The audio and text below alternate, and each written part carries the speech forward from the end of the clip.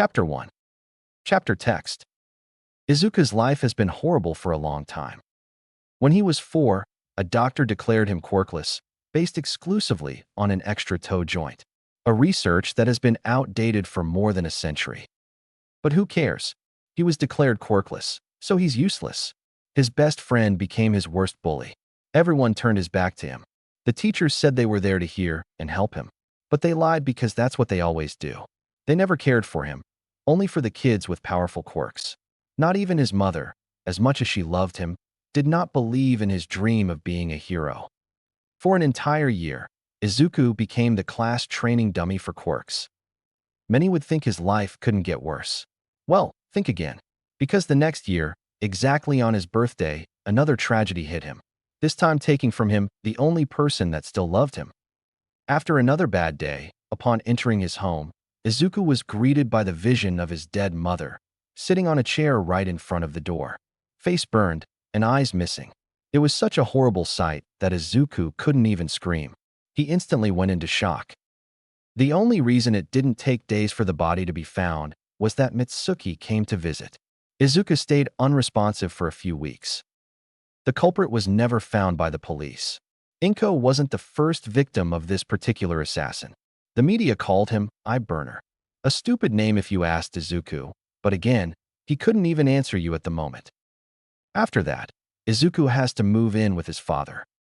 Izuku was pulled out of school under the pretense of being homeschooled, as if the world, or some higher being, enjoyed torturing him, and maybe it really does. This was even worse. His father, if he could even be called that, would mercilessly beat him in every possible chance he had. Slaps, fists, kicks, bottles, even knives, and his fire breath quirk. Anything that could be used to hurt Izuku was used, some days more than once.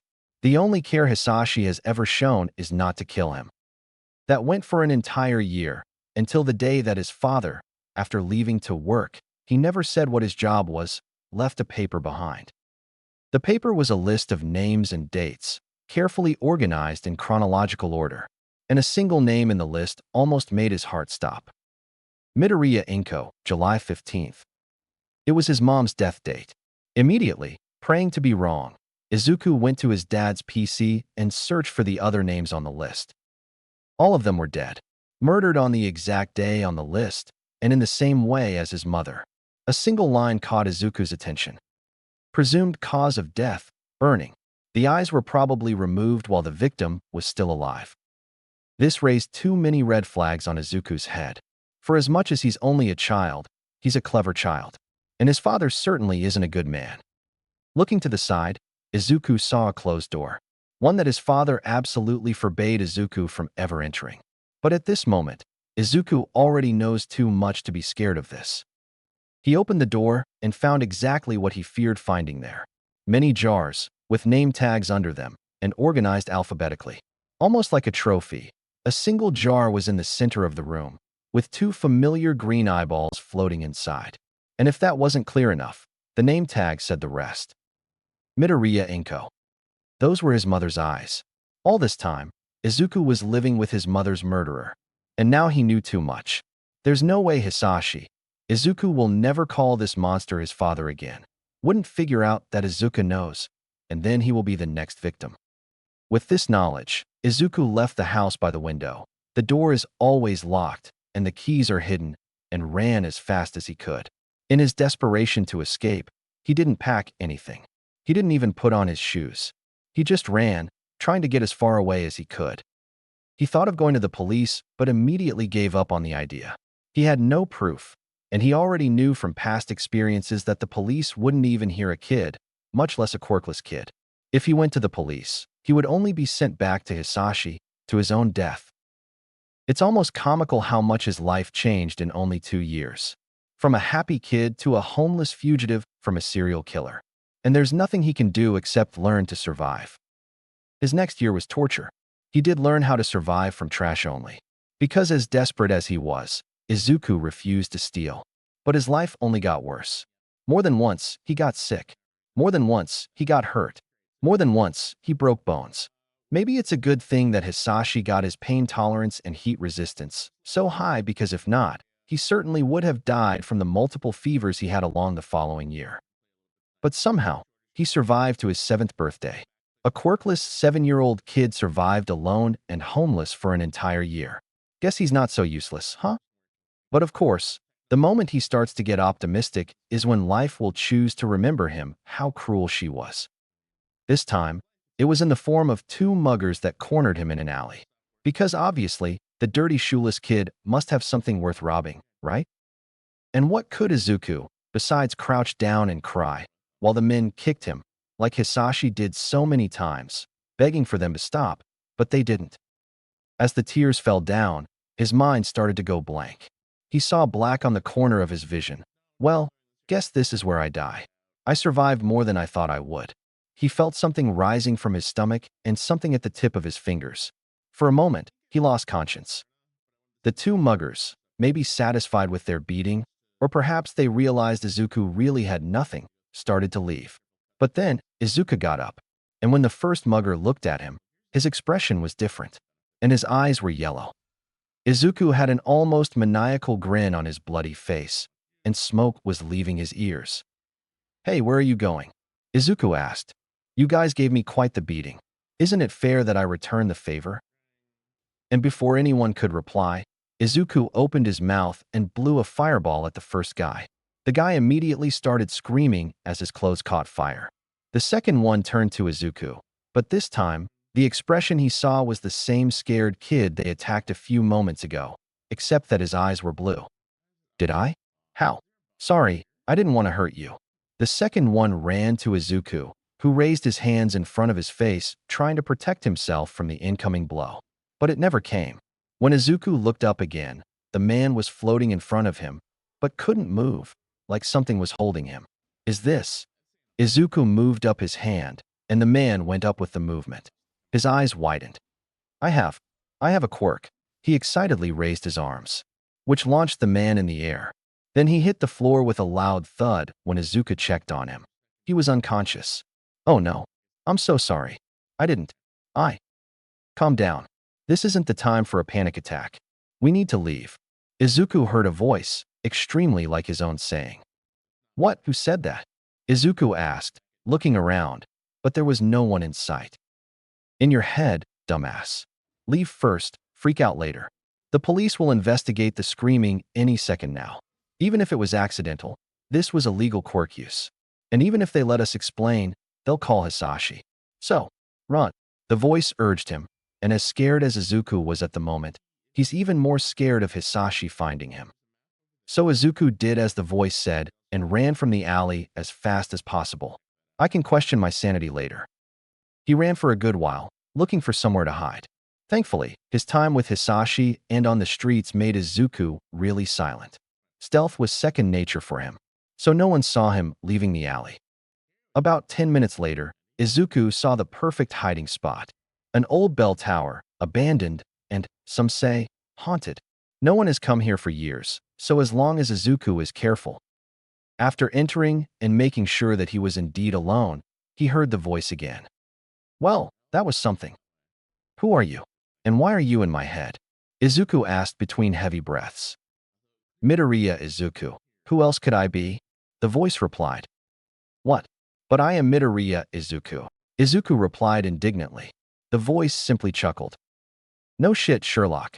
I thought I was smarter than that." Izuku let out an indignant huff at this. "I'm very smart, okay." Then he added lower. "Even if everyone says I'm not." "Come on, Zu."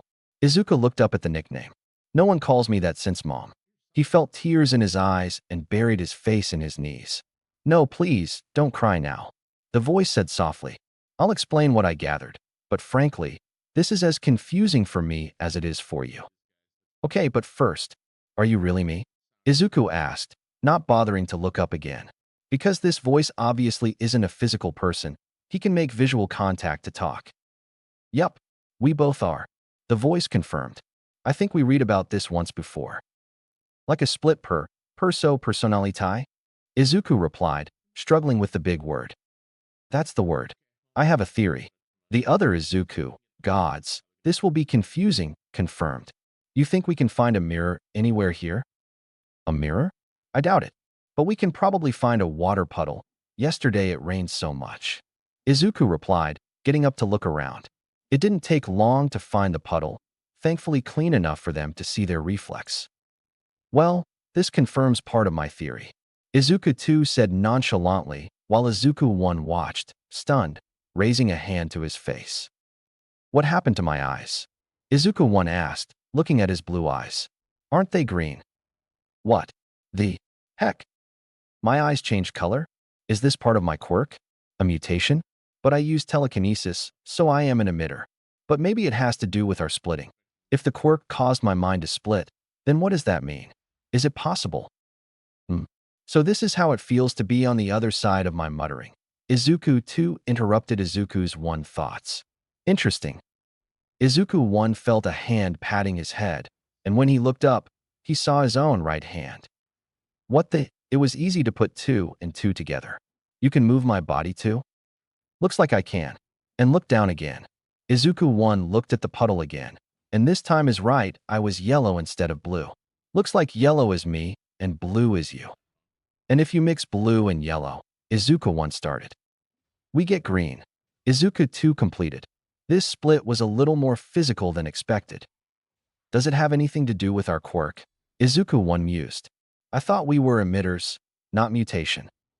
I think we are both. Izuku 2 said. I mean, Mom was clearly an emitter, but Hisashi, I'm not so sure. He can breathe fire. This is an emission, but maybe he also had some kind of mutation. Izuku 1 mumbled. We gain nothing overthinking about it now. Let's start testing. Izuku 2 said. Also, we need a way to differentiate ourselves. Izuku 1 and Izuku 2 are too confusing. Well, yeah, but anything comes to your mind. Izuku 1 replied. Let me see. Izuku 2 replied. For the next few minutes, Izuku 1 could hear the low mumbles on his head. Wow, he wasn't kidding. Being on the other side of my mutterings is really weird. I know, Izuku 2 finally exclaimed. You are Zuku, and I am Kuzu. Zuku and Kuzu? Izuku 1 asked. Really? Yup, it's perfect. We are like 2 sides of a coin. So why not just invert our names? Though I will probably keep calling you Zu. Izuku 1 thought for a few seconds. All right, I like it. He smiled. I know we are kind of the same person, but nice to meet you, Kuzu.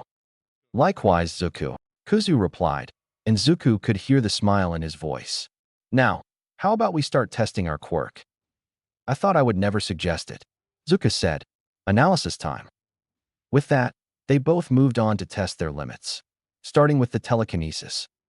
For starters, as they thought, his quirk was like a better version of his mother's. Pulling things towards him is much easier than moving around, and he's not limited exclusively to small objects. He did launch a grown adult in the air, after all. Also, no matter what they tried, Kuzu couldn't use the telekinesis. Whenever he was in command of the body, it was like the quirk didn't exist. Testing the other side of their quirk had the same results. Kuzu can breathe fire like Hisashi, but he can also let off fire from his nose, ears, and even his eyes.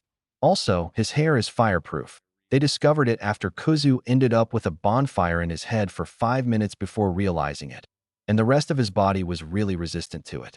Like Kuzu can't use the telekinesis, Zuku can't use fire. The first round of testing ended around sunset, and with that, they had some idea of what to expect and how to start training.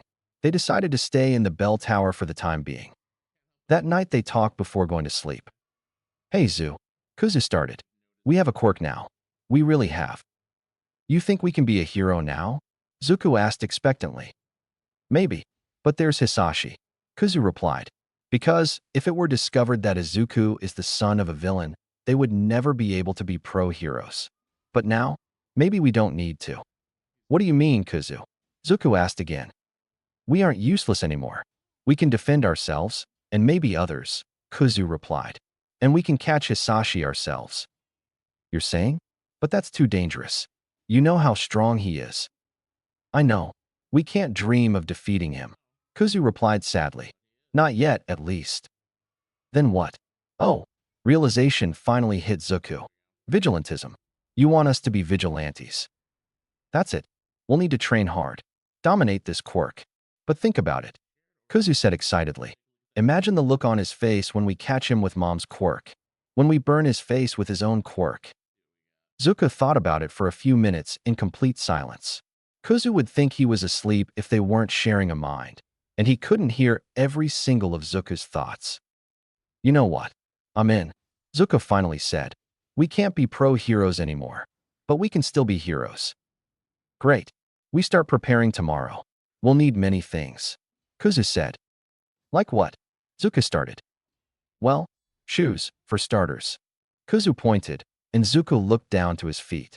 It's been an entire year since he last wore shoes. There aren't many opportunities to get this kind of thing living on the streets, especially since his priority is food and water to survive. Some kind of mask, too. We need to hide our face. I think we should focus on my telekinesis for now, Zuko said. Until we can get fireproof clothing, we need to be careful with what we have. Good idea. But for now, you should rest, Zu. Kuzu interrupted, seeing how tired Zuko was. I'll keep watch while you sleep. What about you? Zuko asked sleepily. I can sleep later. We can always take turns. Even when you're awake, I can sleep, Kuzu replied. Now, go to sleep. If something happens, I promise to wake you up. Okay. Good night, Kuzu, Zuko said, and then immediately passed out from his exhaustion. With that, the body was fully in Kuzu's control. Kuzu, making sure that Zu wasn't about to wake up anytime soon, got up and started looking around. Glancing one more time at the water puddle, this time both his eyes were yellow. Don't worry, Zu, he whispered to himself. I'll protect you. You won't be ever alone anymore. With that, Kuzu started making his way to the highest part of the bell tower. If anyone tries to hurt Zu again, well, they'll have to get past Kuzu first. Chapter 2. Summary. I should probably wait a little longer between chapters to give myself time to continue writing. But who says I have self-control? Let's hope I can at least keep up the pace. Chapter text. Waking up the next day was an experience unlike anything Zuko had ever had in his life. Waking up was as if he had turned on the TV to a program already playing. It was the first time he consciously left Kuzo in charge. His vision was normal. He could see through his own eyes, but his limbs moved by themselves. It's an interesting feeling, to say the least, especially considering that he had access to all the senses in his body. Kuzo was carrying a stool to the bell tower. Where did he get this from? Good morning, Zu. Kuzo greeted him. How did he know Zuko was awake? Easy. We share your mind, remember? I can hear your every thought. Silly. Right. Good morning, Kuzu. Where did you get that from? Zuko asked. From our scavenging site, obviously. So, Dagobah Beach. Makes sense. Really does. It's amazing how many things in good condition they throw on that beach. Entering the bell tower, the place was completely different from last night. There were several trinkets scattered on the floor. Zuko recognized a few things, like old pots and pans, and even some clothes. Did you take all of this from the beach? Wow, how long did it take? The entire night. Kuzu shrugged. I went there while you were sleeping. He yawned. Wait, how didn't I wake up with all the movement and noise? Well, I can't say for sure, but I have a theory, Zuko said, putting the stool down. You know how I am controlling our body right now? Yeah, it's a strange feeling. Feeling my body, but not controlling it. You get used to it. Kuzu shrugged and sat down. Anyway, while I'm controlling the body, it's like you are in another part of our mind. While you were asleep, you probably went to a deeper part of our subconscious and disconnected yourself from the external world. With practice, we probably could do this consciously too. He made a motion with his fingers. Or some crap like that too.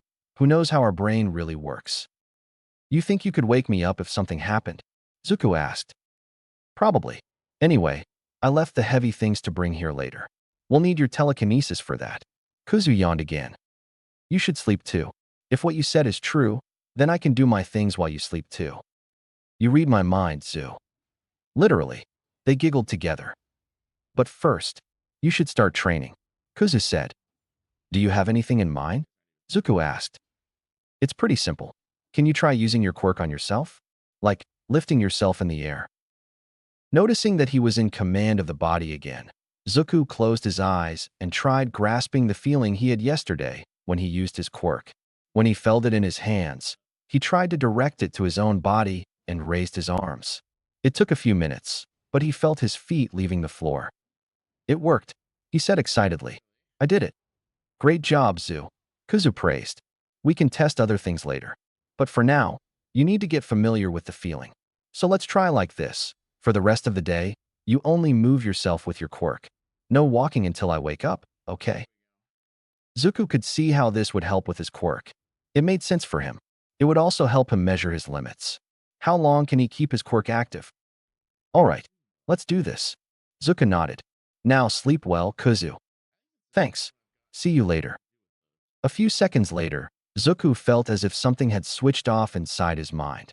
Before, even if he was quiet, he knew Kuzu was there. And just the same, he knew that at the moment, he wasn't. What a strange feeling. We will have to look into this in the future. Zuko mused to himself. He never thought before to make an entry for himself in his hero analysis notebook. But now that he has a quirk, it is a good idea to analyze it too. The problem now is to get a notebook for it. But this is a problem to think about in the future. For now, Zuko will start practicing moving around with his quirk. If he gets good on this, maybe he could really fly in the future. That would be so cool. Along with his training, he notices a few things. It's not that he needs to use his hands to move things, but it's easier if he uses them, kind of like the wizards in the movie he used to watch. They didn't need a wand to use magic, but it made it easier to concentrate. However, if he wants to rely on his quirk for locomotion, he will need to practice it without using his arms. He practiced moving around the whole day, and by the time he felt Kuzu waking up, he was starting to feel the first drawbacks of overusing his quirk: headaches. It's only a little pain at the moment, but if he keeps pushing, it will probably turn into a migraine soon. Another thing he finally noticed when Kuzu woke up was how hungry he was. He was so concentrated on his training that he didn't even hear his tummy growling like a wild animal. Kuzu laughed when he noticed and spent the next half an hour making fun of him for it. Talk about a one-track mind, he said. We are impossible. But eventually he settled down. Unfortunately, food was still a problem for them. After all, food is probably the one thing they won't find on the beach, which severely limits their options. Even if they are about to turn into vigilantes, they still don't want to be criminals. Stealing is not an option for them. Well, lucky us. There's a temporary solution. Kuzu said, today and tomorrow, a charity group will be distributing food to the homeless. A group that we fit into, whether we like it or not. Come on, just try not to draw attention to ourselves. If someone starts asking questions, it will be problematic. Leave it to me, Kuzu said confidently. All right, the body is yours, Zuko said, and just like that, he was again in the passenger seat, watching as his body moved. Though he has to hand it down to Kuzu, he moved with a confidence that Zuko never knew was possible for him. Confidence and Midoriya Izuku were two things that seemed like water and oil, but Kuzu proved that he had it on him. Like they say, no one will question if you act like you belong here. And Kuzu acted just like that. In less than an hour, Izuku had a warm soup plate in their hands. As Izuku started to eat, they had to hold down their tears because this was the best thing they had eaten in more than a year. After eating, they silently went back to their base. They'll probably stay there for a good while. Since Zuko had already overused his quirk for the day, they decided to leave the heavy lifting for tomorrow. They went to the beach and a few other things from there. Ironically enough, clothes were something relatively common to find there, especially kids' clothing. It's probably because kids grow up quickly. Most of them were in a pretty good state. He also found a good pair of red sneakers that fit him, finally. Leaving aside all the garbage there are plenty of things that they could sell to the recycling center, so they can at least get some money. It's not much, but for now, at least it's a plan. They returned to base after mentally separating things into trash, usable, and recyclable. That night, they both end up sleeping at the same time. Although they can rest their minds separately, they still share the same body. It is impossible to escape physical exhaustion. Since they want to keep their base a secret, they choose to go to the beach only in the morning or night. So the next day, while waiting for sunset, they start testing with Kuzu's quirk. They want to use Zuku's telekinesis to bring heavier things to their base, so Zuko won't use his quirk until night. This will also be an excellent opportunity to see how his quirk works on bigger and heavier things. As for Kuzu, his quirk is kinda straightforward. He can breathe fire like Hisashi, but there's more. Apparently, he can create fire from any part of his body, but any part that's not his mouth, nose, ears, or eyes lacks a way to thrust the fire in a burst. So he can set his hands on fire, but he cannot shoot the flames. This does not mean that it is useless, far from it. As soon as Zuku saw the fire, he began one of his muttering sessions. The flames cannot be thrown by his hands, but he can set fire to any part of the body. Perhaps he can use this in conjunction with punches and kicks to add destructive power. In conjunction with the fire breathing would make him an excellent mid-range fighter. Also, he can set his hair on fire, his whole head actually, which would be great for intimidation. Could he control the temperature? What if I used my telekinesis to control the flames? Are we completely immune to fire, or do we still get burned if it gets too hot? This must be the longest muttering session that no one interrupted. But Kuzu was just as excited as Zuku to test these theories, so of course, he wouldn't interrupt. The first thing he concentrates on is the heat. He thinks about the hottest thing he could, and immediately, he remembers a certain blonde with spiked hair and explosions. Despite not being his intention, he gets a bit angry at the memory. Wow, look, Kuzu, Zuku calls him, and when Kuzu looks at his hand, the flame had a green color. It didn't hurt him, but Kuzu could see it was hotter than usual. Then the fire went back to the normal color. What did you do? I thought about hot things. And Katsuki came to my mind. Kuzu had to explain, because although they share thoughts, they need to pay attention to hear them, and Zuku was muttering until a few seconds ago. It made me angry. So maybe it's related to your emotions? Zuku mused. Let's try again. This time Kuzu thought back to his old school, all the kids ridiculing him for being quirkless, many physically beating him up, and the teachers standing there doing nothing, some even humiliating him too. His anger this time was obvious, and his yellowish flames, almost turning red, reflected this.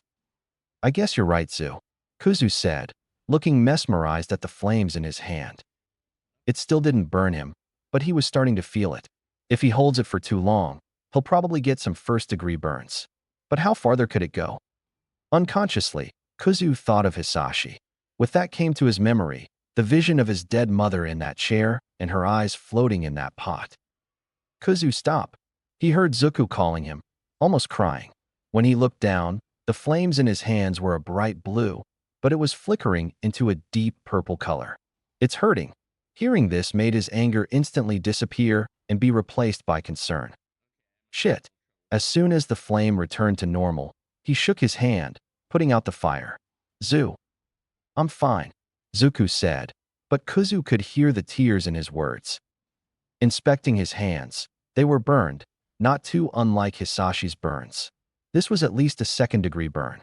Zuku's tears were probably more related to the memory than pain. Still, Kuzu felt bad for causing it. The silver lining is that he was testing the fire in his left hand, so they didn't hurt their main hand. Sorry, Zu, Kuzu said. Okay, blue flames and higher are too much for us, Zuka said after calming down. Let's try to keep the anger in check. It will be best, Kuzu agreed. After that, they tore up one of the clean clothes they managed to get and used it to wrap the wound.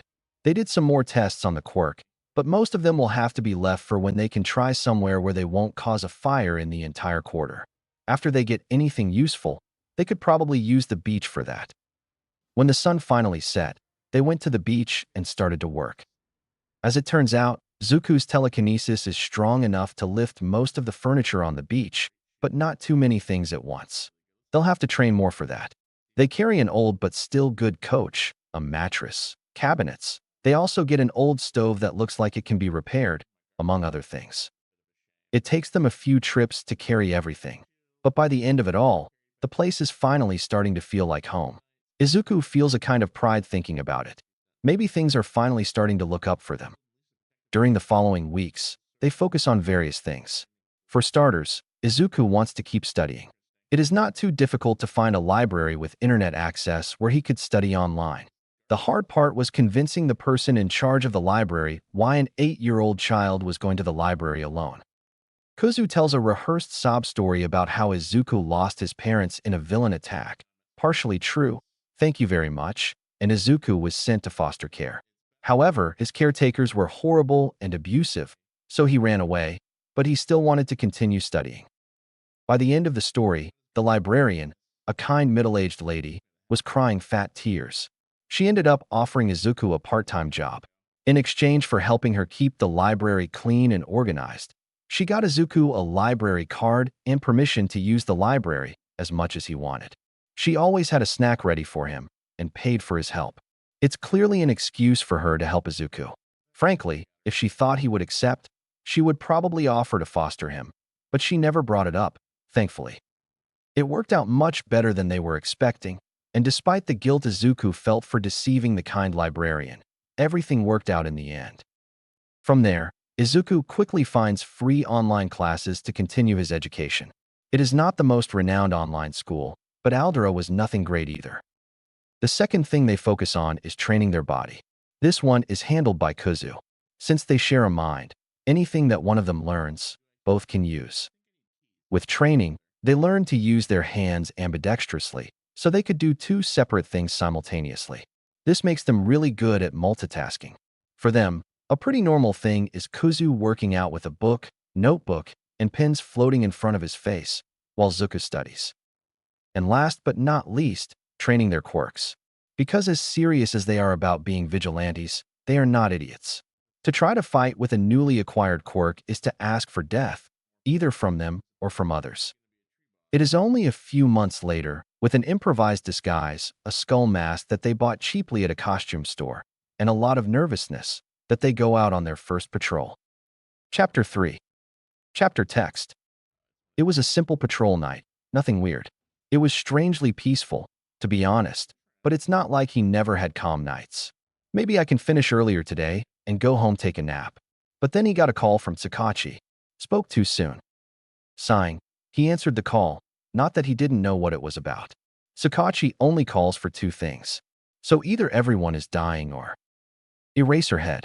It's them again. Yup, just as he thought. Word is this time. And how many? Shoyuta asked calmly. I'm sending the location. It's about 5 minutes from where you are. Tsukauchi replied, and a few seconds later, he received the location. 7 muggers, all tied in chains and hanging from the wall. No burnings this time. Well, what do you know? On my way. With that, Shoyuta hung up the call and started running. Poltergeist and Ifrit, a famous vigilante duo from these parts that Shoyuta is infuriatingly familiar with. They appeared about a year ago and started simply by stopping petty thieves and the like. But then, with the experience, they started building their confidence. And with confidence, they started going after bigger fish. They still don't try going after full-fledged villains, but something tells Shoyuta this will change soon. Barely 5 minutes after starting running, Shoyuta saw the scene. Just as Tsukauchi said, 7 men hanging on the wall chained. No signal of burning neither in the walls nor the men. So this time, it was only Poltergeist. Ignoring the thieves calling for help, Shoyuta instead took off and started running. With luck, he'll still be able to catch up with him before he disappears again. It's only been a few weeks that Shoyuta started investigating the duo, but he has yet to see one of them in person. They are slippery, and it is by pure chance that he finds them. About 10 minutes following the direction the vigilante was last seen, Shoyuta literally bumped into him. The only thing he sees is a white cloak and a skull mask. Then immediately, he activates Erasure and sends his capture scarf, trapping each hand on the fabric. He feels nothing when he goes to the feet. Looking closely, Shoyuta sees the trick. The vigilante uses the cloak to disguise his actual height, floating with his quirk under it to seem bigger. Clever and worrisome too, because looking at his actual height, this kid is even younger than he expected. To his credit, the vigilante doesn't panic. He simply looks at Shuta's red, glowing eyes and floating hair. Under the cloak and the mask, Shoyuta sees a pair of blue eyes. Did you disable my quirk? A voice, too young to be there, asked. That's a really cool quirk. Erasure, Shoyuta said simply. How old are you, kid? I'm 8, Shoyuta tried his best to keep his face neutral at this response. Eraserhead. Right. Since you're holding me like a criminal, I suppose you know who I am, right? The kid said, still too calm about the situation. Poltergeist, Shoyuta replied. A vigilante. Yeah, thought so. Poltergeist replied. The mask was hiding his expression, but Shoyuta had the feeling that he was smiling. Any way to convince you to let me go? Kid, you shouldn't be there. Shoyuta tried arguing. Is the other one as young as you? At this, the kid closed his eyes. He's asking about you, Ifrit. The kid said, looking above Shuta's shoulder. Shoyuta looked over his shoulder, surprised, but there was no one there. When he turned back to the kid, he saw a red glow coming from his throat and only had the time to let him go before a flame burst came from the kid's mouth. Sorry, Eraser-san, but we need to go, the kid replied, but his posture was completely different from a moment ago. Shoyuta tried activating Erasure again, but the kid took off his cloak and shoved it on Shuta's face before running away. When Shoyuta freed himself from the fabric, the only trail the kid left was a burning skull mask on the floor. The kid probably flew away. Shoyuta could catch him if he wanted. But with a kid this young, this will be a bad idea. Frankly, if a kid this young felt that the only way to bring justice was by doing it himself, well, society, heroes, and authorities must have failed him too much already. This case just went from slightly troublesome to a complete headache. But after this night, there's no way Shoyuta will let anyone else take over this case. On the other hand, Shoyuta caught Poltergeist, the first vigilante, who was supposed to have a telekinesis quirk. But then, he breathed fire on Shuta's face, and before he shoved his cloak on Shuta's face, Shoyuta is sure he saw yellow eyes behind the kid's mask, but the kid's eyes were blue. His posture was also completely different. There is also what the kid said. We need to go. He said we, not I. Like there was more than one person.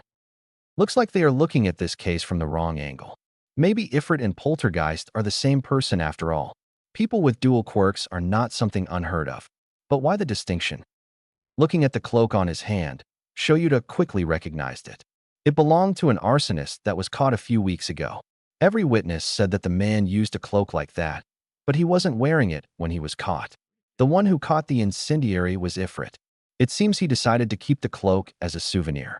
The cloak is fireproof. The fact that Poltergeist was wearing a fireproof cape further reinforces that the two are the same. But still, Shoyuta will have to further investigate it. And maybe he could give the cloak back to the kid.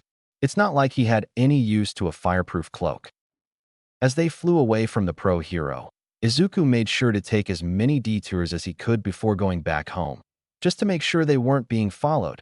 But as soon as they were certain they weren't, Kuzu started complaining. Damn it, I love that cloak. He started saying. Who was that hobo?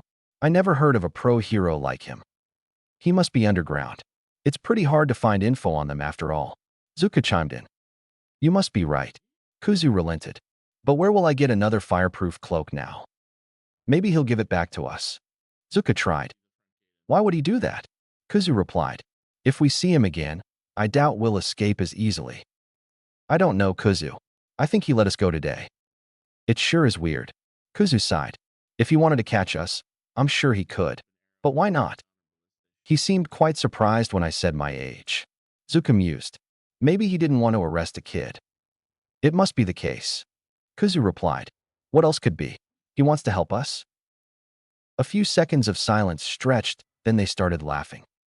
Fat chance. Zuka said, trying to control his laughter. An adult wanting to help us. You're a comedian, Kuzu. I know, right? Kuzu was in no better situation. The moment he finds who we really are, we end up either in foster care, Tartarus, or worse of all, back to Hisashi. If he wants to try to gain our trust, good luck for him. Zuku said, sobering from his laugh. But until we stop Hisashi, there's no way we'll stop. You said it, Zu. Kuzu replied. If they want to stop us, it's better to bring All Might or Endeavor. I wouldn't be opposed to kicking Endeavor in the face, though. Zuka mused. Now you're talking, Kuzu replied. Anyway, we should probably skip our next patrols. At least until we can get a hold of who is this hero. Something tells me we'll be seeing him again. Zuko explained. No, Kuzu whined. It was my turn to patrol.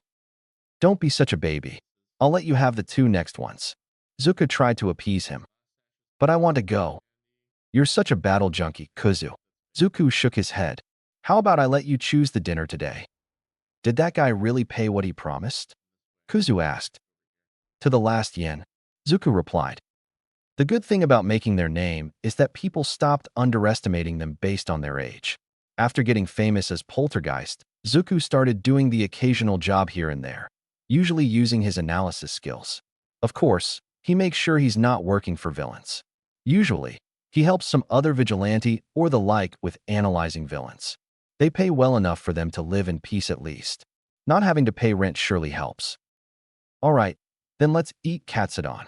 Kuza cheered. Why am I not surprised? Zuka teased. Because you would suggest the same. Kuza teased back. I'm you, remember? Yeah, you said it. Zuka waves him off. Let's go then. Yay. Kuzu cheered as they left the building. With that, they quickly left their home/base and went to eat. They can work on identifying the pro-hero tomorrow. It takes another week until Shoyuta runs into the little vigilante again. This time he was looking for them.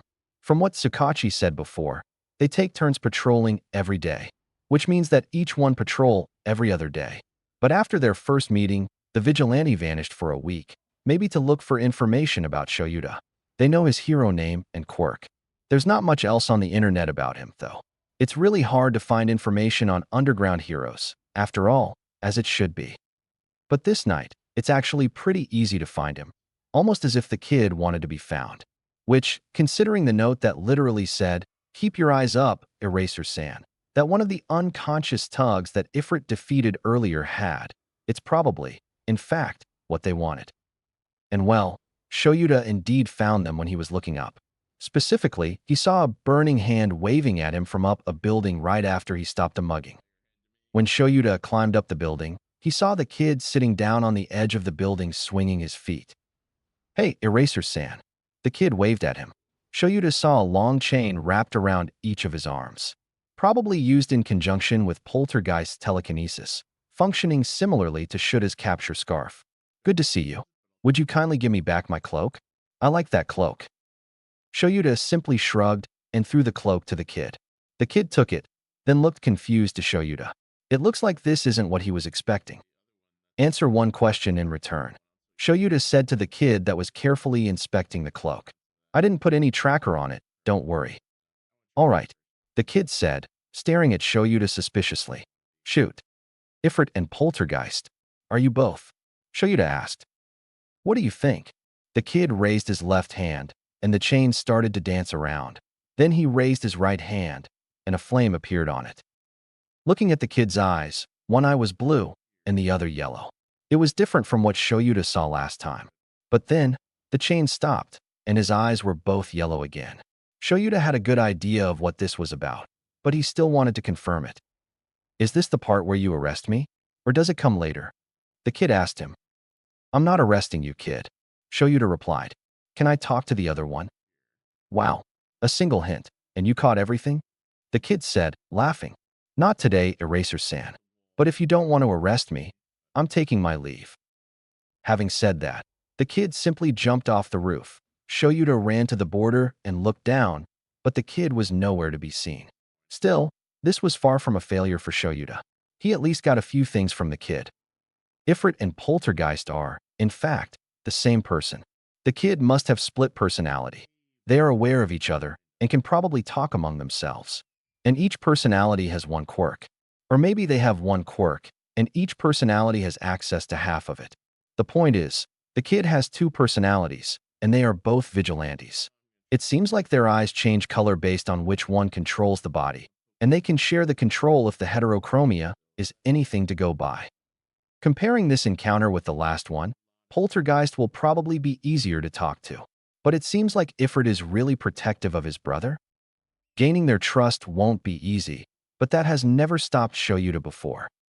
Chapter 4. Chapter text. That night on the rooftop was far from the last time Shoyuta saw the kid. At least once a week, Shoyuta would meet the kid on the same rooftop.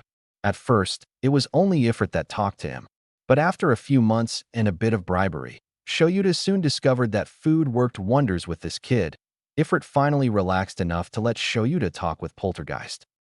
The first time they really talked, Shoyuta was surprised. The kid was as enthusiastic as he was shy.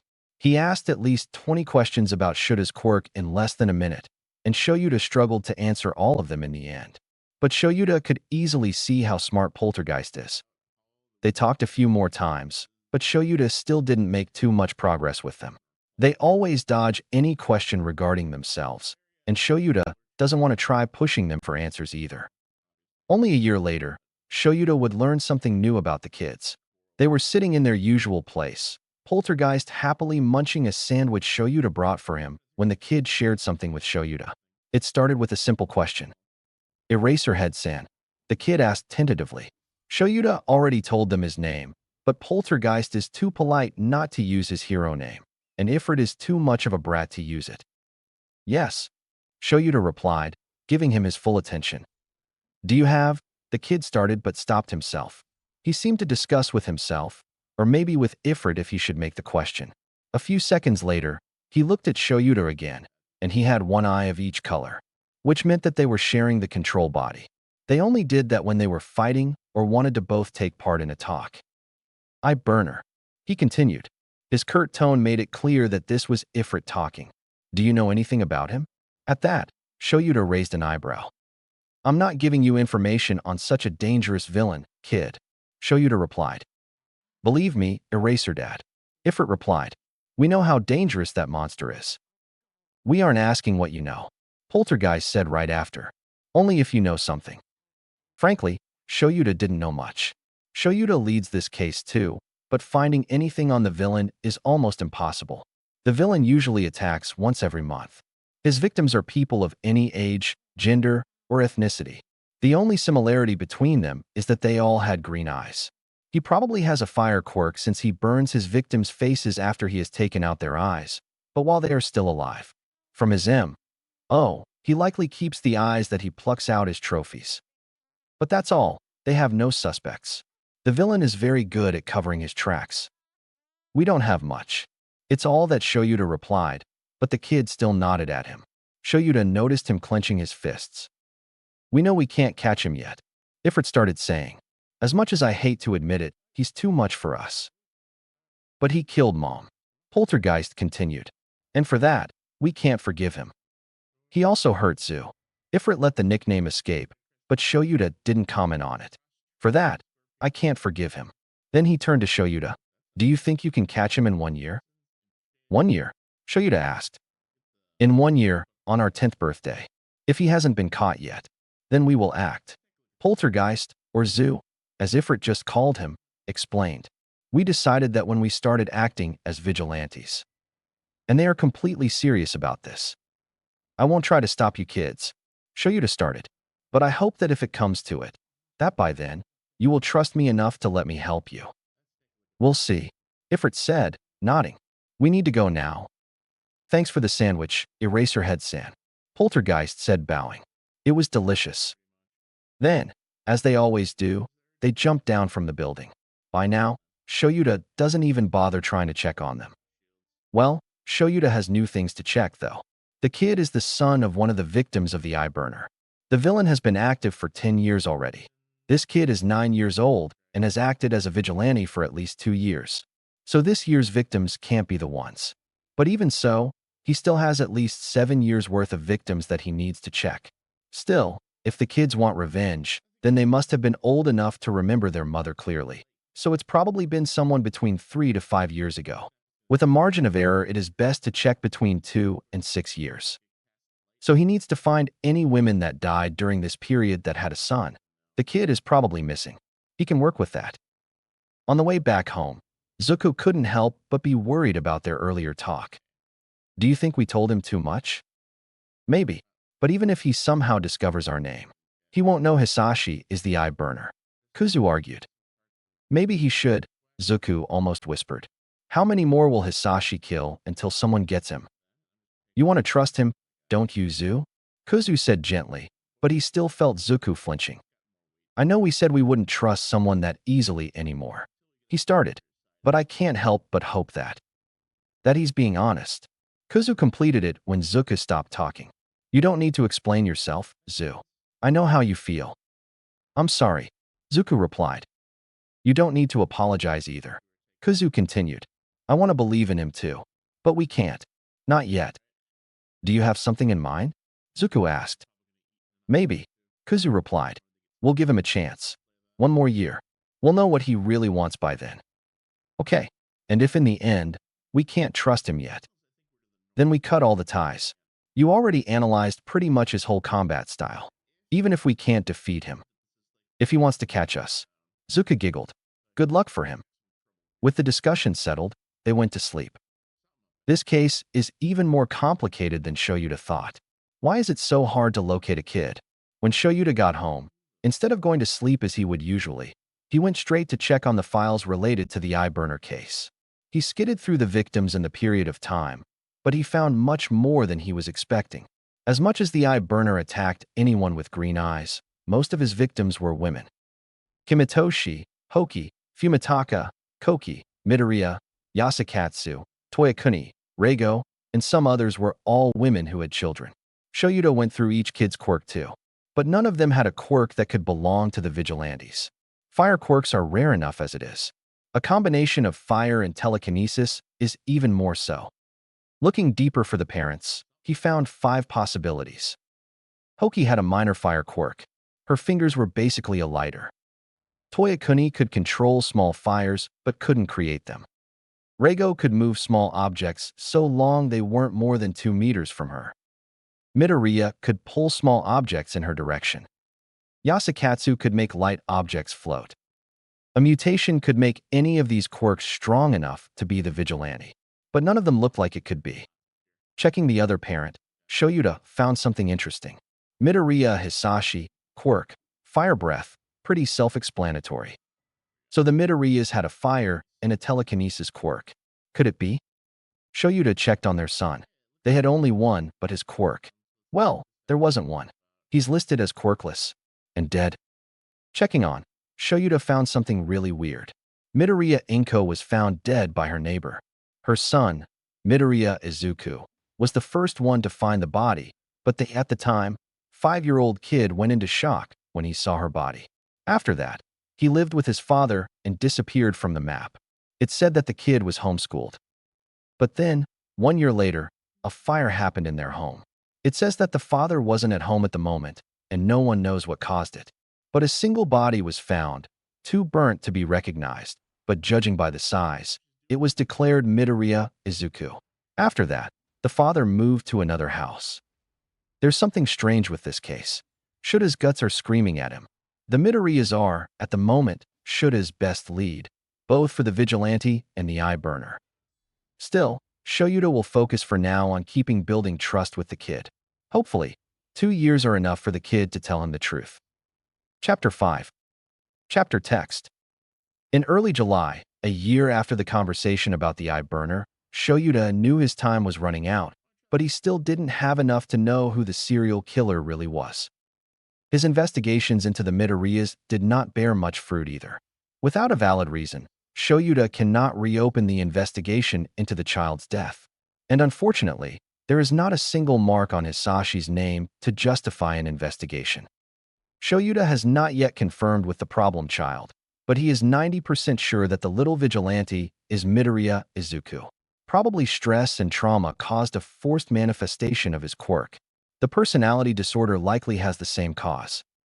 The point is Shoyuta will meet the kid today, as usual, and he is debating with himself whether he should bring up the case. To his misfortune, the kid beat him to it. Hey, Eraser. Oh, great. Ifrit is always harder to talk to. It's like Shoyuta is always walking on eggshells with him. I can hear the gears on your head from the other building. What's on your mind?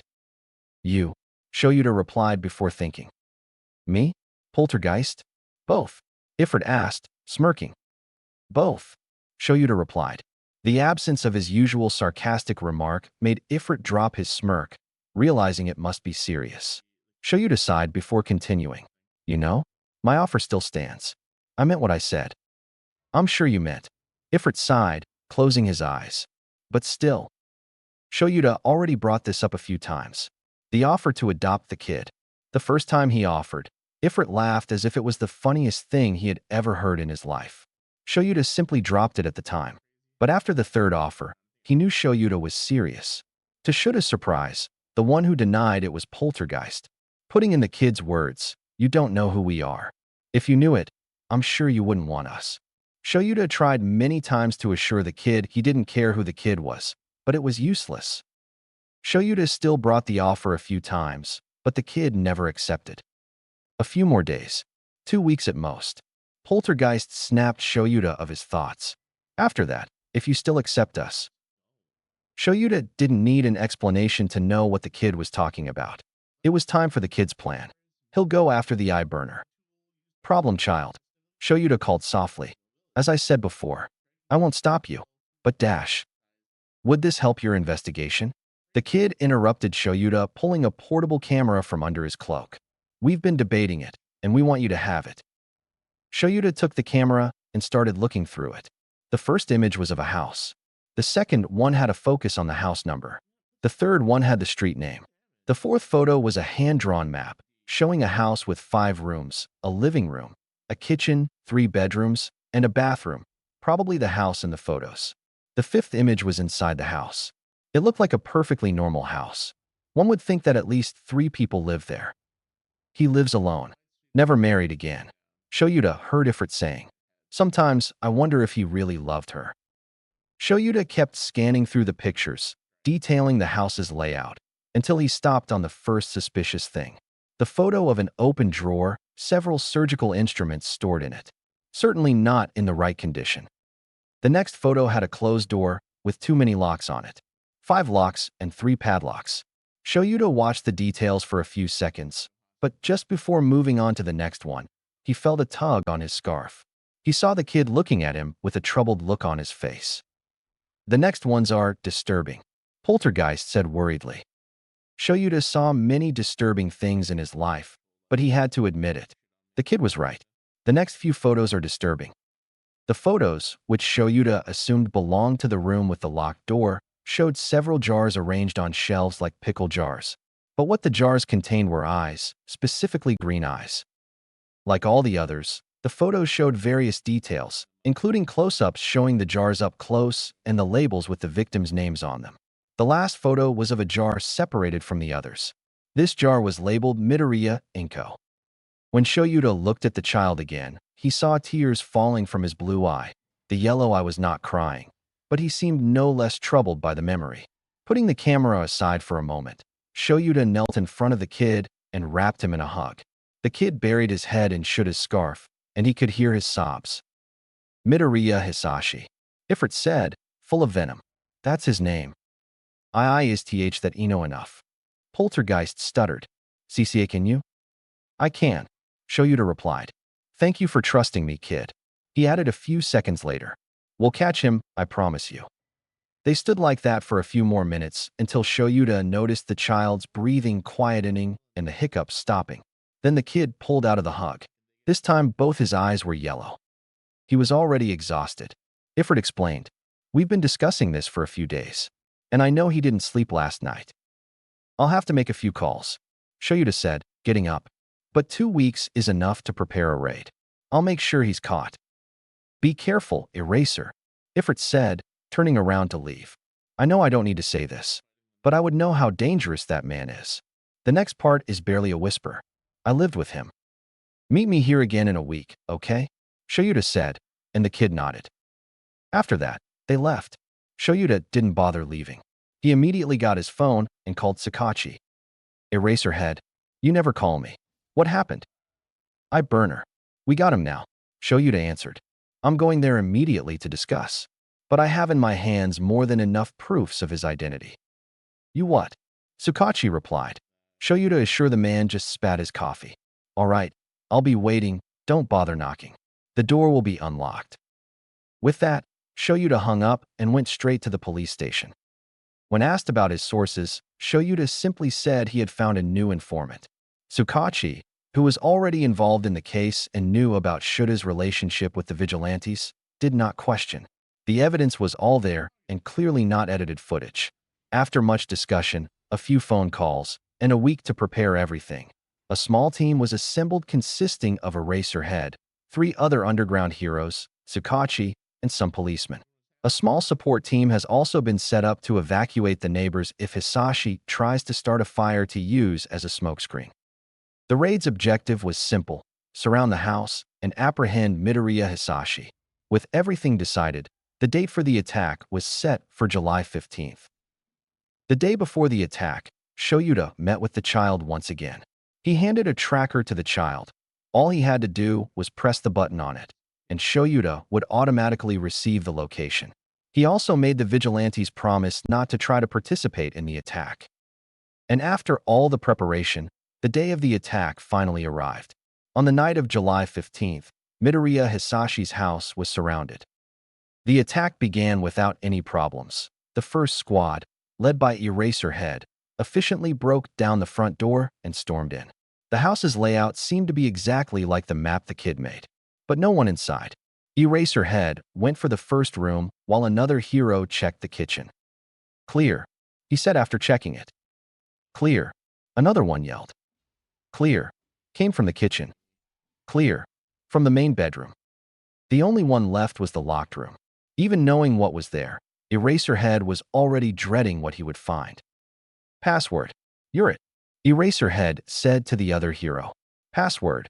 His quirk was a minor telekinesis, 2 meters radius. Practically useless in combat, but perfect for opening any lock. The hero himself is also one of the greatest proofs that a hero should not be judged by his quirk. On it, putting his hand above the locks, they started opening one by one. After opening it, Eraserhead was quick to kick the door and jump inside, Erasure already activated and scanning the room. Again, it was just like the kid's photo, tins of jars with green eyes floating around. But again, no one was inside. "Clear," Eraserhead announced, deactivating Erasure. "Damn, where is he?" A few minutes later, the entire squadron was tearing the house apart, looking for clues. The jars were all secured as evidence, as were the medical instruments. The house is obviously the right one. All the evidence against the eye burner is there, but no sign of Midoriya Hisashi. He should be here. There is no way he could have learned about the attack unless he had a source in the police.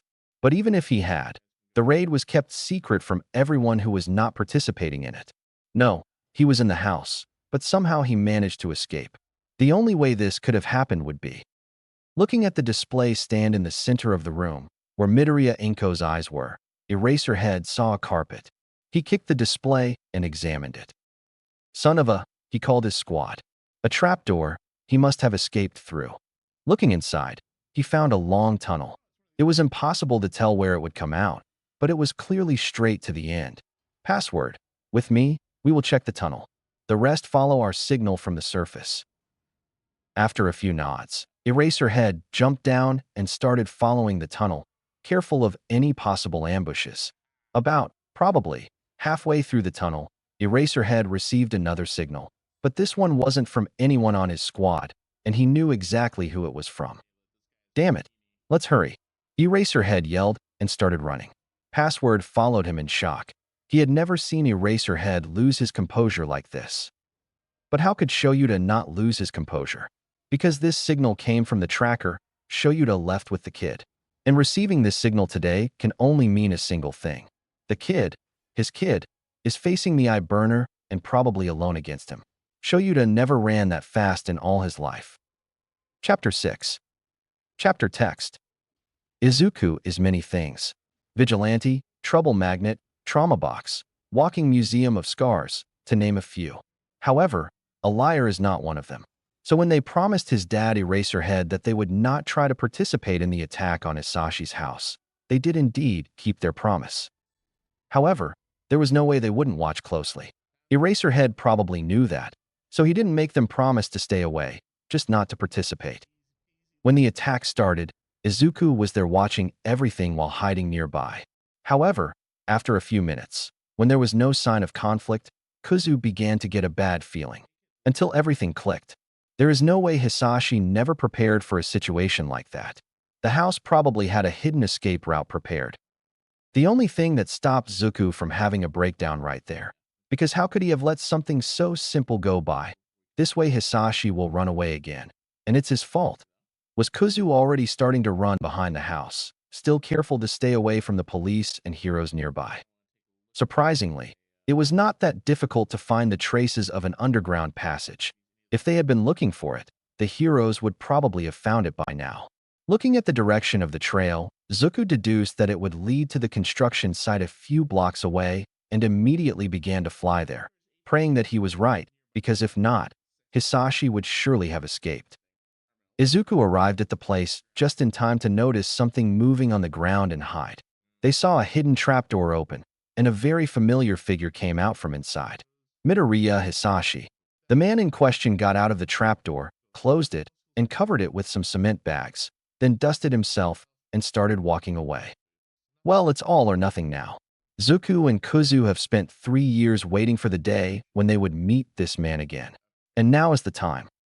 Justice/revenge.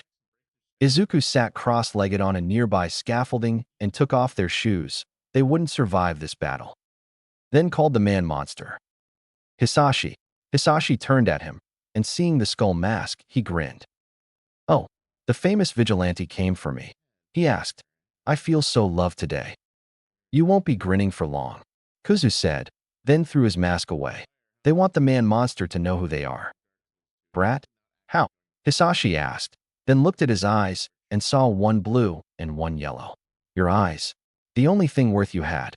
And you lost it. Shut up. You won't escape again, Hisashi. Kuzu yelled at him. They pulled the tracker eraser head, gave them from his cloak, and pressed the button. Let's hope he arrives on time. Calling help. The monster provoked. You're still the same crybaby. Oh no, Hisashi. You don't get it. Kuzu said. The backup is not to save us. Zuko said in a low tone. It's to save you.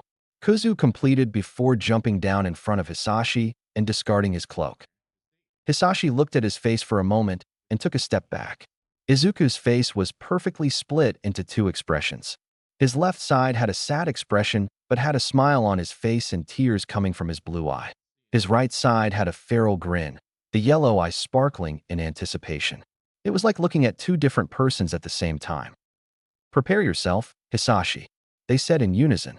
Today, we bring justice/vengeance. Saying that, Kuzu threw the tracker at Hisashi's face, aiming at the eyes. Hisashi threw a hand in front of his face to block the projectile, but that was exactly what Kuzu was aiming for. The moment Hisashi lowered his arms, Kuzu was already in front of him, drop-kicking him in the chest, both feet glowing with green flames. The monster's eye widened at the attack, and he took a few steps back trying to recover his breath, then opened his mouth and threw a flame wave at the kid, who took it head-on. Hisashi grinned and was about to taunt the kid when he felt a kick to his chin, falling to the floor. He looked at the, now doing a handstand with his leg outstretched in a kick, kid who didn't look fazed by his burning clothes and the small burns on his face. What was that? You should be quirkless, Hisashi screamed, but then felt a chain wrap around his legs. We should also be dead, but we aren't, Zuko said, with his hand stretched and the chains dancing in his arms. He pulled on the chains, knocking Hisashi to the ground and pulling him close. But Hisashi was tougher than he looked. He opened his mouth again and aimed his flames on the chains, which soon started to melt by the heat. You damn brat, Hisashi yelled again as he stood up. When I am done with you, you will wish you had died in the dark alley you crawled through to get away from me. Izuku didn't reply anymore. Instead, Kuzu summoned his flames again, this time even hotter, the yellow flames glowing even brighter than the green ones. He went to Hisashi again and punched him in the arm. The fire burned straight through his sleeve and left a first-degree burn on his upper arm. Seeing that, Kuzu smiled. He won't suffer any burn unless he spends 10 minutes holding his yellow flames. This means that Hisashi's fire resistance is weaker than his own. It makes sense, for as hot as Hisashi's flames are, they aren't even close to Kuzu's. Let's up the heat a bit more, Kuzu said, holding both of Hisashi's arms and summoning his flames again, this time bright blue. Hisashi's eyes widened when he started feeling his skin burning. So, Hisashi, how does it feel to be burned? Then he opened his mouth and breathed a, just as bright blue, fire wave on the man's face, who started screaming in pain. What's the problem? Didn't you do the same to Mom? He asked, throwing another punch in his chin. Then, Zuko held him with his telekinesis and threw him up before flying after him.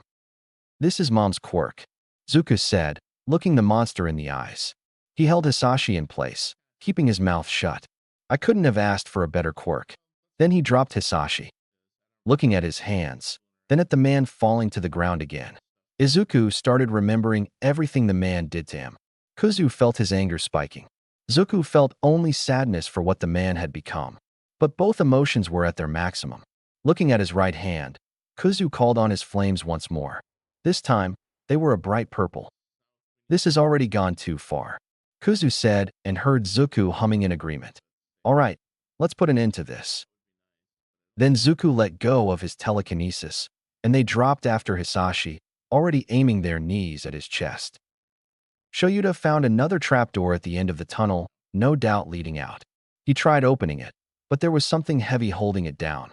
Damn it, Shoyuta doesn't have time to waste with this.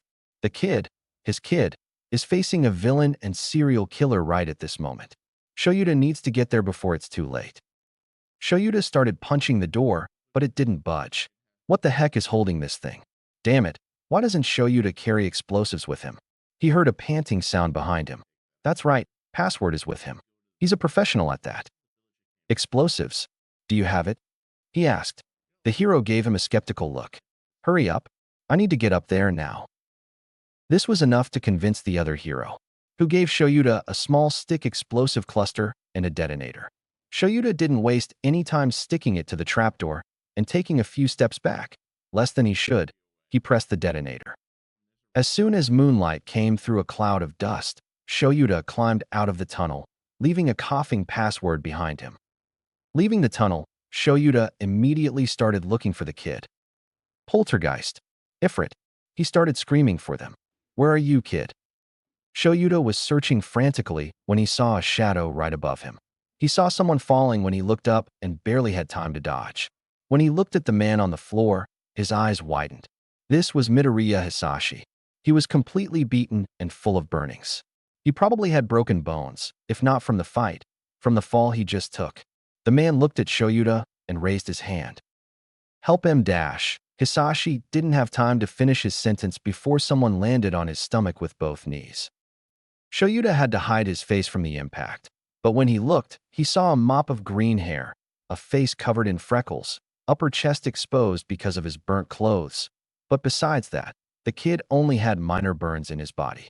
Shuta's eyes lingered on the many scars on the kid's chest for a moment, but then looked up and saw a teary blue and an angry yellow eye. There's no doubt about who the kid is. This is Ifrit and Poltergeist. Midoriya Izuku. The kid grabbed the man by the collar of his shirt and brought his face closer. Then he raised his right hand, which was glowing a bright purple from his flames, and started bringing it down to the man's face. Kid, Shoyuta said, and the kid's hand stopped just an inch from the man's face. The kid looked up and saw Shoyuta, then looked once more at the man's face, then at his hands, and dropped the man back to the floor. The man hit his head on the floor with a loud thud. Hisashi wasn't conscious anymore. The purple glow on the kid's hand slowly dimmed. Eraserhead-san. He heard the kid's voice as the kid looked at him again. He didn't look sad or angry anymore, only lost. Does he deserve to live? Poltergeist asked him. He looked at the man one more time and brought his left arm above his eyes. After everything he did, why shouldn't I pluck his eyes out, as he did to Mom? Then the kid grabbed his collar again and brought him closer. Shoyuta saw a purple glow on his throat as he started talking again. Shuta-san, Ifrit said, why shouldn't I burn him alive, as he did to Mom, as he did so many times to Zu? Then the kid looked Shoyuta in the eyes and asked, why, Dad? Why does this man get to live, but not Mom? And this question almost broke Shuta's heart. How is he supposed to answer this? Shuta's answer will be what decides if this kid will dirt his hands with blood or not. Does Hisashi deserve to live? Frankly, probably not. And even if he does live, the man will be forever locked in Tartarus. But this kid, his kid, shouldn't have this monster's blood on his hands. Izuku, Shoyuta said, and the kid looked at him in shock, then brought a hand to his face, apparently remembering that he wasn't wearing a mask. Maybe this man deserves to die. Maybe he doesn't.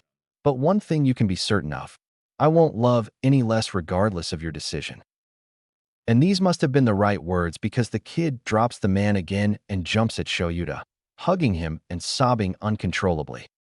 When the rest of the squad arrived, Shoyuta simply gestured to the unconscious man on the floor and asked for an ambulance to check on the kid. Shoyuta can see the kid has at least a third-degree burn on his right hand, but he might have other wounds. Chapter 7. Chapter Text. When Zuko woke up, the first thing he felt was the pain in his right hand. He looked down and saw it wrapped in bandages. Right? He used his purple flames against Hisashi. No matter how resistant he is against fire, flames that hot are bound to hurt him. He wondered how bad it looked. He tried moving his left hand to brush the bandages, but felt a tug on his wrist. When he looked down, he was cuffed to the bed. "We've been cuffed since we got transferred to this room," he heard Kuzu. Shoyuta almost punched the policeman when he heard it. This brought a smile to Zuko's face. "I guess this is better than waking up on Tartarus." "Right," Zuko said, shrugging. "Where is Aizawa-san?" "He left a few minutes ago, saying something like." Kuzu cleared his throat and took a deeper voice. "This is completely illogical. This is a kid, not a criminal. Someone will lose their job." Zuko giggled. He was about to reply when he heard someone approaching. "Let me deal with them." Zuko nodded and closed his eyes, passing control of the body to Kuzu. When he opened his eyes again, both were yellow. The door opened a few seconds later, and a furious duo of Tsukachi and Eraserhead entered, followed by another policeman. "What are you waiting for?" Shoyuta asked. "Uncuff the kid." The policeman turned to Tsukachi with an uncertain expression, but the detective just gave him a glare. "Are you deaf? Uncuff the kid and leave," Tsukachi said angrily. The policeman nodded and immediately went to uncuff Izuku. Then he took the cuffs and left the room, ensuring to avoid both Tsukachi and Shuta's glares. Kuzu saw a small bruise on his wrist and tried to massage it with his right hand, but his fingers were immobilized by the bands. He frowned for a second and gave up on trying. When he dropped his arm back, he felt a hand gently rubbing his wrist, and when he looked, he saw Shoyuta sitting next to his bed, looking at him with a worried expression. Everyone stayed in silence for a few minutes, nobody really knowing what to say. Shoyuta was absolutely furious. First, it took 5 hours just for him to be able to go visit Izuku in his room. He made sure to go check with the doctor first. The doctor went through all the injuries Izuku had, which surprisingly weren't many. The worst part was the third-degree burning on the kid's right hand. And even it was caused by his own quirk and not by Hisashi. Other than that, he only had some minor burns. Izuku seems to have immense fire resistance. After that, Shoyuta went to check the kid in the room the doctor indicated. And what he found made his blood boil. The policeman in front of the room acting as if he were guarding a prison cell would be bad enough. But then, when Shoyuta enters the room, what does he find? Izuku glaring at his left arm as if it had offended him. Getting closer, what made the kid so upset became obvious. Izuku was cuffed to the bed with Quirk suppressant handcuffs. Shoyuta audibly gasped at this, and it was enough to get the kid's attention. The kid's yellow eyes said everything Shoyuta needed to know. When Shoyuta questioned the guard outside, he had the nerve to say it was just a precaution, to make sure that the vigilante would not run away again. With that, Shoyuta talked quickly with Izuku and then left the room, practically spewing steam out of his ears from how angry he was. Then he picked up the phone and made 2 calls. The first and simplest was to call Tsukachi. After explaining what had happened, the detective was as furious as Shoyuta and said he would be at the hospital in 20 minutes. The second call was to Nedzu, because unfortunately, if he wants to solve this problem, he will need to sell his soul to Satan, specifically the rat Satan. After Tsukachi's arrival and having managed to get Izuku uncuffed, they stayed in the room in silence for a few minutes.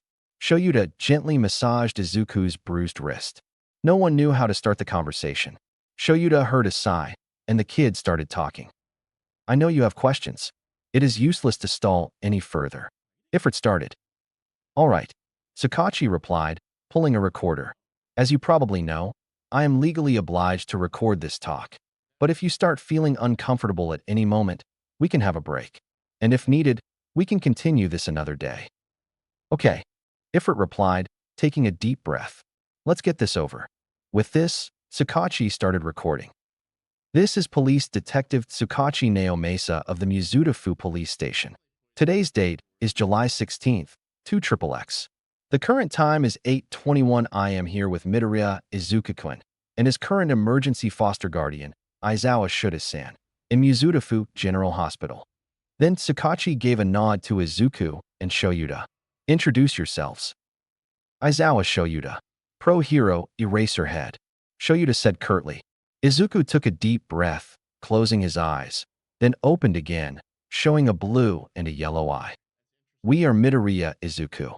But to make it easier, I am Kuzu. Kuzu. Finally Shoyuta had a name to call him, aka Vigilante Ifrit. And you can call me Zuku. Vigilante Poltergeist. Zuku said right after. The two vigilantes are the same person? Sakachi asked, surprised. Their statement is true. We are, but we also aren't. Kuzu replied. I am Ifrit, and Zuku is Poltergeist. I can't use Zuku's telekinesis, and Zuku can't use my fire. We are different persons as much as we are both Midoriya Izuku. Truth. Sakachi said to the recorder. Do you know how this happened? Well, we have a few theories. But let's start from the beginning. Kuzu replied, and Shoyuta braced himself for the story. Do you know about the statistics for quirkless kids? With that, Kuzu started explaining their story, from before when Izuku still had only one personality. How he remembers his life before his 4th birthday. How he was diagnosed, like some kind of sickness, as quirkless. His father abandoned them. The bullying started at the school. And then, a year later, he found his mother's body. After that, he started describing his life with Hisashi. He took off his hospital gown and started pointing each scar on his body and explaining with a disturbing number of details how he got each one. After the scars, he told them about the day Hisashi forgot a folded paper cover that had a list of all the victims of the eye burner and how that ended with Izuku finding Hisashi's trophy room.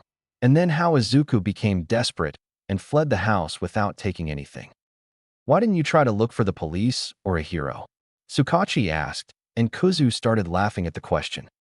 Police? Heroes? Are you serious? Kuzu asked like he had just heard the most ridiculous thing in his life. The teachers at my school did not believe that I was bullied even though I had a giant blast scar on my shoulder. Do you really think that if I went to the police station and told them that my father was a serial killer, they would have listened to me? You might, but they would never let me talk to you.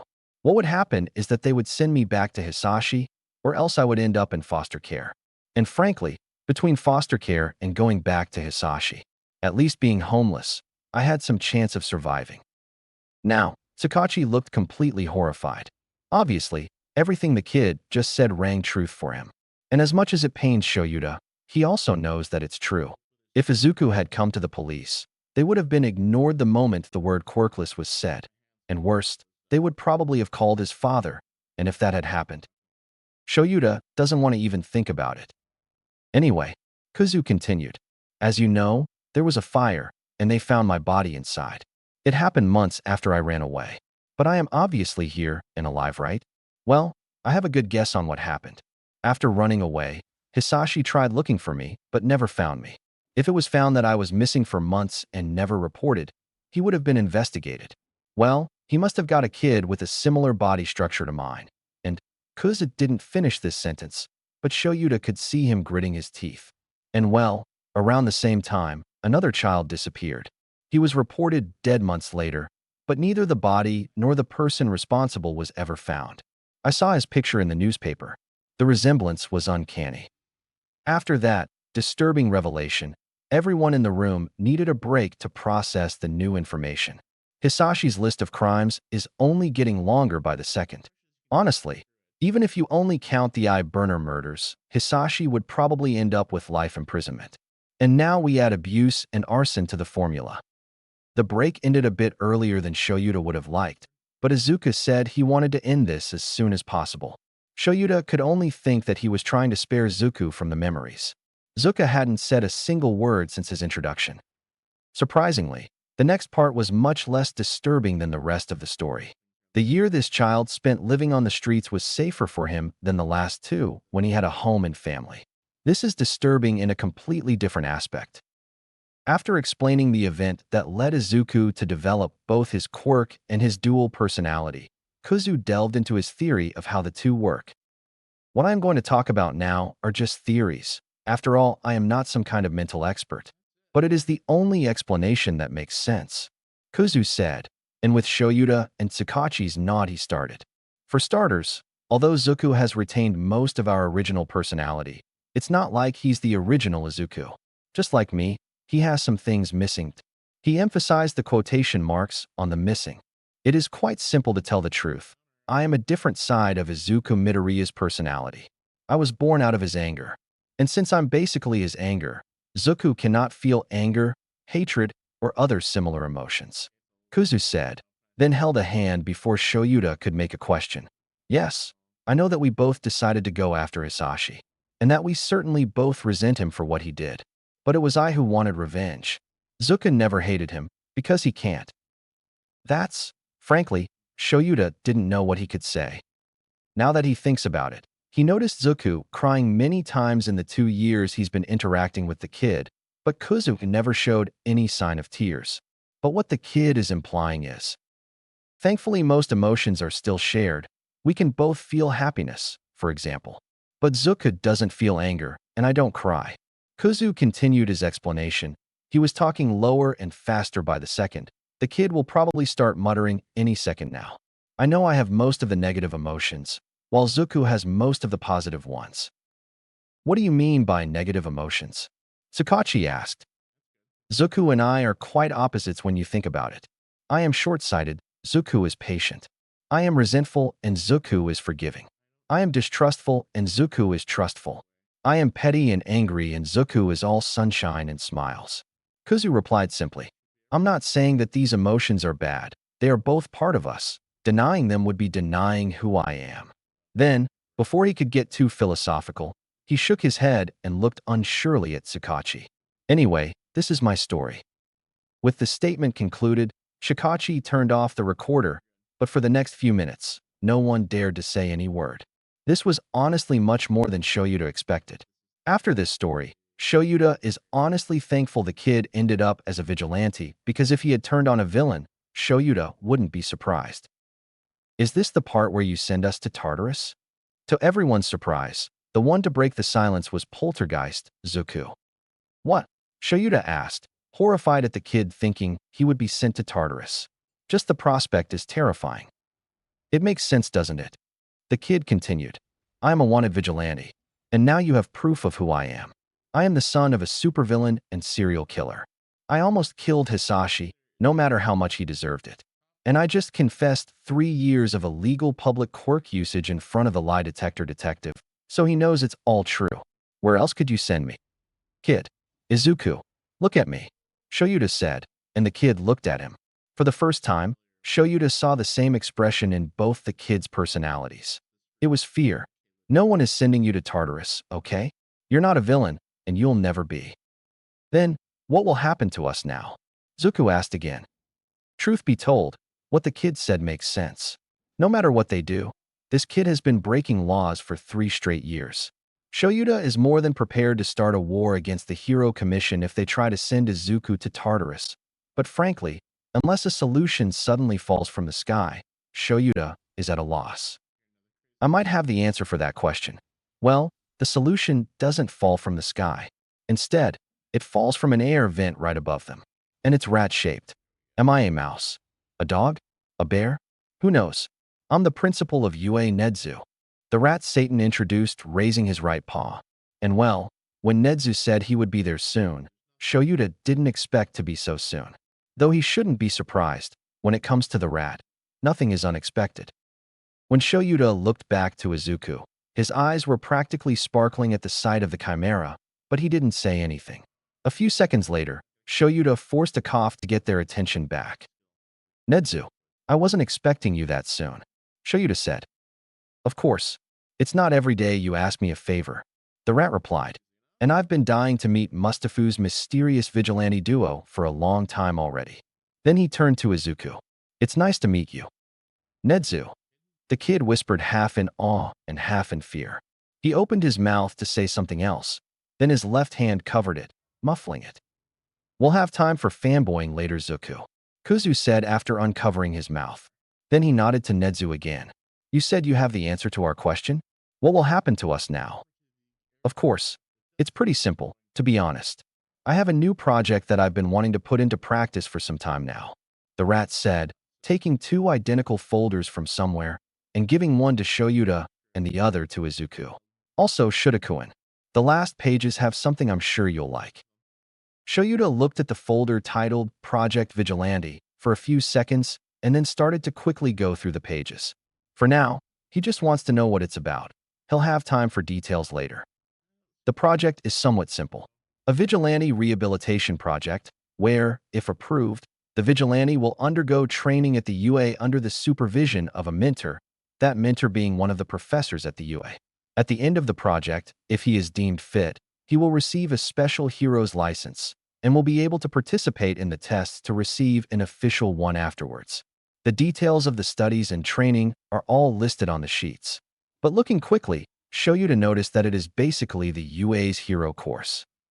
And coming to the last pages, Shoyuta had a more than pleasant surprise. The last papers were not about the project, but official documents just waiting to be signed. Adoption documents. Shoyuta looked at Izuku, who was reading the papers with an expression of disbelief, but he easily noticed the tears threatening to fall from his blue eyes. After everything, Izuku whispered. Then he looked at Shoyuta with hopeful eyes. Can someone like me be a hero? Shoyuta looked him in the eye with all possible seriousness and said firmly, You are already a hero, Izuku, and one of the best I've ever met. And the magic happened. The floodgates opened and the tears began to fall. Shoyuta gently hugged him, while Izuku sobbed dozens of thank yous into the hero's arms.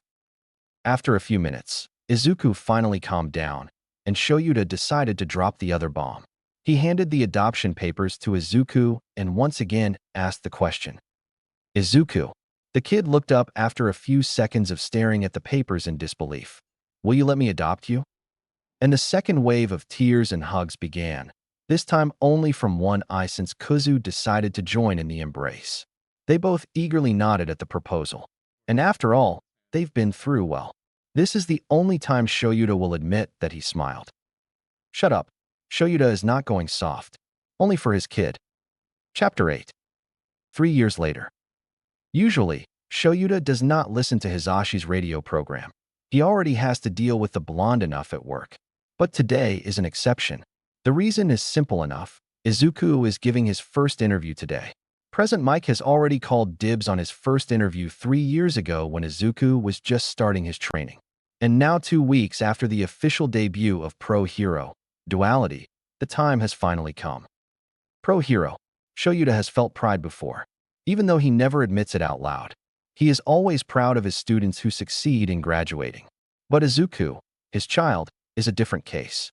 The pride he feels in him is such that let's just say that Shoyuta has a copy of his hero's license framed and hanging on his bedroom wall, and also a copy of the article about his debut right next to it. Shut up, he's not soft. That's not the point. The point is that Izuku's first interview will start any moment now, and if Shoyuta is all set to record it, no one needs to know. Suddenly a song starts playing on the radio, indicating the beginning of the program, and a few seconds later Hisashi's clear voice begins to speak. Izuku is nervous. He's about to give an interview at Uncle Mick's program, and he's almost panicking. They have already rehearsed what they are going to say, just a few simple questions, kind of a way to introduce Izuku to the world. It doesn't mean that Izuku is any less nervous because of it. And Kuzu, the traitor, is simply in the back of their minds, laughing at Zuku's torment. All right, Izuku, deep breaths, you can do it. It's just Uncle Mike. You will end up giving interviews to strangers. Better start practicing now. Truth be told, Izuku would love to be an underground hero like his father, but unfortunately for Project Vigilante to be approved, it was clearly stated by the Hero Commission that the participants needed to become limelight heroes. The best they could do in this situation was for Izuku to become a kind of hybrid hero. He will have a media presence, give interviews, and have his own merchandise like any other hero. But most of his personal information, as well as details about his quirk, will be kept secret by the commission. The fact that his deeds are public means that his secrets will not last long. But at least Kuzu likes the attention, so a silver line. Anyway, the starting song is about to finish. It's showtime. Showtime. He heard Kuzu speaking from the deep of his mind. Hey, listeners. This is your host, Present Mike. Welcome to our show. Put your hands up. Well, Uncle Mike is as animated as ever. This at least gets Zuko to calm down a little. And today, we have a special guest. Or should I say two? Why suspense? It's not like you haven't been announcing this interview all week, Uncle Mike. Kuzu said, and had to hold back his laughter when Mike looked at him pouting. Well, I still need to do some suspense, little listener. This is how the show works. Uncle Mike replied, then smiled again. Anyway, why don't you greet our audience? Hello, everyone. Zuko was the first one to say. I'm the duality hero, Poltergeist. Hey, listeners. Kuzu greeted, doing a present Mike impression. This is your beloved duality hero, Ifrit. It's nice to be here, they said in unison. Sometimes it's funny how they can do two voices at the same time. That's right, listeners. Here we have pro hero, Duality, about to do their first ever interview. These young pro heroes debuted less than a month ago and already gathered quite a good fan base. Between their quick thinking, skillful quirk usage, and a great balance and dynamic between the two of them, they already make civilians feel safety and admiration, and villains feel fear. Good thing the interview is by radio because the right half of Izuku's face is already completely red from hearing the praises. Can we please go straight to the questions? Zuko whispered in embarrassment, but the studio microphone is so good that it surely picked up. All right, present Mike thankfully had mercy on his soul and picked a paper sheet where they had most of the questions written. We asked the listeners to send us the questions they would like answered. They sent in a lot, and our team selected the best ones. First question. Uncle Mike took a few seconds of suspense before continuing. You look younger than my grandson. How old are you, dear? He read the question exactly as it was sent, including doing his best impression of an old lady. Zuko had to cover his mouth tightly to prevent Kuzu's laughter from escaping. After they calmed down, Zuko decided to answer first. We are both 13 at the moment. And yes, I know. Aren't you too young to be pro-heroes? Kuzu made a mocking question. Yes, we are. But we wouldn't have been chosen as part of Project Vigilante if they didn't trust our abilities. Zuko explained. They had already decided in advance that they would open the game. After all, Project Vigilante was never a secret. On the contrary, with Izuku being the first participant and proving the success of the project, publicizing it so that it would reach other vigilantes would be the best thing to do. And if you think we are young now, imagine when you find out how old we started. 13 years old, and they already have 6 years of experience between vigilantism, training, and now professionally. That's almost half their lives, and they are just getting started. That's right. I may not have been your mentor during the project, but all of us in the UA have seen how skilled you are. Uncle Mike said before looking down at the paper again. Next question. When are you going to start releasing hero merch? Uncle Mike looked at Izuku and grinned. So, damn, people want our hero merch, Zuko said, scratching the back of his head. Of course they want. Kuzu replied before Mike could. Dad said already they would. Then he turned to Mike smiling. That depends, my dear listeners. But I'd like to say soon. God knows that this bonehead could use a little boost of confidence. Then he made a small next sign while patting his own head. Anyone who doesn't know them would find it a weird scene. But Mike is more than used to seeing Kuzu comforting Zuko. To him the scene is just plain cute. All right, now let me see. He looked one more time at his papers and smiled. Got a good one here. Why do you two act under the same hero name? Also, will you reveal your true name? 2 questions in one. We got a greedy one here. Kuzu joked. Answering the latter first. No, Zuko said simply. We want to keep our civilian and hero lives separate. Just like Uncle Mike. No one knows who he really is. We know though, Kuzu said. Nephew privileges. Zuko cheered. And no, we aren't blood related. But Uncle Mike is completely our cool uncle. Then Zuko covered his ears as Uncle Mike let out a quirk-powered scream that caused a malfunction on his microphone. It looks like we are having a few technical problems here, so we'll be back right after a small break. Kuzu said, smirking. Stay tuned, listeners. We'll be right back. Okay, Kuzu makes a damn good Mike impression. Shoyuta was never so grateful for being alone as he is right now. It's a good thing this interview happened on his day off. Because if people saw the smile he had on his face right now, his image would be forever destroyed. I mean, everyone kinda knows how soft. Shut up. He's not soft. You can't prove anything. Anyway, Each question he heard Izuku answering made him feel prouder. As much as he always knew Kuzu would be able to handle it just fine, he was a little worried for Zuko. The kid is so shy that it's hard for him to talk to anyone his own age. His only friend, at the moment, is Kuzu, which is slightly worrying, but Shoyuta trusts his son. Still, Shoyuta is more than sure that his kid will have all the media wrapped on his finger in less than a month. It's impossible to resist his kid's charm. Just like the entire police department wasn't able to. The public certainly won't. If he didn't wear a mask, a single smile caught on camera would be enough.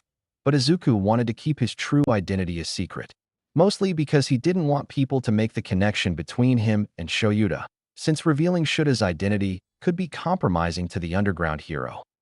Shoyuta, of course, was more worried about his kid's safety than his own, so he completely agreed with keeping it a secret. They don't hide that they are father and son, but no one needs to know they are both heroes. Oh, the music is back. Looks like the break is over. Back to the interview. All right, listeners. Sorry for the delay, Uncle Mike said after his microphone was changed. But now, let's continue. The show must go on. All right, where were we? Zuko asked. You answered the second half of this question. Let's recap, Uncle Mike said, then read the question again. Why do you two act under the same hero name? Also, will you reveal your true name? Well, as we said, we won't be revealing our true name anytime soon. Zuko recapitulated his earlier answer. As for the first question, well, it's kinda simple. Kuzu continued. But we won't answer that today, he said laughing. Now, before you start booing me, there's a good reason for the secret. It wasn't even supposed to be a secret, Zuko protested. I thought it was obvious. It would be if our information weren't classified, Kuzu replied. But yeah, it's not a secret, but since no one knows, Kuzu took up a paper from somewhere and started looking through it. It's so much funnier to read your theories. This one we will eventually tell the public, Zuko said, but I don't have the heart to stop Ifrit when he loves reading your theories that much. Oh, come on, Poltergeist. They are incredible. The ones about our identities are amazing. Like, look at this one, Kuzu said, looking at the paper. Endeavor's secret love child. He barely finished his reading before bursting into laughter. Like, the writer had a few good arguments, but mostly it was, they both have powerful fire quirks, so they must be related. Kuzu kept trying to control his laughter. Can you believe that? With all due disrespect, if I were Endeavor's son, I would go crazy. Okay. You made your point, Ifrit, Zuko said, calming Kuzu down. But I have to agree. Endeavor sucks. Anyway, there's some really good theories over there. Some more accurate than others. Kuzu continued. There are some people who have come very close to getting it right. And if someone does get it right, I commit myself to come back here and read that person's theory live. People will hold you on that promise, Ifrit, Zuko deadpanned. Well, listeners, our time is almost up, but we have time for one more question, so let's get to it. Then Uncle Mike looked at his papers one more time and looked up to Izuku smiling. What could you say to the quirkless or people over with weak or villainous quirks? Villainous, Zuko asked, tilting his head to the side.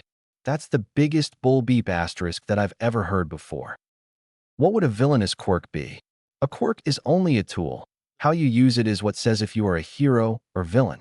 Look at me, Kuzu said right after. People say fire is a heroic quirk, but they forget that I could burn down the entire city if I wanted. As for weak or quirkless, believe me, I know what you passed. Zuko continued. I was a late bloomer, and I have the extra toe joint, which is another load of bull beep asterisk should I add, so everyone thought I was quirkless. I might have a quirk now, but I felt firsthand what quirkless kids feel. So let me say one thing. You're not less or more than anyone else because of your quirk. It might seem like the world is against you now, but remember there are good people too. These are the ones you should focus on. And if you ever need help, remember these numbers. Then Zuko passed 3 different phone numbers. They were 3 NGOs focused on helping people who suffers with quirk discrimination. I wish I knew about them before. And remember quirkists everywhere. Discrimination is a crime. And you can run away all you want, but one day you will have to face the consequences. Kuzu added. Well, looks like this is it, Uncle Mike said after closing the question. Thank you for coming, little listener. I hope we can do it again. Of course, Uncle Mike. You'll always have priority over my schedule, Kuzu said, grinning. That's right, Zuka said right after. I will admit, I was nervous. But this was much more fun than I thought it would be. Before we close, anything else to add? Mike asked again.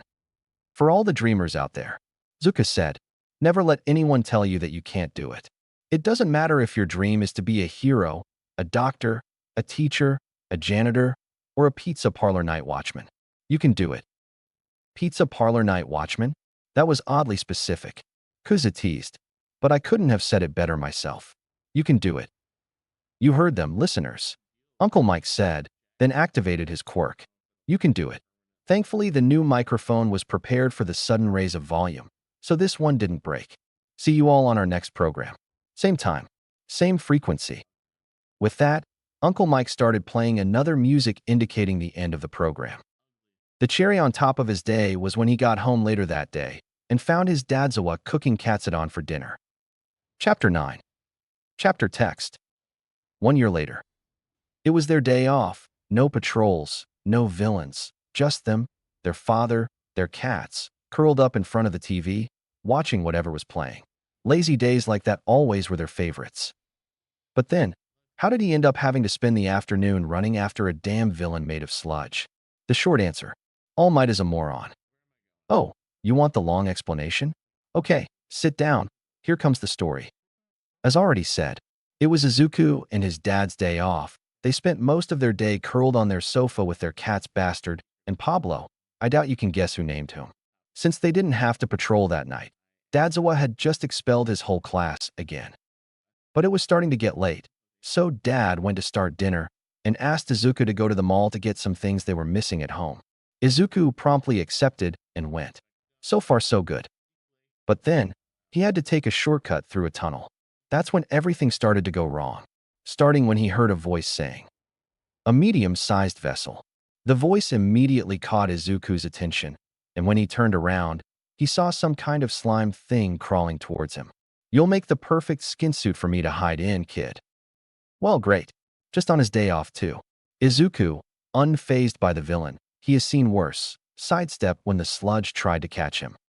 "Leave this one to me," Zuku said, raising his arm and making a grabbing motion. The villain stopped moving and their exposed eyes widened. "You know, there are a few things that I really hate," Kuzu started saying, while Zuku compressed the villain. "Being bothered on my day off is definitely one of them." Saying that, Kuzu opened his mouth and shot a fire burst on the villain, who screamed in pain. Even if he is immune to physical damage, fire is hot. "I said leave to me, Kuzu," Zuka said, pouting. Then he took a bottle from his grocery bag and emptied it. "Damn, what a waste. Now, be a good villain and enter the bottle," he said, shoving the villain inside the bottle. "Great. Now we'll need to go to the police station," Kuzu sighed. "Hopefully, Suka-san will be there. We don't have our suit," Zuku replied. "At least we brought the license," Kuzu said. Imagine the Hiata dash. "Have no fear, you are safe," a voice said from the other side of the tunnel. "Now that I am." Then he stopped when he saw just a kid there. "I'm sure I heard a screaming from there." "Probably from this guy," Kuzu said, showing the bottle. "This, whatever he is, tried to attack me, said something about using me as a skin suit." "I see. I've been searching for this villain for some time already. Thank you for the help, kid," All Might replied, taking the bottle and putting it in his pocket. "It seems like it will fall any second now. I'll bring him to the police station." Saying that, All Might turned around and prepared to jump, which no doubt will end up with him dropping the bottle. "Wait, All Might," Zuka tried to call him. "Sorry, kid. I can't give you an autograph right now. I have to go," he said, then jumped up. Izuku could see the exact moment that the bottle fell down from his pocket, and the giant bouffon continued without noticing it. "Great. Just great," Kuzu said angrily. "What an imbecile. I can't believe he used to be our favorite hero," Zuku said facepalming. Then he took his phone and dialed his dad's number. "Problem, child," their dad answered rather quickly. "Did something happen?" "Hi, Dad. We are fine, but we'll be a little late," Zuku replied. "What happened?" Dadzawa asked, and Zuku sighed. "Well, some kind of swamp villain attacked us," Zuku explained. "We are fine. He didn't lay a finger on us, and we trapped him in a bottle. Then all moron showed up and took the villain, saying he would bring him to the police. Kuzu continued. The imbecile jumped out, dropped the bottle, and probably still didn't notice it. So now we need to find the villain. This is why I hate that buffoon. Their dad replied. Be careful. Don't worry. We'll call you if we need backup. Probably it won't be necessary, but it's always good to be prepared. All right, kid. See you soon. Dadzawa said, then hung up. One problem solved. Now where is the villain? If I were a giant mud ball trying to hide, where would I go? Kuzu asked. He said he wanted to use us as a skin suit. He probably will try to find another kid. Zuka said, where would we find many kids? They thought for a few seconds, then it clicked. Aldera, they said in unison. All right, let's run, Kuzu said. It's better if we fly, Zuku replied. They don't have their hero's suit, but thankfully, they always carry their mask with them. That, combined with the hoodie they are wearing, will, hopefully, be enough to hide their identity if they have to engage. So they fly at max speed in the direction of Aldera Junior High. But on the way, they hear the sound of an explosion. An extremely familiar explosion, despite being about 9 years since he last heard it. Fuck, fuck, fuck. Why is this happening to him? Katsuki is about to die suffocated by a fucking pile of sludge. Where the hell did this damn villain come from? What's all this about a skin suit? And why aren't any heroes doing anything to help him? He saw at least 3 heroes coming before the villain blocked his vision as well. Why doesn't anyone do anything? Why don't his explosions affect this damn villain? Katsuki has never faced someone he couldn't defeat with his explosions. What is this feeling of helplessness? He hates that feeling. Was this how Deku felt all the time? Fuck, why is he thinking about the nerd at a time like this? It's been almost 10 years since he disappeared. At least 7 since the Bakugas saw about his death on the news. The nerd died in a fire. Was it the flames, or did he suffocate from the smoke? Strange to think that he is about to die of suffocation too. Fuck, Katsuki can't die like this. He still needs to become a hero. He has to surpass All Might and become the #1 hero. He already broke his promise with Izuku once. The two of them can no longer become heroes together, and it's all his fault. When Katsuki heard about Izuku's death, he promised that he would become a hero for him too. He can't break this promise too. But it's getting harder and harder to hold on. How long has this pile of mud been suffocating Katsuki? It can't be more than a few seconds, minutes at most, but he feels like hours have passed. His explosions are weakening. The outside sound is getting lower. Fuck no. If he loses consciousness now, he will be dead, without a doubt. Suddenly, he feels as if something is holding him by the shoulders, and then he is being pulled from inside the villain. As suddenly as it started, he feels air again and starts coughing, desperately trying to pull in as much air as possible while trying to expel the sludge that has no doubt entered his lungs. For the next few minutes, Katsuki is not quite sure what happened. He briefly remembers seeing a skull mask, blue eyes, and a mop of dark green hair. Very familiar hair, but it can't be. He is dead. Still, unconsciously, Katsuki raises an arm toward the figure. Izuku. The last thing Katsuki sees before passing out is the mysterious figure turning around and looking at him wide-eyed. To say that Izuku is furious would be an understatement. The moment he heard the explosions, extremely familiar explosions, he flew at full speed to see what it was all about. Imagine his surprise when he saw the scene in front of him. There were so many things going wrong there. First, the slime villain holding a child hostage, trying to invade his body by entering through his mouth and nose. And the child? Katsuki Bakugu, Kaken. It has been almost 10 years since Izuku has seen him. If only it were under better circumstances. Second, 3 heroes watching the scene doing nothing, because, and I quote, "We don't have the right quirk to deal with this villain." How can they call themselves heroes and stand by and watch a child die? And no sign of All Might.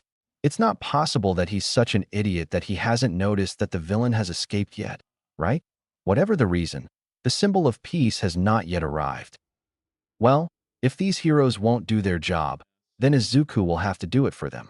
Without bothering to ask them to make way, Izuku immediately jumps in front of them, putting on his mask on the way, and extends both arms, focusing on Katsuki, who is struggling less and less. The moment he locates the blonde, He makes a pulling motion with his full force, yanking Katsuki out of the villain's grasp and holding him in his arms. Then Zuku holds the villain and compresses him, the same way he did earlier, and puts him into another bottle. Second bottle wasted. The villain only has the moment to widen his eyes in surprise. He can't even speak a word. Looking around, Zuku sees a burning building, probably the result of Katsuki's explosions. Backdraft, another hero present, had been trying to put out the fire since Izuku arrived. Strange priorities since Katsuki was still letting off explosions uncontrollably the whole time. Anything the hero put out soon burned again because of that. But at least he was trying to do something. The same couldn't be said for Kimui Woods, Mountain Lady, and Death Arms. Sighing, Zuku raised his arms again and started gathering the fire on the buildings, compressing them into a small fireball and holding it in his right hand. Then he quickly swallowed it like a pill and went to check on Katsuki. The kid was coughing and desperately trying to gather any air possible. Putting his hand gently on his chest, Zuku tries to feel inside his lungs, and there's no doubt he is sludge there. Looking around, the others were still just watching, so Zuku sighs again and passes control to Kuzu. He is better at this. At least he can show anger. Do I really need to do everything here? Can someone call a goddamn ambulance before this child dies? Kuzu said angrily, practically growling at the other heroes. It does the work. The heroes start moving around to call the rescue. He has sludge in the lungs, so tell them to hurry up. And of course, the press, which simply does not know the meaning of bad timing, chooses just now to try to interview Izuku. Poltergeist, can you make a statement? A journalist shoves a microphone in his face. Kuzu simply pushes the microphone back, glaring at the cameras. I can't. I'm too busy doing their work, he says, pointing at the other heroes, who at least have the decency to look embarrassed. Then, making sure that the ambulance is on its way, Izuku goes to the heroes, making sure to send them a glare that would make his father proud, and starts lecturing them. The scene is honestly comical. For adults, staring at the ground while a child scolds them, and they look terrified. What saves them from an hour-long lecture is the voice Izuku hears coming from behind him. Izuku. Izuku was the only one who heard, being used to picking up low voices even in the middle of crowds. He turns around, looking at Katsuki on the ground with wide eyes. There's no way Katsuki recognized him, right? But he has his arm extended towards Izuku. Is that a coincidence?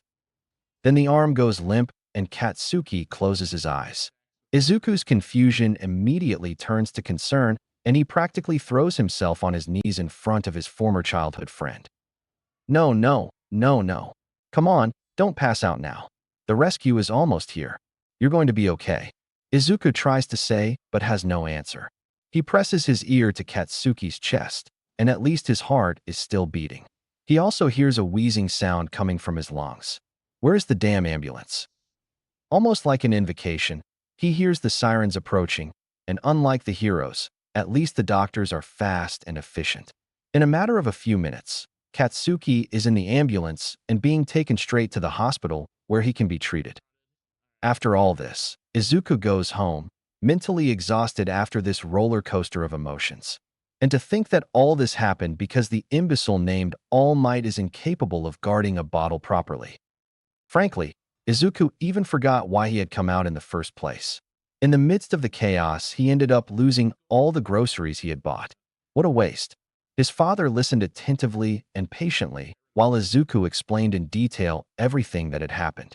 And in the end, they decided to order a pizza because frankly it was already too late to cook and they would have to go to the grocery store again for that. One thing Izuku knows now, Katsuki is fine and stronger than ever. He will probably go to UA. After all, being a hero has always been his dream. The biggest problem is that he will find out that Izuku is alive. Izuku is already dreading the conversation they will have. The blonde will certainly be angry.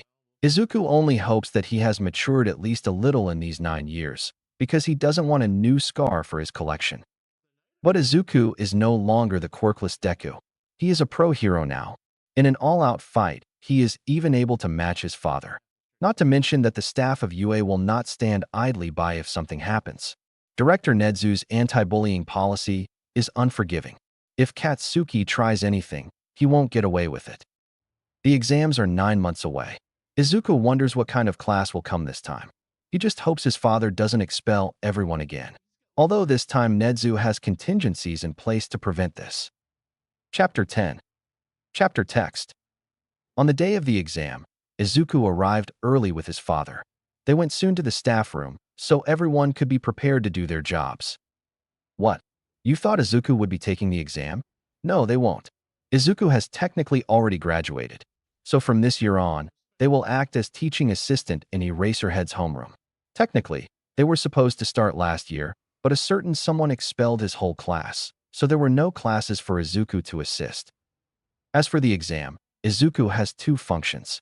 The first, like the other teachers, is to keep an eye on the participants to distribute rescue points during the practical part.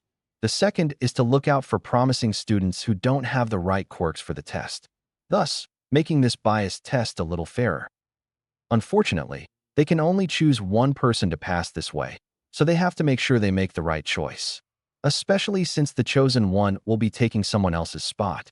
The responsibility is great, but everyone agrees that Izuku can handle it, and they wouldn't have agreed if they didn't think they could too. The participants look relatively promising this year. Some of them already draw attention, good or bad, mostly good, though. The amazing part is how many quirks Izuku can see and analyze in a single day.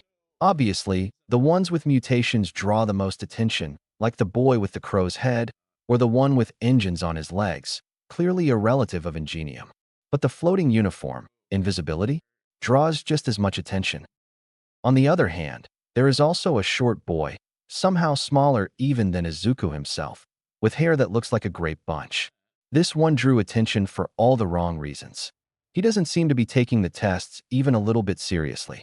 And all the time, Izuku could see him trying to make conversation with the girls. And they all seem to get extremely uncomfortable as soon as he starts talking.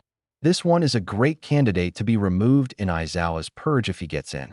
But who knows?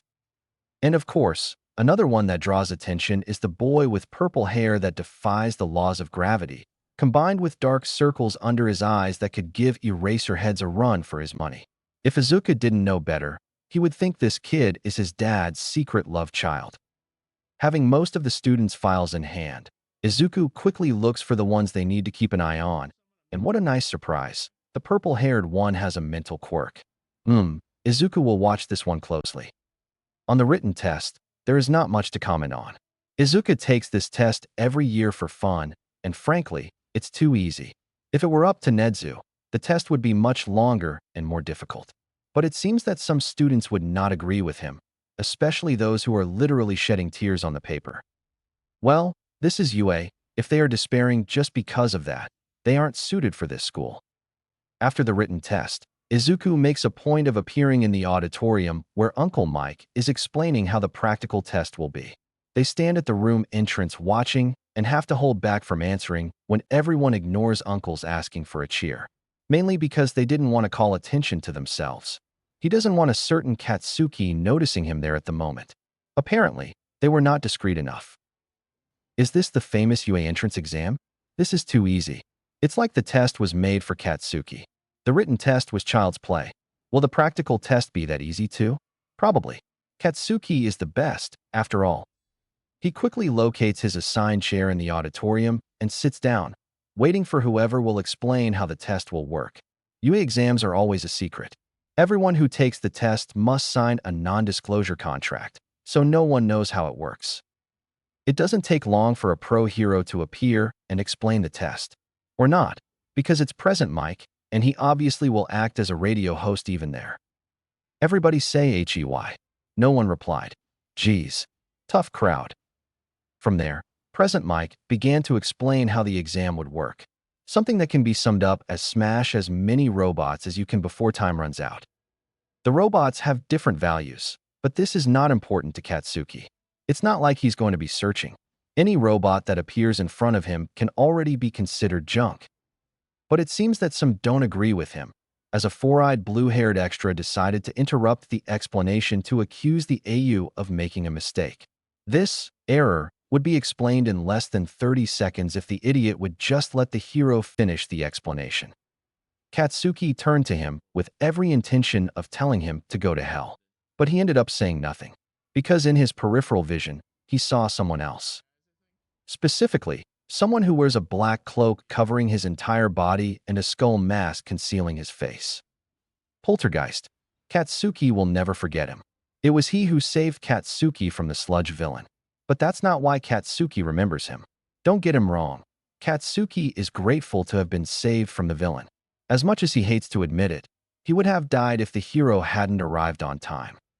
But no, the reason Katsuki remembers him so clearly is the incredibly familiar green hair he saw that day. When he woke up in the hospital, Katsuki thought he imagined it, but he saw the reports. The whole thing turned out to be recorded, so Katsuki has no doubt about his hair color. The media went crazy. After all, nobody knows anything about the hero's duality, except that they are both 14 years old, probably 15 now. Katsuki, for a moment, even considered the possibility, but there was no way. The nerd was quirkless. Plus, he had green eyes. Poltergeist has blue eyes and Ifrit yellow. Aunt Inko had a type of telekinesis quirk, and Hisashi breathed fire. It has to be a coincidence. Izuku is dead, no matter how much Katsuki wants to believe he isn't. Katsuki only realized that he was staring at Hiro when they accidentally made eye contact.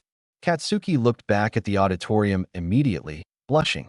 No one will ever make Katsuki admit it, but he has been a Poltergeist fan since before he was saved by him. He has a poster of the hero in his room. And he's also one of the people who created theories about why two heroes share the same hero ranking and the same name. His main theory is that of the twins. The two have a similar body structure. Before the incident with the sludge villain, no one had seen Poltergeist without the cloak, but Katsuki saw him up close. The body structure of the two is identical. They must be identical twins. When people start to leave the room, Katsuki realizes that he has missed all the rest of the explanation. Fuck. Well, he knows enough already. Destroy the robots. Get points. It's enough to know that. But Katsuki is not there to pass. He is aiming for first place. While the participants are split up and guided to their buses, and then off to their respective test blocks, accompanied by Present Mike, Izuku goes to the judging area. When they arrive, all the teachers are already waiting. So Izuku sits down next to his dad, who's drinking his 13th cup of coffee of the day. Dad, you remember the rule. No more than 17 coffees, Kuzu said, reaching for the bottle and pouring him a cup of coffee as well. I still don't know how you two like this bitter stuff, Zuku said, glaring at the cup in their hands. Blacker than a moonless night, Kuzu started saying. Hotter and more bitter than hell itself, Shoyuta continued. That is coffee. They finished together, then made a toast and downed their drink. You guys are impossible, Zuku sighed. Anyway, has anyone caught your eye? No one yet, Shoyuta replied, but no surprises there. His dad is really hard to impress. What about you? A few, Zuku replied, opening his notebook. But let's see how they fare against the robots. Then he looked at Nedzu. Anyway, how many 0-pointers do we have this year? 1 for each area, Nedzu replied. Then I'll make a bet, Kuzu said, looking at the list of names assigned to each area. At least one of the 0-pointers will be destroyed. I would say that 2 others might be deactivated but not destroyed. Interesting, Nedzu said with a glint in his eyes. And which ones do you have in mind? Katsuki Bakugu will no doubt destroy the one in his area, Zuka said. Hagakure Turu. She can get close to it without being noticed. It will be easy for her if she figures out the trick to deactivate it. It will all depend on whether she will try it or not. And the other one? Nedzu asked. Shinso Hitoshi, Zuku and Kuzu said together. Then Zuko went on. This is more of a hunch than anything else. But that one gave me a good impression. And not just because he looks like a younger version of Dad. He smirked at his dad, who just rolled his eyes and ruffled his hair. I will keep an eye on him. But if you want my bet, 0 villain points, between 30 and 40 rescue points. 50 if he tries to face the 0-pointer, Kuzu said. Very well, Nedzu said, looking at his screen. The students are ready to start. With that, everyone focused on the multiple screens. It's showtime, Kuzu grinned. Bloody hell, could this test be more biased towards physical quirks? Destroy robots. Hitoshi's quirk is brainwashing.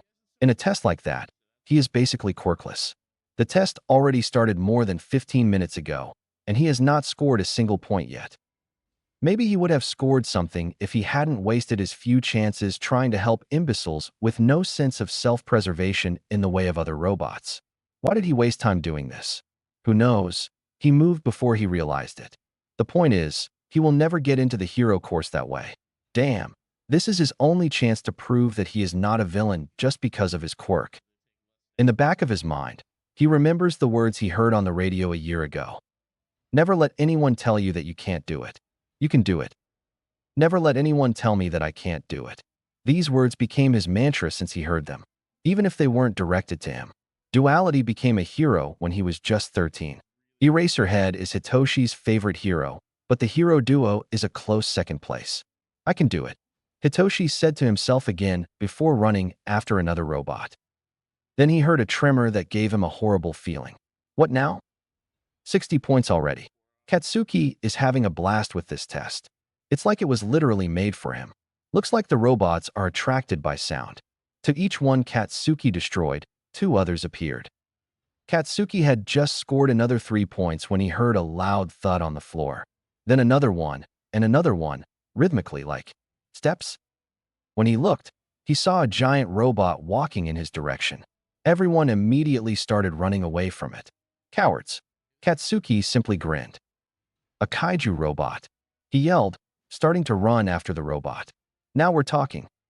He was about to use an explosion to blast himself towards the robot's face when he heard a voice calling. A little help here? Someone. When he looked, he saw a redhead with shark-like teeth trapped under some rubble.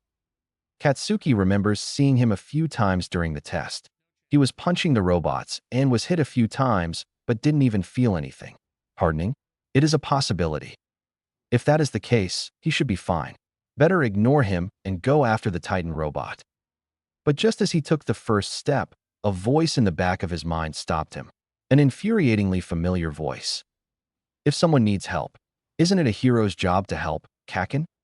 Looking one more time at the robot, then gritting his teeth, Katsuki ran towards the redhead and kneeled in front of him.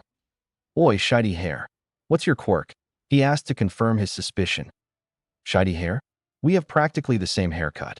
The redhead protested. My quirk is hardening. I can harden any part of my body. Then do it. I'll blow this rubble. And protect your eyes. Katsuki replied, putting his hands on the rubble covering him. When he saw the redhead covering his eyes, he activated his explosions and blasted all the rubble away. The redhead then tried to get up. It seems he's okay. Thanks, bro. This was so manly. The redhead grinned at him. Katsuki was about to tell the shiny hair to go die when they heard the giant robot again, and he was too close for comfort. Fuck, Katsuki cursed. Then he had an idea. Throw me. What? Shiny hair asked. Are you fucking deaf? Katsuki asked. Throw me at the fucking robot. I'll blow him to pieces. Are you sure? Shiny hair asked again. We have no fucking time. Just fucking throw me. This seemed to do the job. Shiny hair grabbed Katsuki and threw him against the robot with all his strength, which was a bit more than Katsuki expected. Maybe his hardening also gave him a lesser strength augment? Anyway, Katsuki flew against the robot, using his explosions to correct his trajectory. He saw the giant zero, P painted in the robot carcass and grinned. Op, I'll show you who is Op. He stopped above the robot's head and aimed his strongest explosion down. Die. The result was instantaneous. The robot's head could not withstand the explosion and was completely destroyed, and the rest of the robot collapsed under its own weight. It seems that this one also only had size. The moment Katsuki returned to the ground, he heard a signal. The test is over. Now, how many points was the Titan worth again? Isn't that thing a bit too much, plus ultra? A giant Titan robot? Really? And this thing is worth 0 points? This school has too much money. Nope.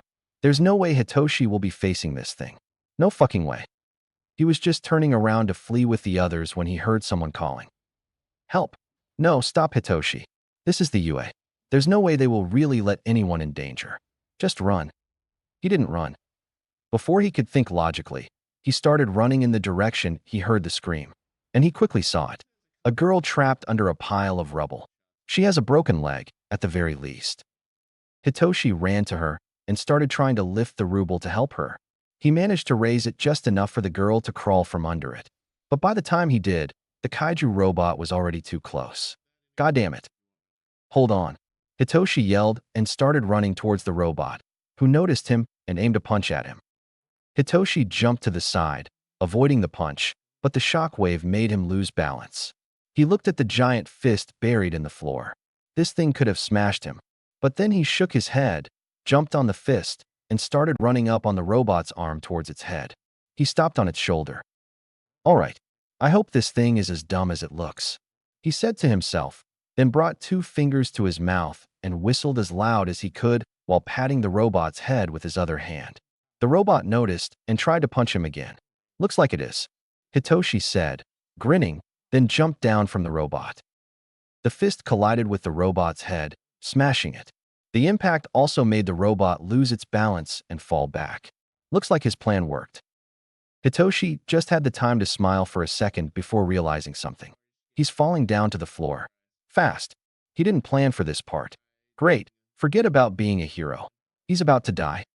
Hitoshi closed his eyes, waiting for the impact, but then he felt a hand pressed against his chest, and the impact never came. When he opened his eyes, he saw the girl with her hand outstretched towards him, and he was floating. Looks like she saved him. She opened her mouth to say something, but then they heard a signal. The test is over. Sighing, Hitoshi felt his weight coming back and fell down to the floor. He looked back to the 0-pointer on the floor. Great, the only robot he has defeated, and it's the one that is worthless. Hitoshi just wants to go home and take a nap, if possible, for the rest of his life. Meanwhile, in the judging area, everyone was open-mouthed by what they had just witnessed. All except 3 people, or 2 people and a rat. Shoyuta simply watched in his ordinary expression. But Izuku saw the moment when he lifted the corners of his mouth for a single second. Nedzu was laughing maniacally, and Izuku had an ear-to-ear grin on his face. Izuku exchanged a look with his father, and both of them nodded. Nedzu-san. Izuku started. It doesn't matter how. I want him in 1A. Chapter 11. Chapter text. It's here. The UA letter just arrived, and Hitoshi is already trembling. It was by pure luck that he found it before anyone else in his foster home. If one of the other kids had seen it, they would have either hidden it, read it, or destroyed it before Hitoshi could even know it had arrived. Even worse if his foster parents had found it. They think Hitoshi only applied for Gen Edition.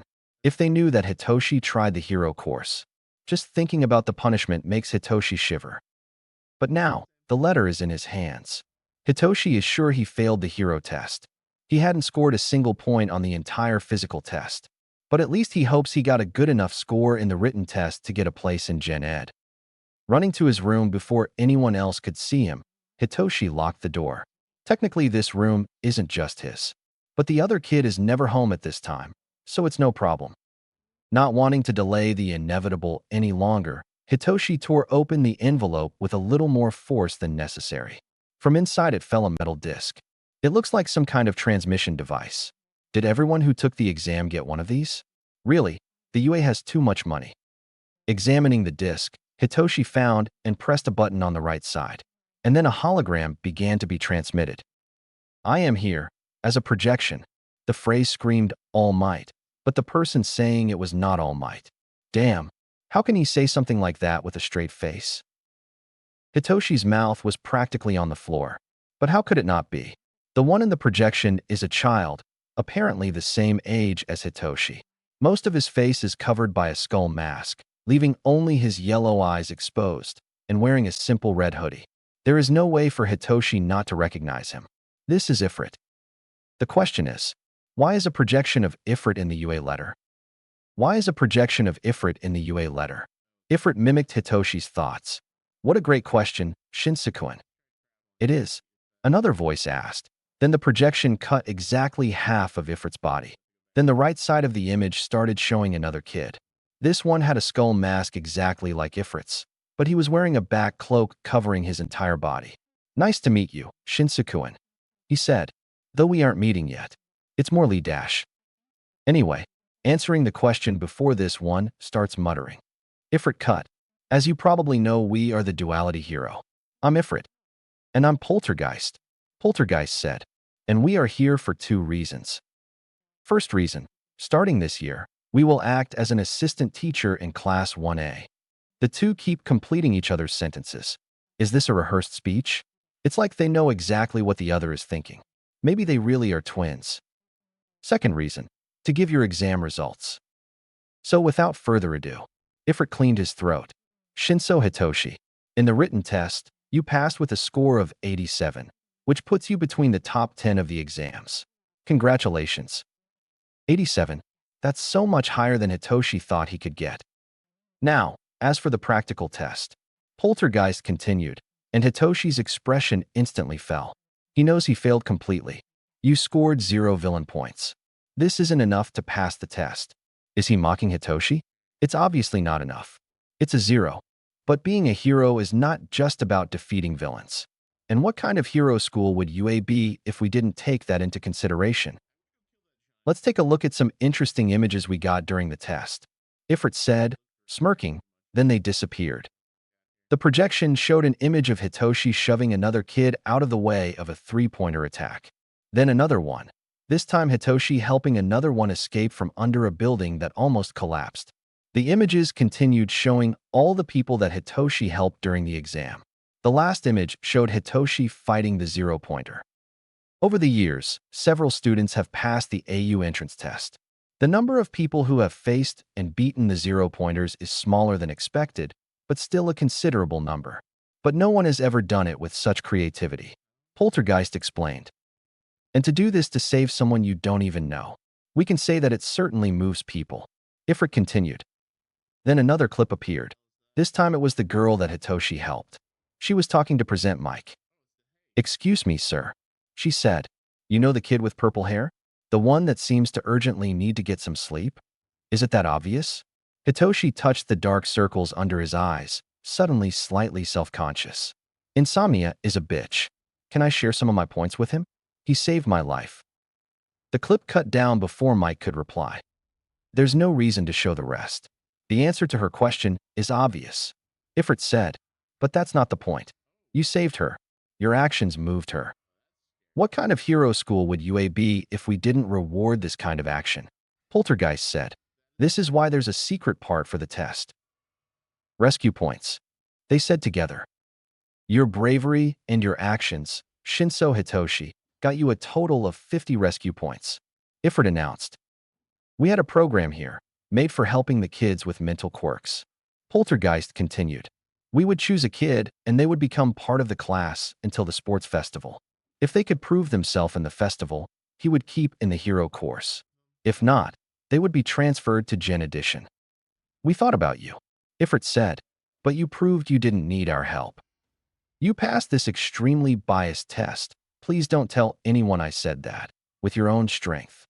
Poltergeist continued. You proved to the world you can do it. I'm sure you'll be a great hero, Shinsukuin.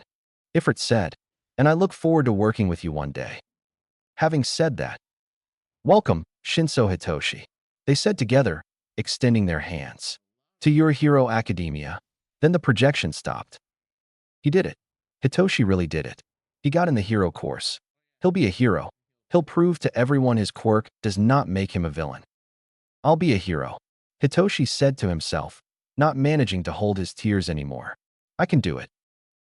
The first day at UA came faster than anyone could have guessed.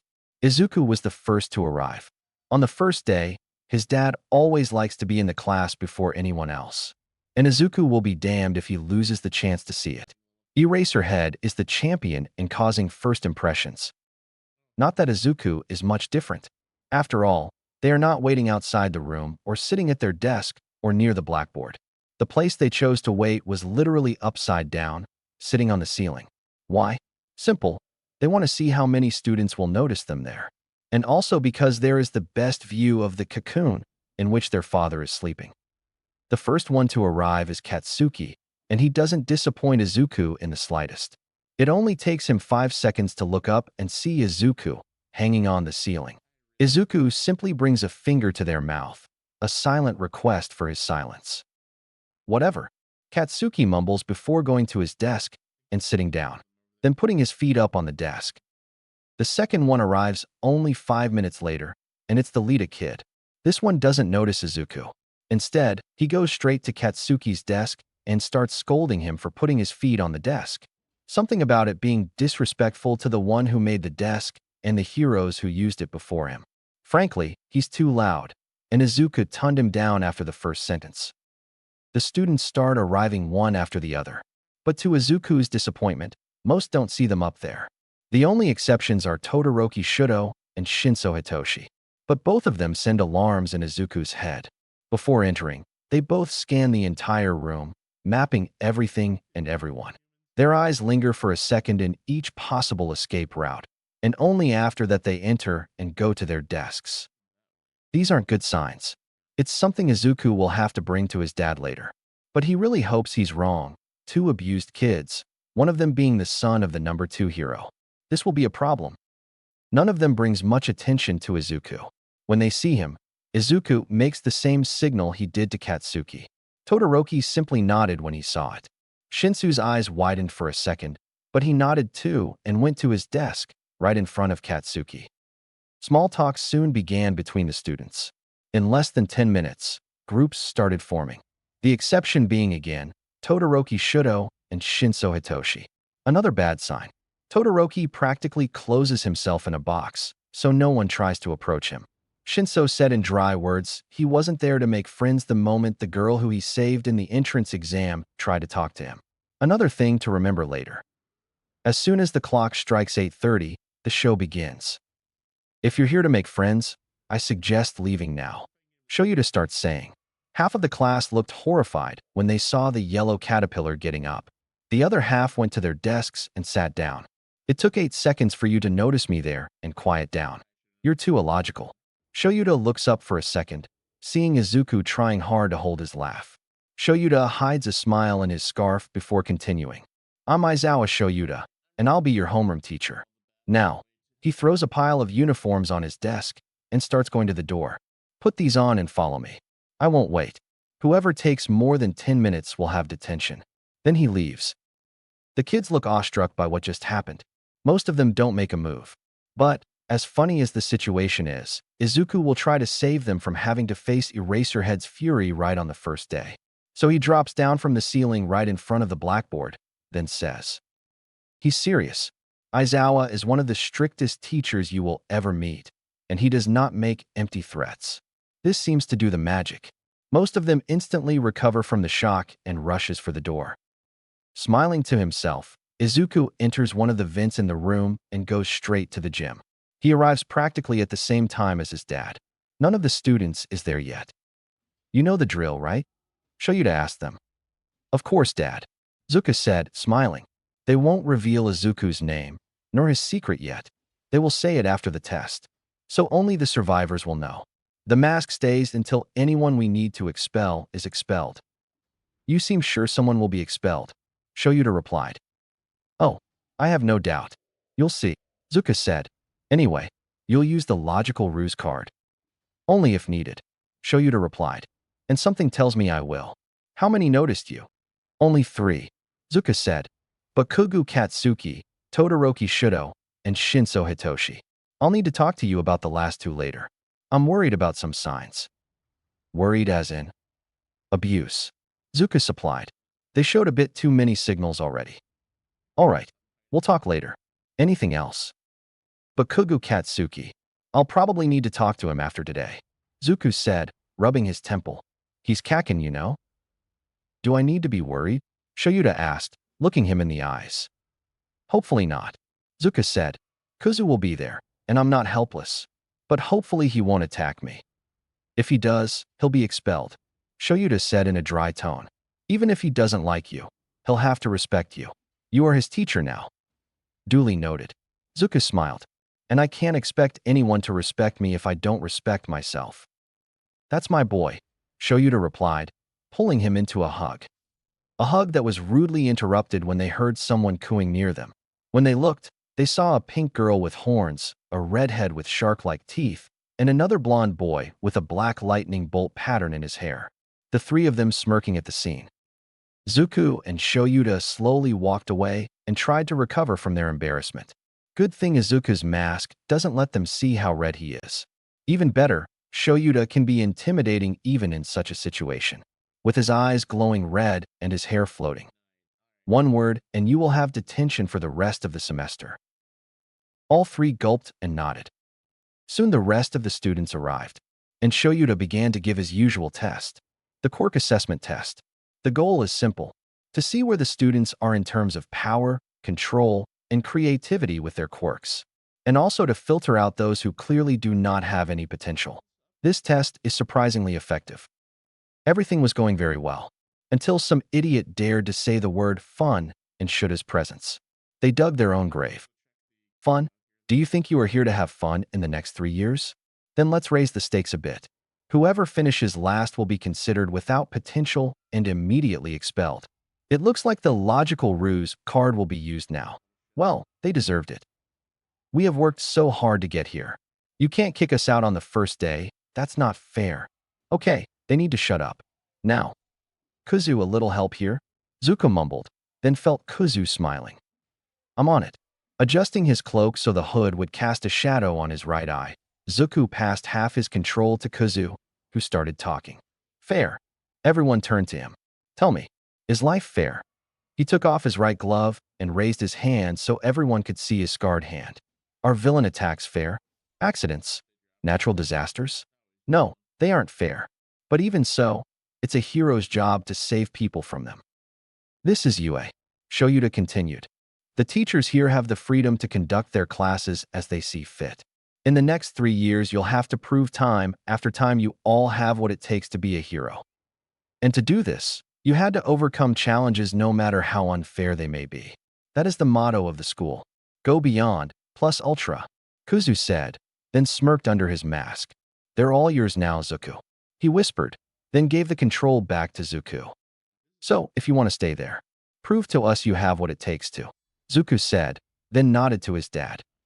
Well said. Shoyuta nodded. Now, let's start. Yes, Aizawa-sensei. The class echoed. Good, at least they learned fast. Fortunately, the test went smoothly. Most students excel in at least one of the tests, the exceptions being Shinso and Mineta. Shinso proves to be average in all tests.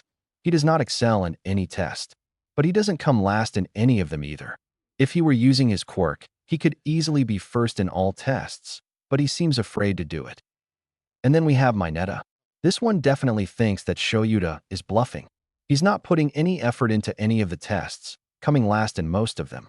Not to mention his attitude towards the girls in the room who are clearly uncomfortable and avoiding him.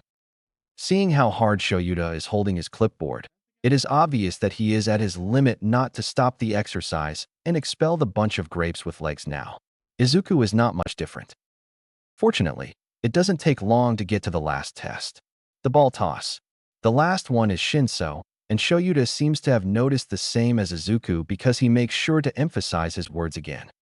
As long as you don't leave the circle, anything goes. Izuku also decides to give him a little help, making sure to stay in Shinsu's field of vision.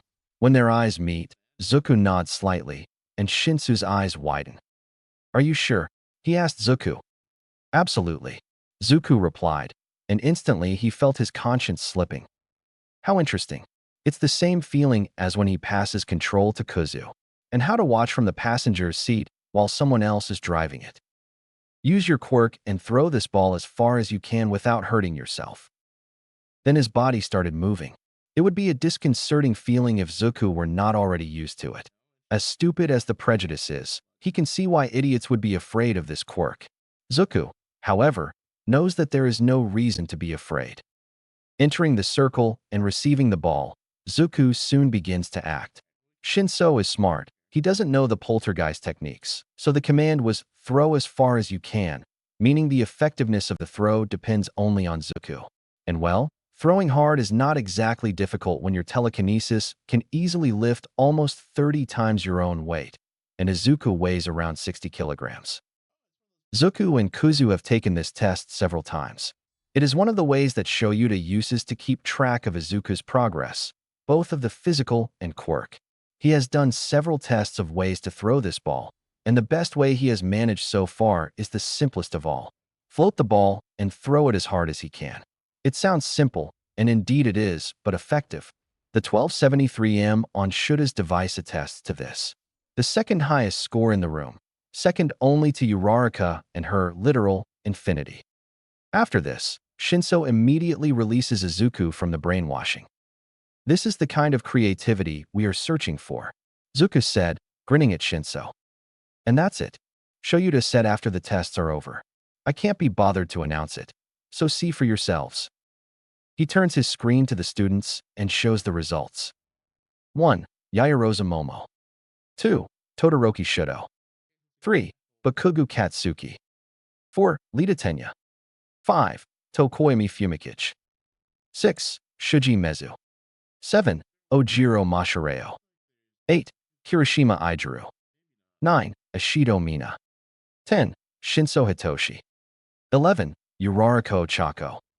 12. Kuda. 13. Satu. 14. Azui Tsuyu. 15. Aoyama Yuga. 16. Kaminari Denki. 17. Shiro Hanta. 18. Jiru Kyuka. 19. Hagakure Turu. 20. Mineta Minoru. After showing the results, Izuku and Shoyuta exchanged a glance and a nod. Having said that, Shoyuta sent the students a glare that could make All Might shiver. Mineta Minoru, go to the principal's office. You are expelled. What? You can't do that. The grape kid starts whining. I can't be expelled.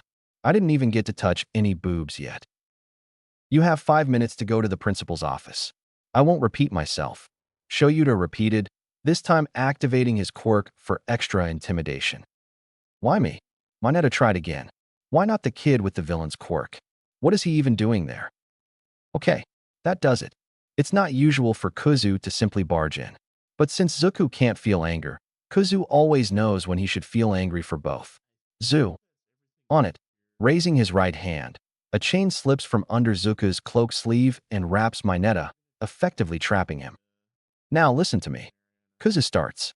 You are being expelled for 3 reasons. Number 1. You didn't show any intention of taking this test seriously. I know when someone is not even trying. Aizawa knows too. Number 2. In less than a single day, you sexually harassed every single girl in this class. So be grateful we aren't calling the police, because we have proof. And number 3. Quirk discrimination will not be tolerated here. So this is your last chance. You can go to the principal's office, or I can drag you there. With each word, Kuzu took a step closer to the grape kid, letting all the venom drip in his voice. Mineta looked, rightfully, terrified, which was exactly what Kuzu was aiming for. And why should I listen to you? Who are you? But apparently not enough to cut the talk. What do you mean, who am I? Kuzu asked angrily. Didn't the acceptance letter say? He shot a look to the rest of the class, who looked completely confused, except for Shinso. Really? All Might was supposed to have introduced me in the letter. He sighed. Just one more mess with All Moron. Doesn't this guy have a single brain cell? Looks like he forgot. Shoyuta sighed, then leveled the class with another quirked glare. This is the duality hero, Poltergeist. Ifrit and I will be assistant teachers in Class 1A. Zuku explained as he unwrapped the chains from Mineta's body and turned to look at the class. And while I am just an assistant, I have Nedzu's full permission to expel someone if I find it necessary. So remember dash. But before Zuku could finish, he was hit in the face by something sticky, and he immediately tried to pry off his face. And surprise, it's one of Mineta's hairballs. And that it's with Izuku's mask stuck on, which means everyone can see his face. Fuck. Zuku hears Kuzu saying in the back of his mind, but he's so in shock that he doesn't even scold Kuzu for his language. DKU? And Katsuki recognized him. Just. Great. Silence. Shoyuta said in his most angry voice, already trapping Mineta in his capture scarf. All of you, go back to the classroom and wait for me. Poltergeist will be watching. If anyone starts crowding, they will be immediately expelled. Understood? Yes, Aizawa-sensei. The class replied in unison. Then he left, dragging Mineta in his capture scarf, probably to Nedzu's office. Originally, he would just be transferred to Gen Ed and have a chance to return to hero class if he did well in the sports festival. But after what he just did, He will be lucky if he is accepted in any other hero school on this continent. Bakugo-kun, wait here for a moment.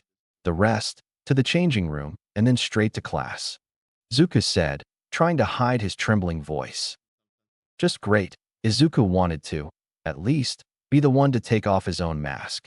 The plan was to introduce himself at the end of the class, not like this. Izuku just can't catch a break. At least it isn't a serial killer this time. Chapter 12. Chapter text. Shoyuta was furious. By now, this is practically his second nature. Shuta's moods can be resumed to either tired or furious. But still, he has a good reason. He just had to drag Mineta to Nedzu's office after the grape boy literally attacked Izuku. And to make it better, he also ended up making Izuku lose their mask. So now, they'll have to explain it to the entire class. Yes, this was the plan from the beginning. But still, it would be in Izuku's time. They wanted to reveal themselves, not be unmasked. Shoyuta knows the reason. It's called Bakugo Katsuki. Izuku wanted to tell the kid on his own because Izuku thinks he owes it to Bakugo for never having reached out to say he was alive. It's honestly stupid. Izuku doesn't own anything to anyone, even more since Shoyuta knows Katsuki wasn't Zuku's friend. He was his bully, but Izuku never saw it like this. His kid can be pretty dumb at times. He can only hope that Izuku can handle it for now, but it doesn't look like that's the case. Shoyuta could feel the tension from outside the classroom. Sighing, he opened the door and took in the scene. The students were talking quietly among themselves while occasionally glancing at the front of the room or Bakugo's desk. Bakugo, who up to now had not shut up about anything, was quiet in his seat and promptly ignoring the stares. And finally, sitting at Shuta's desk, was Izuku with their head down and their eyes unfocused and their lips moving silently. Shoyuta would be alarmed if he hadn't seen this happen before. Because of the different way that Izuku's mind works, disassociation works differently for them. Technically, any time one of the two is asleep is a form of disassociation. As long as the two do not disassociate at the same time, the other can bring him back to reality. The moving lips indicate that they are talking.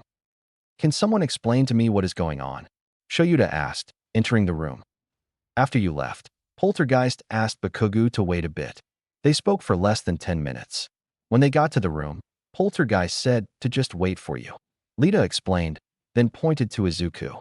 He's been like that since we got here. It seems like the talk didn't go well. Will he have to expel Bakugo? Izuku, Shoyuta called and put a hand on his son's shoulder. Then Yellow Eyes instantly focused back and turned to look back at Shoyuta. Are you okay? I can deal with this if you want. Nah, we can handle it. Kuzu replied, and Shoyuta saw him signing something. Zu is not really fine. Expect a breakdown when we get home, Shoyuta nodded, then got up. All right, Hellspawn. Yes, I'm calling you that from now on. Pay attention because we'll just explain this once. Shoyuta started. And remember, you all signed a non-disclosure agreement. Well, let's do it then. Kuzu started, but then stopped and looked up for a second. Everyone followed his eyes, but there was nothing. Are you sure, Zu? All right. When he looked back at the students, he had a blue and a yellow eye. It looks like Izuku wants to participate.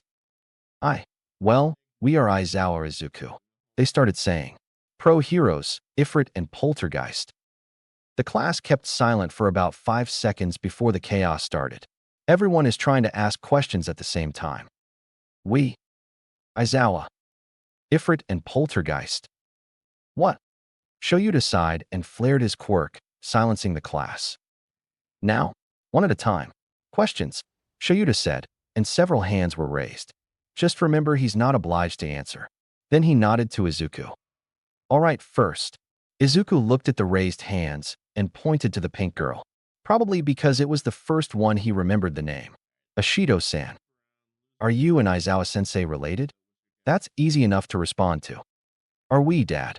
Kuzu, the little shit, looked at Shoyuta, smirking. We are. Shoyuta waved him off.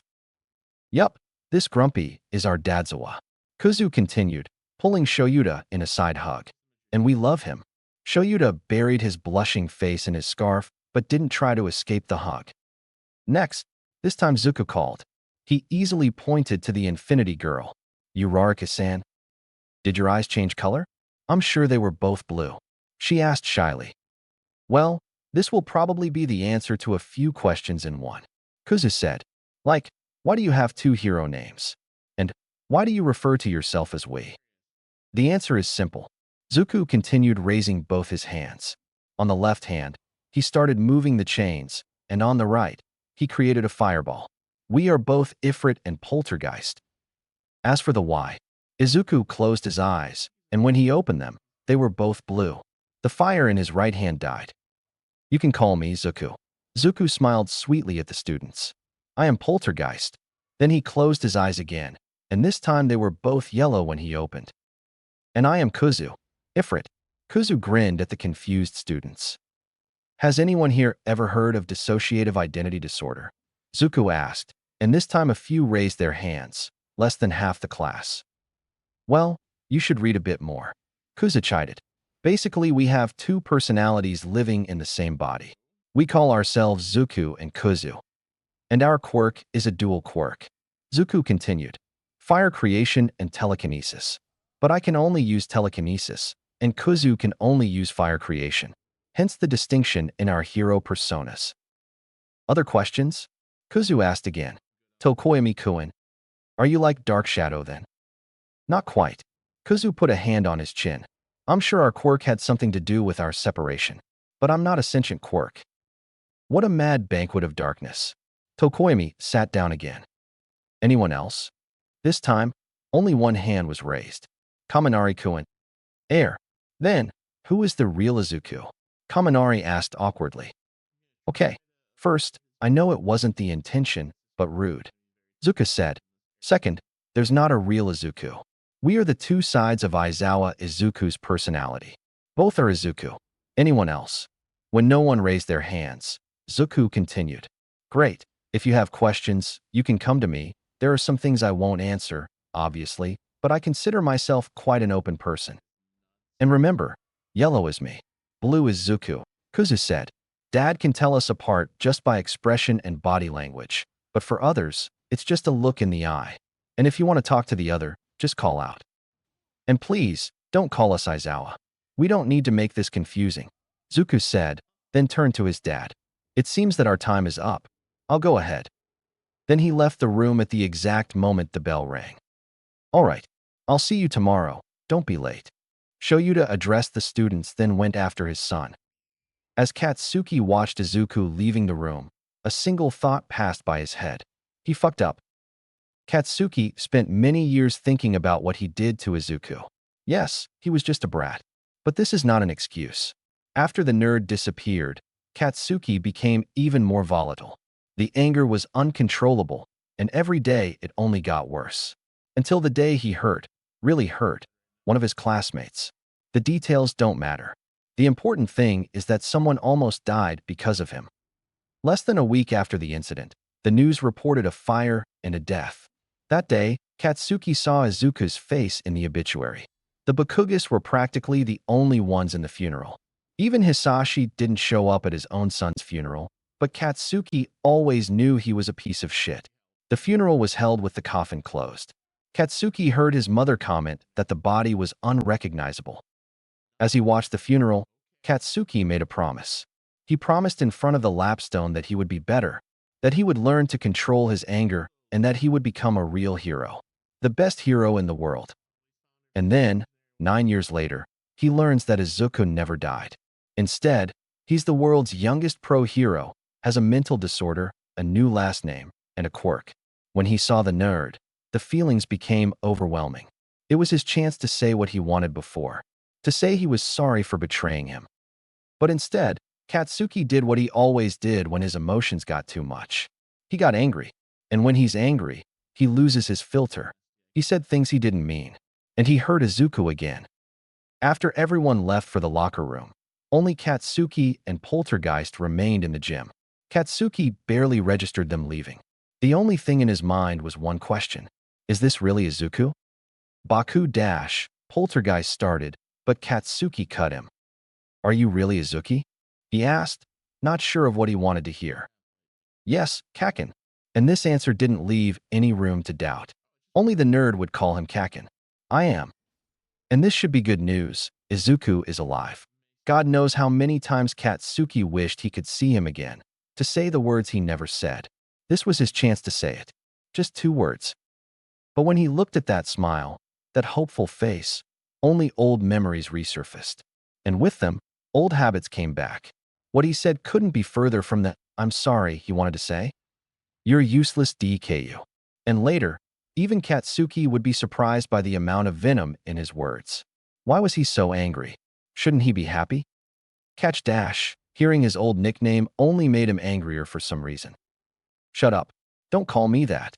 And then, Katsuki started bombarding him with his words without letting him respond. "You died. And then, 9 years later, you simply come back like nothing ever happened. Been playing the hero since then? What kind of joke is that? How a useless, quirkless DKU like you even did that?" And with each word, the smile in Izuku's face fell, slowly. The hopeful expression in his face disappeared. "Why aren't you dead?" When Katsuki had to stop to breathe, Izuku finally said something. "I guess it was too much to expect that you would stop hating me just because I have a quirk now." When he looked up, Katsuki saw a single tear falling from his blue eyes. "But I never thought you really wanted me dead." Why dash? Fuck. This isn't what he meant. He doesn't want Izuku dead. But when he tried to reply, to his surprise, the sadness in Izuku's face changed to anger, and his blue eyes became yellow. It was like looking at a completely different person. "Go back to the class, Bakugu." Even his tone changed. What just happened? Katsuki wanted to say something, to ask what happened to him. But he froze when he looked at those eyes. Eyes filled with anger. It was an expression he never expected to see in this face, especially not directed at him. So he simply nodded and turned to walk to the changing room. He could hear Izuku mumbling something to himself. "At least he didn't attack us. It's a win, right?" He heard a tear-strained voice asking. "He attacked you. Not physically, but he attacked." The angry voice replied. "I was better than we expected, but still."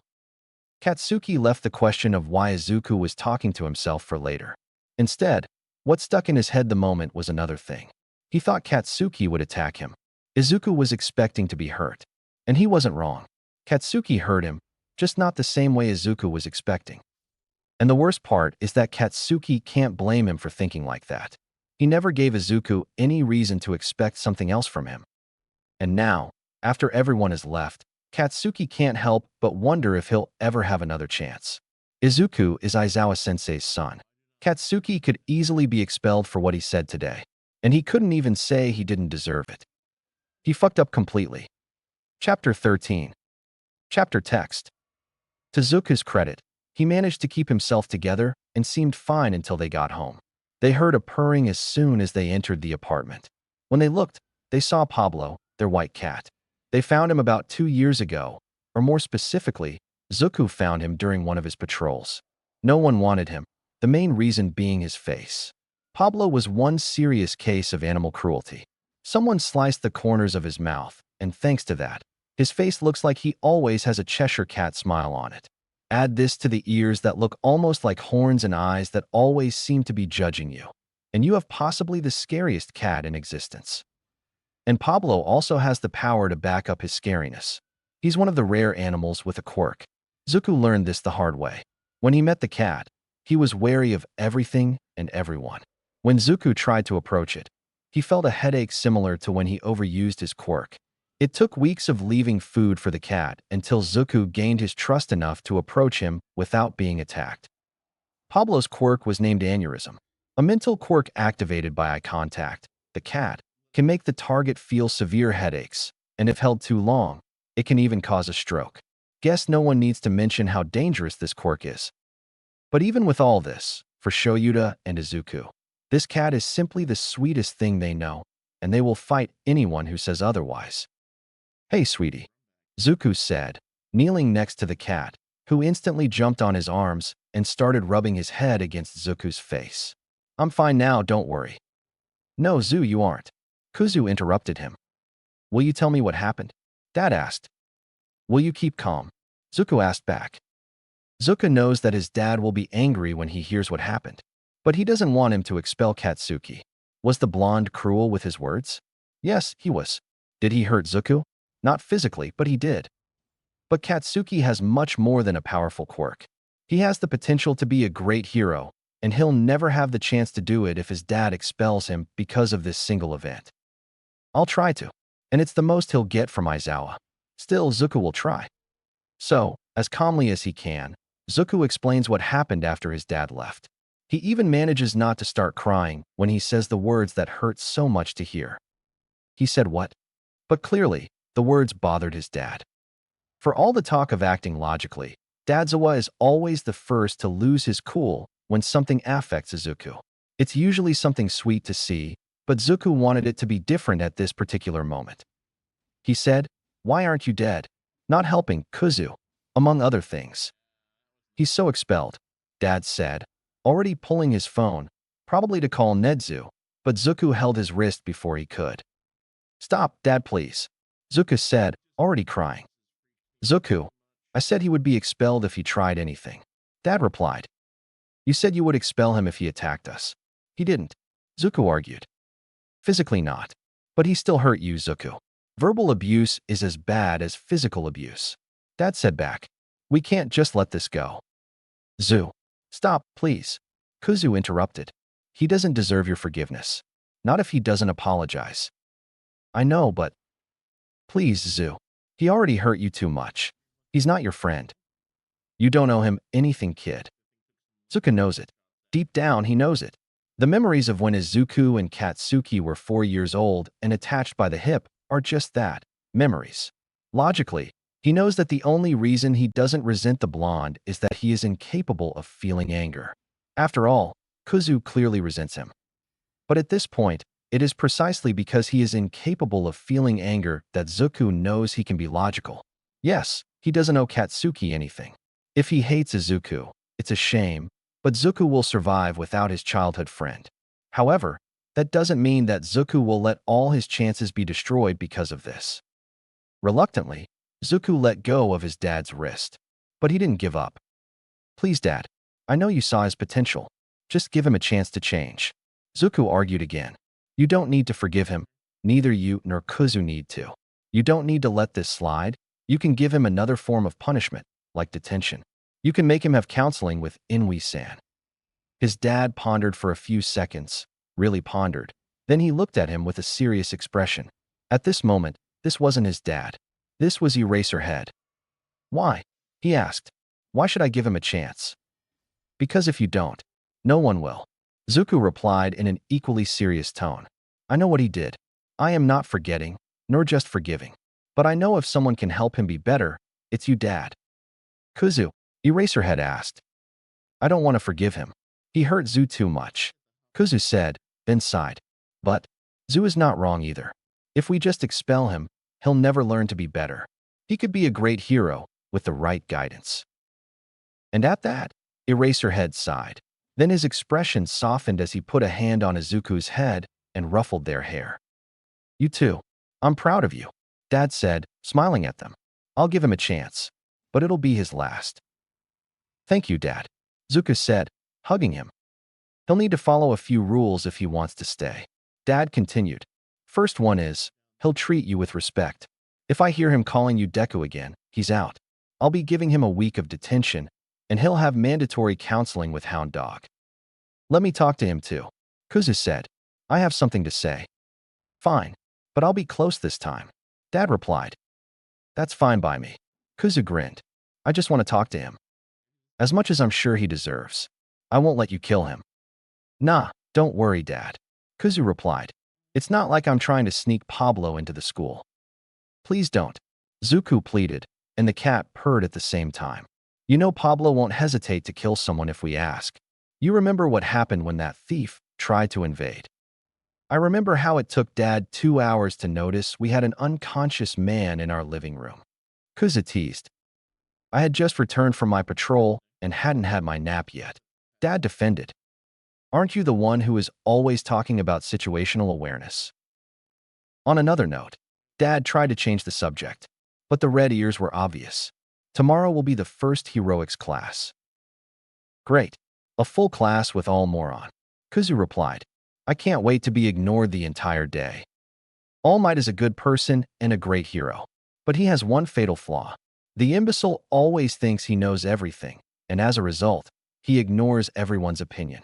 In class tomorrow, Zuko won't be surprised if he completely ignores the script and puts the students in some dangerous situation like battles with quirks before any training or safety instruction.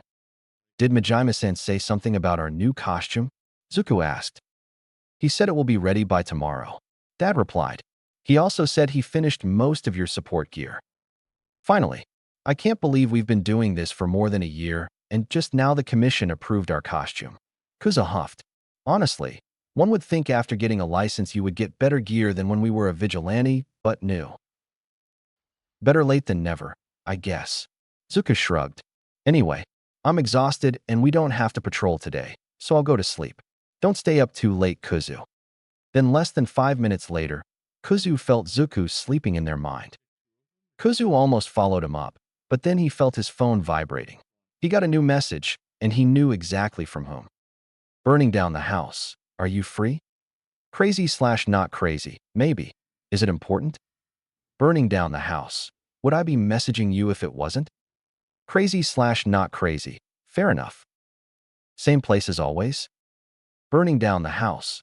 I'll be there in 20 minutes. Also, prepare for a donation. She's hungry. Crazy/not crazy. Okay.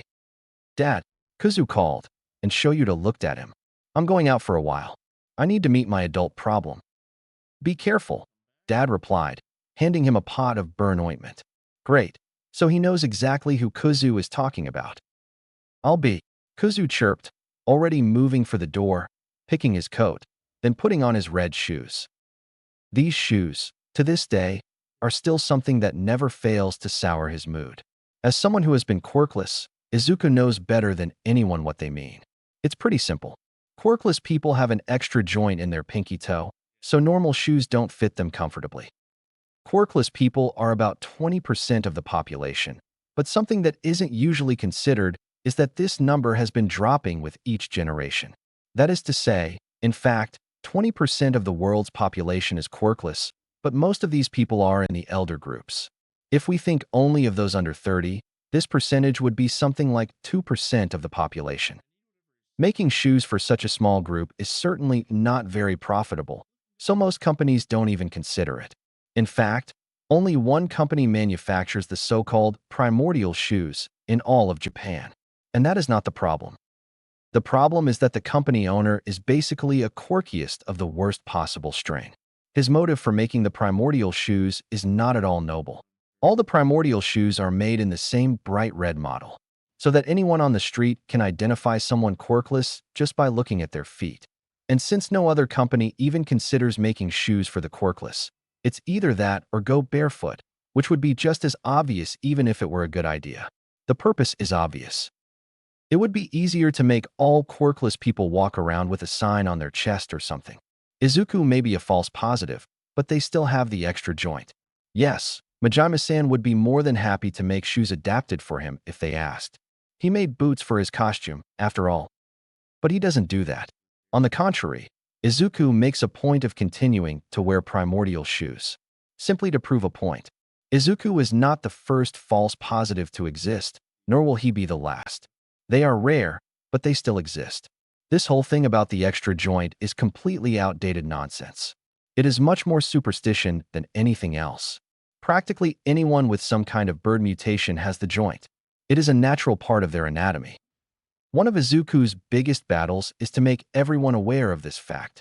This is why they are entirely open about being a false positive. That is why they always wear primordial shoes. But that doesn't mean they like them. Hell, if Izuku earned a coin every time someone twisted their nose at them or crossed the street after looking down and seeing red shoes, Izuku could retire and buy a mansion in the best city in Japan. This is, of course, ignoring the less discreet, who said words that should not be repeated. But now is not the time to think about that. Kuzu needs to go out to meet a friend. Then about 20 minutes after leaving the house, Kuzu finds himself in a dark alley. The usual place. Looking around, there was still no one there, so Kuzu simply decided to wait. And he doesn't have to wait long before he hears a sound and turns around just in time to catch, between two fingers, a knife flying towards his face. Oh, I thought I got you. A female voice, too animated, said. You're no fun, Kuchan. Hi to you too, Himi-chan. Kuzu sighed, already opening his arms to the blonde girl that instantly tackled him into a hug. Animated as always. A deeper voice called, and a dark-haired male entered the alley after the girl. Dabi, how is my favorite arsonist doing? Kuzu chirped, injecting as much sarcasm in his words as he could. It had to be Ifrit. Dabi mumbled. Where's your brother? Sleeping. Kuzu replied, tapping his head with his index finger. Long day. Then he turned to the blonde girl. And I heard you were hungry. It's been 3 days already, she said. All right, not criticizing. Kuzu replied, starting to pull off his jacket. Then he turned his back to the girl. Try not to cause a mess, please. I like this shirt. And watch out for the artery. The girl instantly perked up and buried her teeth into Kuzu's neck. It stung a bit, but he's more than used to that. With that, he addressed Dabi. So what did you need to say? He asked. Well, I thought you should know, since you're working at UA now. Dabi said while pulling a cigar, and Kuzu held a flaming finger for him. There's this new group calling themselves the League of Villains. That's been recruiting thugs everywhere. Thugs? Kuzu asked, raising an eyebrow. Anyone with any kind of criminal past. From a pickpocket to a murderer, Dabi explained. They tried to approach me and toga dash. Himiko called, then sank her teeth back into Kuzu's neck. Himiko, Dabi sighed. Their leader wants to kill All Might. And since All Might works at UA now, they have an opportunity to attack and potential hostages to use. Kuzu said, well, this is amazing. The thugs are probably cannon fodder. Dabi continued, but their leader seemed really confident they'll succeed. Thinking about All Might's condition, Kuzu couldn't not be worried. Could these villains be aware of his weakened form? But how could they?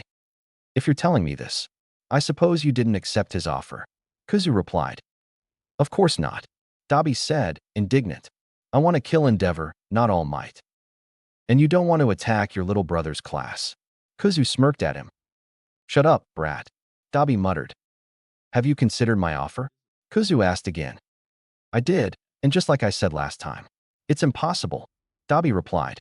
I'm not even a vigilante, Ifrit. You are. Kuzu replied. You use your quirk to attack other villains. This makes you a vigilante. Still impossible. For now, Kuzu sighed. It's slow work, Dabi. But we are getting close. Endeavor will fall. And then, I promise you, I'll bring you back to your family. I wish I could trust you, Ifrit. Dabi said sorrowfully. I really wish. But this is Endeavor we are talking about. True, but even Endeavor can't outsmart Nedzu. Kuzu replied. So please, don't give up yet. As long as you don't go full villain, I can bring you into the Project Vigilante. The same goes to you, Himi-chan. So just avoid murder and stay low. All right, I'll trust you for now, Dabi said, then pulled an envelope from his coat. And here is the information you asked last week. He's really hard to find. If he wasn't, he would have been caught already. Kuzu replied. But there's only so much a vigilante turned villain can do to stay hidden, especially if they keep acting. Thank you, Tuya. Don't mention, Dabi replied, smiling slightly. Hey, Himiko, you'll suck him dry. That's what she said. Kuzu giggled. How mature, Dabi said, as Himiko let go of Kuzu's neck. Thank you, Himiko said as she helped Kuzu put a bandage on the place she had just bitten. No problem, Kuzu said. Now, I need to go home before Dad gets too worried. Oh, Dabi, this is from Dad. He gave Dabi the burn ointment. I can attest to its efficiency. Let's see, Dabi replied. Sleep well, brat. I'll contact you if I learn anything new. Bye, Kuchan. Say hi to Zuzu for me. Himiko chirped, and then they both left. Well, this honestly went much better than Kuzu expected. It seems like Dabi is really opening to them, and Kuzu will be damned if he betrays this trust. One way or another, Endeavor will fall. Chapter 14. Chapter text. The second day at UA started almost like the first. Hitoshi arrived at the classroom 15 minutes before homeroom started, and, by force of habit, scanned the entire room before entering. It's always been like that for him. The only difference from the first day was that Poltergeist wasn't sitting at the ceiling this time, and Bakugo wasn't in the room yet. Whatever, he doesn't care, so he just goes to his desk, sits down, and proceeds to nap until homeroom starts. 5 minutes before homeroom begins, Bakugo enters the room, wearing an expression stuck between annoyed and fearful. Interesting. He goes straight to his desk and sits down without another word. He doesn't even yell when the redhead with shark teeth tries to talk with him. Then, soon after that, Izuku enters the room. Hitoshi takes a second to look in his eyes, trying to see which one is that. Yellow eyes, so this must be Kuzu, right? Unlike yesterday, today, he was not wearing his hero costume. Instead, he was wearing a UA uniform like any other student would. That is, if you ignore the tie that appears to have been tied by a right-handed person who has two left hands. Life can be funny at times. Eraserhead has always been Hitoshi's favorite hero and still is, but duality easily takes second place, mainly because of his involvement in anti-discrimination campaigns. After finding out about the NGOs they talked about on the radio program, Hitoshi went after them. And what did he find out? Apparently, Ifrit and Poltergeist constantly donate 80% of everything they earn to these NGOs focused on fighting discrimination and openly take a stand against any kind of prejudice, be it against mutation quirks, villainous, or quirkless. It didn't take long for the duo to become the second best hero, in his opinion. And now, their favorite heroes have become their teachers. Frankly, few things are more incredible. Scanning the room, Kuzu grinned at Hitoshi for a second, then sat down at Aizawa's desk. Just like yesterday, Aizawa-sensei seems to immediately teleport to the room's door the moment the signal rings. This time, the room immediately falls silent and watches him. 5 seconds, that's better. Aizawa-sensei nods at the class, which almost bursts into cheers, but a single glare with glowing eyes and floating hair silences them. From there, an incredibly normal day follows up. Homeroom with Aizawa, mathematics with ectoplasm, science with Snipe, then lunch. After that, it's study hall, again with Aizawa. And then it's time for fundamentals of heroics. Before the class started, most of the students were theorizing about who would teach this subject. Izuku looked like they wanted to be dead, which obviously meant it wouldn't be Aizawa. So who could it be? I am here. Oh, there's no mistaking this voice. Coming through the door. Each word made Izuku look like he was sinking more in his chair. Seems like All Might isn't his favorite teacher. Like a normal person. The day I see a normal person walk through the door like this will be the day I know that humanity is beyond salvation. Kuzu mumbled to himself, and Hitoshi had to hold his snickering. As All Might started introducing himself, Izuku looked about to start head-banging his desk, especially when All Might introduced their costumes. No hero is a real hero without his hero costume, he announced with a dramatic tone, and clicking a button on a remote, drawers popped out of the wall with a hiss, numbered cases coming out along with them. Well, Hitoshi understands where he's coming from. But isn't Sir Naitai's hero costume basically a formal suit? A costume might be important, but he makes it sound like it's the most important thing. Well, at least the class is excited to see their costumes. Hitoshi is excited too. He can't deny it. And for some reason, All Might had an extra case in his hands. Young Aizawa? He called Izuku. I said to call me. Izuku sighed again. He's doing that a lot today. Forget. He waves a hand. Air. Power Loader said to give this to you. He passed the case to Izuku. Finally, Izuku replied, smiling. Now, if I'm not wrong, our class today will be at Gym Gamma. Not quite, young Aizawa. All Might said, and Izuku's smile instantly dropped. We'll be going to Ground Beta. And Izuku visibly scowled at that. Ground Beta? What are you planning, All Might? Kuzu asked, gritting his teeth. We'll be doing combat training. All Might said like it should be obvious. On the first day, without any prior training, Kuzu asked in his most deadpan expression. At least tell me it will be quirkless training. What would be the point? All Might asked, tilting his head to the side. Kuzu took a long, deep breath, then started talking slowly. The point, All Might, is to not let 19 super powerful teens freely use their quirks against each other without any previous training in how to do it safely. Kuzu replied. Experience is the best teacher, young Aizawa. Don't worry. All Might waved off his concerns. You know what? I give up, Kuzu said, then turned to the class. Suit up and follow him. I'll be back soon. Then he left. Where is he going? Kaminari asked. But the question everyone had at this moment was another. Will we really be okay? But of course, it had to be all moron. What kind of idiot thinks such a lesson plan is a good idea? Izuku watched Aizawa's quirk assessment test firsthand. He analyzed each of the students. Apart from two, no one there has any kind of adequate training to be doing combat training. Most of them probably can't even understand how dangerous their quirks really are. Today it should just be a review, test, and critique of the costumes. Dad is already at Gym Gamma waiting, after all. That's where they should be going. With his costume case in hand, Izuku decided that, to hell with it, and simply rose from the ground flying at full speed toward the Gym Gamma. Bad day to have forgotten his phone. He almost crashes against the door in his hurry. Dad, he's already yelling, which startles Shoyuta, who barely keeps himself from jumping. Izuku would be laughing in any other situation, but now they have a disaster to prevent. Izuku? What happened? Dad asked worriedly. All moron happened. Izuku replied. He changed the schedule. The class isn't coming here. Where are they going? Dad asked hesitantly. Ground beta. Izuku replied. He wants to do combat training. Combat training. Izuku could practically see his dad's soul leaving his body. Damn it. What is he thinking? I have been working here for 2 days, and I already want to ask for a raise. Taking care of an almost 50-year-old child was not in the job description. Izuku facepalmed. Anyway, we need to run. Because there's no way this won't end with broken bones, at the very least. Can I carry you? It will be the fastest way. Dad nodded.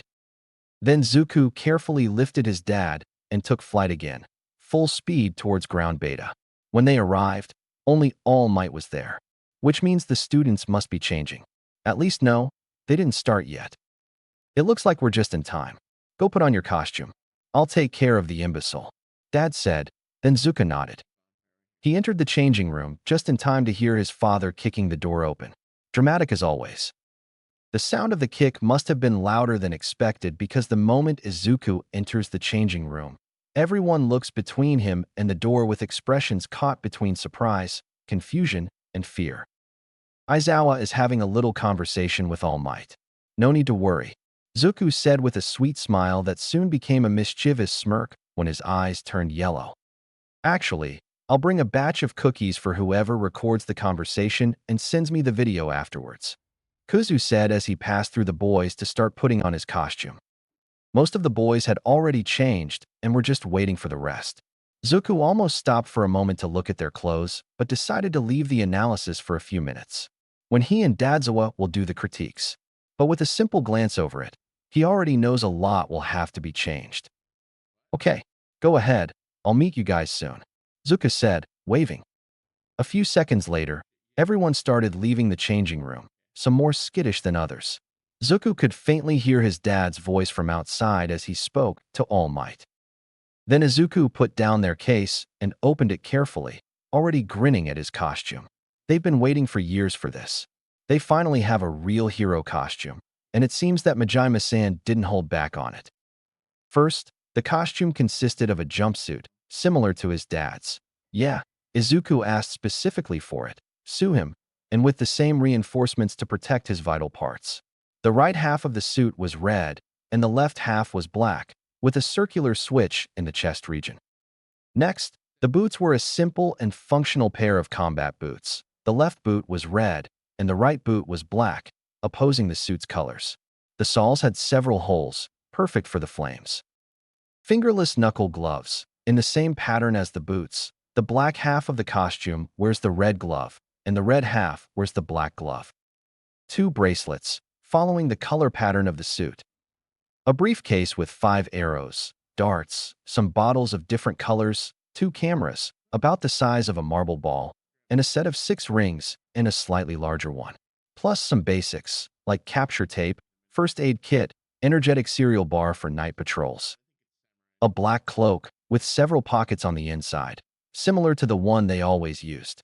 The difference being that the button that fastens it is shaped like a skull. Nice detail. And last but not least, the mask. The skull mask has become their main symbol. There's no way Izuku would change it now. And of course, Majima-san did a fantastic job with it. The style of the mask is the same as the one Izuku has always worn, but with a bonus, protected eyes. There was also a tiny button on the side of each eye. Quickly putting on his clothes, Izuku continued to look through the case. A note explaining the features of the costume and support gear. Hello, Izuku.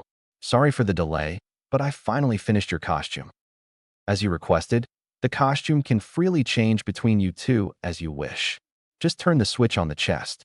Right for black, left for red, and center for bicolor. Testing it.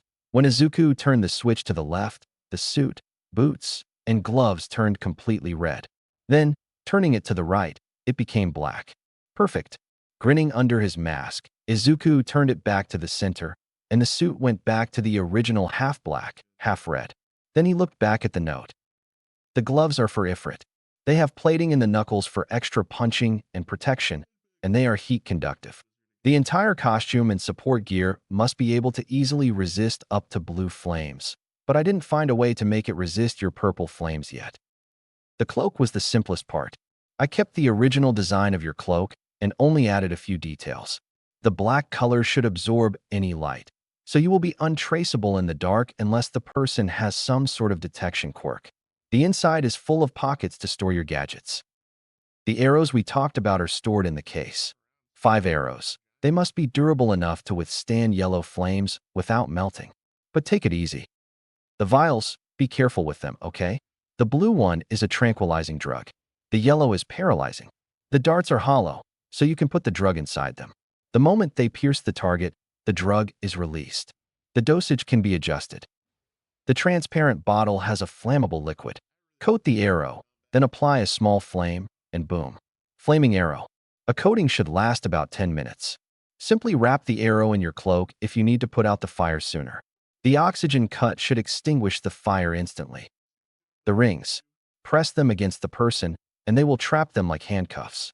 Since you said, it's harder to hold on to humans or animals when they are resisting. They are designed to attach to key areas of the body. The recommendation is wrists, shoulders, ankles, and knees. The largest ring is for the neck. The mask is reinforced, so it should give your face some protection, but it's not too much, so be careful. The eyes are protected, and the glass is one way only. If you press the switch on the chest, the eyes will glow in the color your suit currently is. And the mouth can open up so you can breathe fire through it. I made it to detect when you open your mouth in the right way. The buttons on your mask work together with the cameras. You will see an R and an L on each camera. The R camera is connected to the button on the right, the L to the button on the left. Press the button, and the camera starts recording. Any recording will be transmitted directly to the corresponding eye in the mask, besides keeping a copy of the recording on the memory card that I have installed in the hood of your cloak. Be careful. An electric shock will fry the cameras instantly. The video recording will be safe, but these cameras are difficult to build. Finally, the bracelets. These gave me a little trouble, but I managed to make them just as you wanted. They are strong enough to be used as a blockade against blade and bullet attacks. But that's not what you wanted them for. Your chains were adapted and placed inside them as you wanted. It was very hard to find an alloy strong enough to keep the chains thin, light, and practical. You owe me a coffee for this one. To launch the chains, you must make specific movements. Just press your fingers on the palms, and they come back. Make a drawing motion from the shoulders, and it will launch the neutral chains. They are as heavy as Namuri's whip and should hold as much as your dad's scarf. Make a drawing motion from the waist, and you will throw the flammable chains, one tiny spark, and the whole chain will catch fire. Throwing your arm, like you want to stab something, you throw the grappling hook. The tip of the chain is tipped like a dagger, and as soon as it pierces something, it will open into a hook to attach to the pierced surface. That's the gist of it. If you need any adjustments or changes, you come straight to me, right? Absolutely under no circumstances are you to interact with the pink-haired girl named Hatsum. Hatsum? This name is familiar. Where did Izuku hear it before? Oh, well, they can look at it later. For now, Izuku finished putting on the bracelets and the cloak. Then he slid the vials and arrows in the pockets of his cloak, in the waistline, together with a few other utility things, like a first aid kit. And of course, there is no shortage of space for jelly pouches. What? He's Aizawa's son. Of course, he eats, drinks, this stuff. He keeps the suit in the neutral position and goes back to the ground beta to meet the rest of the class. And they enter just in time to see a golden scene. All Might look pale as a ghost, and every single person in the room seems either confused, terrified, or both, while Dad is simply standing there with his neutral expression. No, scratch that. His lips are curved half a millimeter upwards. The bastard is loving the scene. Kuzu is really hoping someone recorded what happened. Meeting his dad's eyes, Izuku tilted his head in All Might's direction, but Shoyuta simply shrugged. Now that everyone is here, let's start with the combat training, Shoyuta said with as much disdain as he could. Since All Might has assured me that nothing will go wrong, I'll just be watching. He gave a pointed look at All Might, and Izuku is sure he saw the giant man shiver, and his right hand twitched for a second. Now that you're all ready, we can start, All Might said. Sir, Ida shouted, raising his hand. All Might nodded. This is the fake city from our entrance exam. Does that mean that we'll be conducting urban battles again? Not quite. I'm going to move you 2 steps ahead. Oh, Izuku doesn't like where this is going. Most of the villain fights you see on the news take place outside. However, statistically speaking, run-ins with the most dastardly evildoers take place indoors. All Might explained proudly, and Izuku can't help the shiver he's feeling at where this is going. We won't be using robots this time, which can only mean one thing, and it's bad. Sir, will you be the one deciding who wins? Ida asked. Do we need to worry about the losers getting expelled like earlier? Uraraka asked. Will you be splitting us up based on chance or comparative skill? Yaoyorozu asked.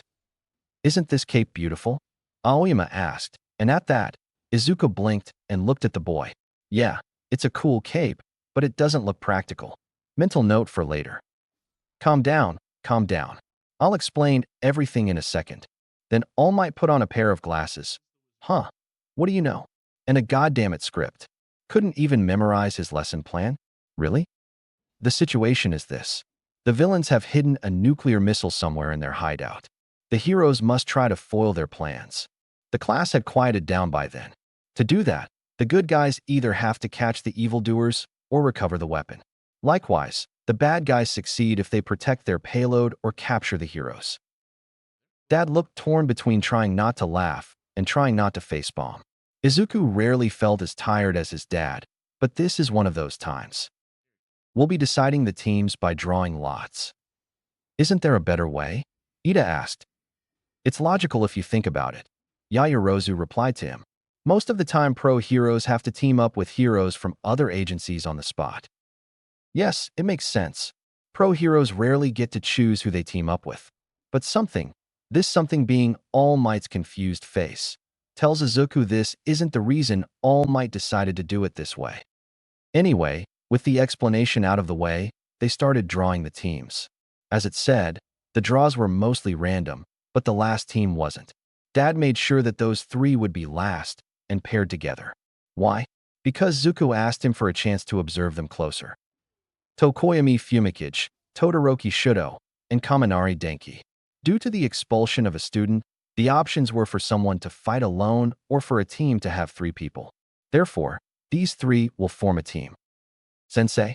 Kaminari raised his hand. All the teams are paired already. Will someone fight twice? No, young Kaminari. All Might replied. Instead, your team will face another person. Me, Zuka chirped. Exactly. The last battle will be young Tokoyami, Todoroki, and Kaminari against young Aizawa. All Might said. Wait, they'll face a pro-hero. Ashido asked. Is that fair? Absolutely not. Zuku replied. That's why we are making it fairer. He raised his hand, showing 3 fingers. They'll be fighting as a trio. Kuzu won't participate, only me. And last, I'll be fighting quirkless. How will you fight without your quirk? Ida asked. Isn't that too dangerous? At this statement, Zuku simply lifted his mask, showing his face to the students. Don't underestimate the quirkless, Ida-kun, Zuka said, grinning. You'll regret it. Chapter 15. https://archivoforon.org/works/375596668. Chapter text. This combat exercise went a little better than Izuku expected. Not that it's surprising. Their expectation was so low that the surprise would be if it didn't go better than he expected. But to be fair, even with Aizawa having let All Might get on with his lesson plan, he made sure to give the class a big lecture on self-control, caution, and safety. And, probably out of fear of the hobo teacher, most took the warnings seriously. After all, nobody wants to be expelled. Thankfully, most students suffered only light wounds. The first match was Shiro and Hagakure as heroes, against Ishido and Kirishima as villains. Shiro discovered just how corrosive Ishido's acid is, and that his tape is a horrible matchup against it. But, thankfully, he just had some light burns and Hagakure was simply made for this task. The moment she ended in the hero's team, the exercise was basically won. Sadly, since Kirishima never saw Hagakure approaching, he never got to even start showing how he fights. Nobody had any doubt when the MVP went to Hagakure. Shinso and Uraraka as heroes, against Ida and Bakugu as villains, went better than Izuku expected. Once more, Shinso proved how much he deserves to be there, when he tricked Bakugu into replying to him and activated his quirk. In a show of coordination and strategy, Shinso used Bakugu's explosions to break the floor where Ida was guarding the bomb. And Uraraka used the opportunity to touch and float Ida to the ceiling and capture the bomb. A great show of teamwork.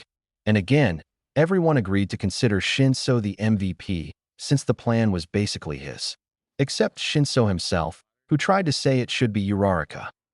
Mental note: build Shinso's self-confidence ASAP.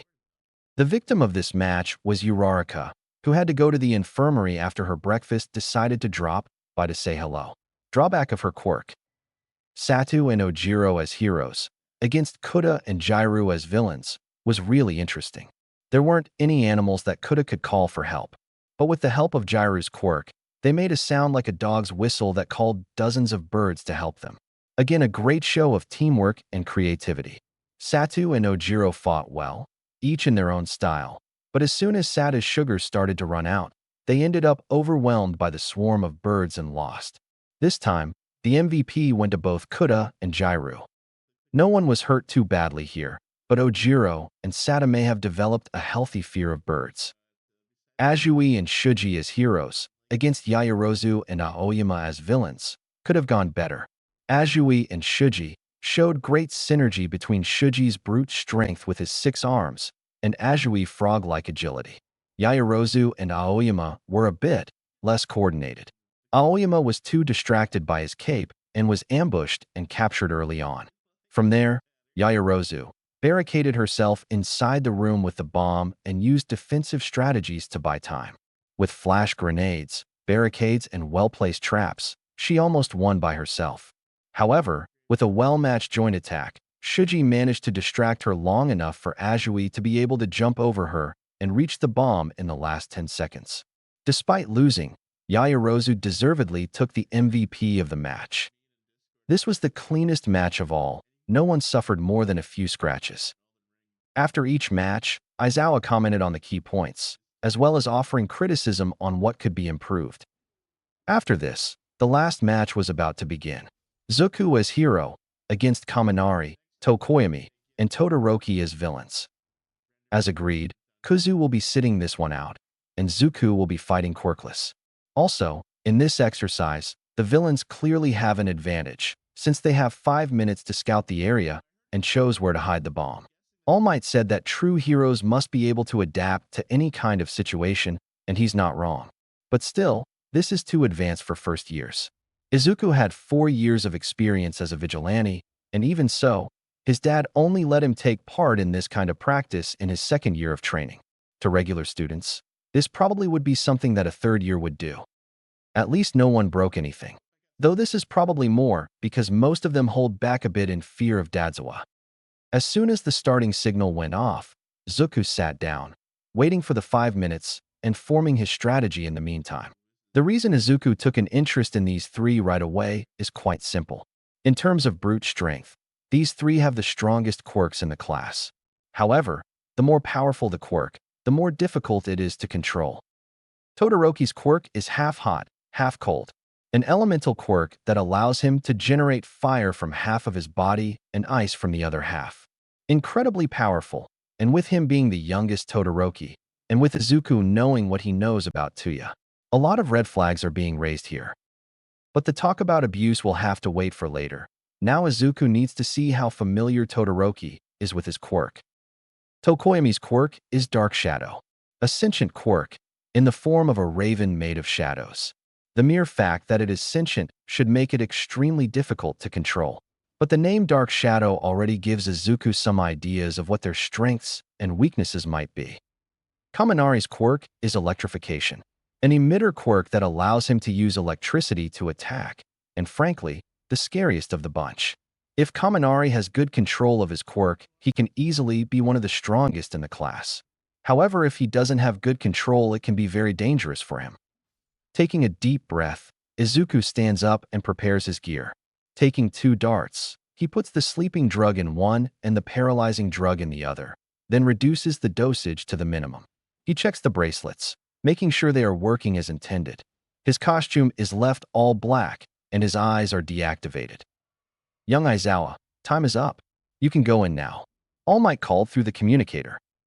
Instead of running through the door or a window, Zuko calmly walks along the side of the building, following the visible electricity wiring to the power box. Grabbing his pocket knife, Izuku quickly opens the box and cuts all the wires, effectively shutting down all the power in the building and turning off all the lights. Everyone knows how Limelight heroes fight, break in through the front door, and smash everything in their path. The more show-off, the better.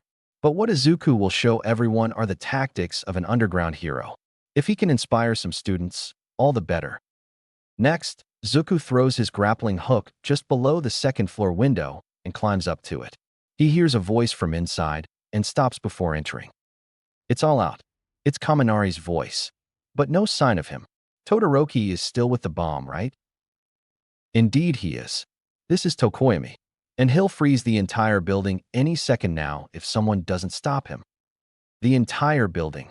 What a show-off. Kaminari joked. If he does, we'll be caught on his attack too. Well, he doesn't seem to care. A third voice called. Oh, it's Dark Shadow. And frankly, I want to fight too. Behave, Shadow. Tokoyami chided. Let's check the next floor. He might have climbed through a window. All right, I'll stay here and dash. Then Kaminari stopped. No sign of him. Oh, he's talking to Todoroki. It must be a communicator. I'm on the second floor, and Tokoyami is about to go check the third. A few seconds pass again. All right, we'll try. Revel in the darkness. Tokoyami calls and starts walking again. Zuko waits a few seconds in case someone comes back, then enters through the window. Thanks to the window, it is not too dark, but a few rooms inside. There's much less light, which is perfect for Zuko to hide. As expected, Kaminari is patrolling the area, his quirk sparking around his body, making it glow. A good strategy, since he doesn't have a flashlight. But it also shows exactly his position. The fastest knockdown would be to hit him with a sleeping dart. Zuko sneaks closer to him, taking the dart in his hand, and stops just behind Kaminari. He approaches the arrow to the back of his neck, then stops, puts the dart away, and instead lightly touches Kaminari's shoulder. In a real situation, you would already have been caught, he said, then jumped back when Kaminari turned to look at him, already hiding in the shadows again. What the? Where are you? He asked. Zuko, smiling under his mask, started circling him through the room. He pressed the switch in his suit, activating the glowing eyes. I'm right here, villain-kun, Zuko said in a teasing tone, then deactivated the eyes again and jumped out of the way of Kaminari's charge. You're too slow. Want to try again? Okay, try to dodge that one, Kaminari said, joining his hands. Zuko saw the electricity crawling through Kaminari's body. Then he directed all to the floor. Indiscriminate shock 1.3 million volts. And then, there was electricity flying everywhere. Zuko quickly aimed his grappling hook to the ceiling and reeled, avoiding the attack completely. Okay, I have to admit, this is pretty powerful, but dash. Zuko stopped talking when he saw Kaminari's face. The boy had a hollow expression and was walking around with 2 thumbs up and making an unrecognizable sound. What? Are you okay, Kaminari-kun? He dropped back to the floor and walked closer, but Kaminari didn't react. Oh God, did you just short-circuited your brain? Again, no response. We need to correct this ASAP. Zuko mumbled, then took the capture tape from his cloak and gently wrapped it around Kaminari's waist, then tied it to a wall. Kaminari Denki is captured, All Might announced. Now, I need to keep going. Tokoyami or Todoroki will be checking this place soon. Zuko mumbled. Then, giving Kaminari a last glance to make sure he was okay, he moved on. Finding the stairs to the next floor was quite easy, but instead of climbing, Zuko opted to wait. His patience was soon rewarded when he heard footsteps approaching. A single person, the footsteps almost inaudible, which indicates that it is someone light. Probably Tokoyami. He must have bones like those of birds, which would make him quite light for someone that size. When he arrives, instead of immediately looking for Zuko, Tokoyami leaves the dark room as quickly as possible, immediately going to one of the windowed rooms. Interesting choice. If Zuko's hunch is correct, dark shadow becomes stronger in dark places, so why give up this advantage? Following Tokoyami, he overhears a conversation. Calm down, Shadow.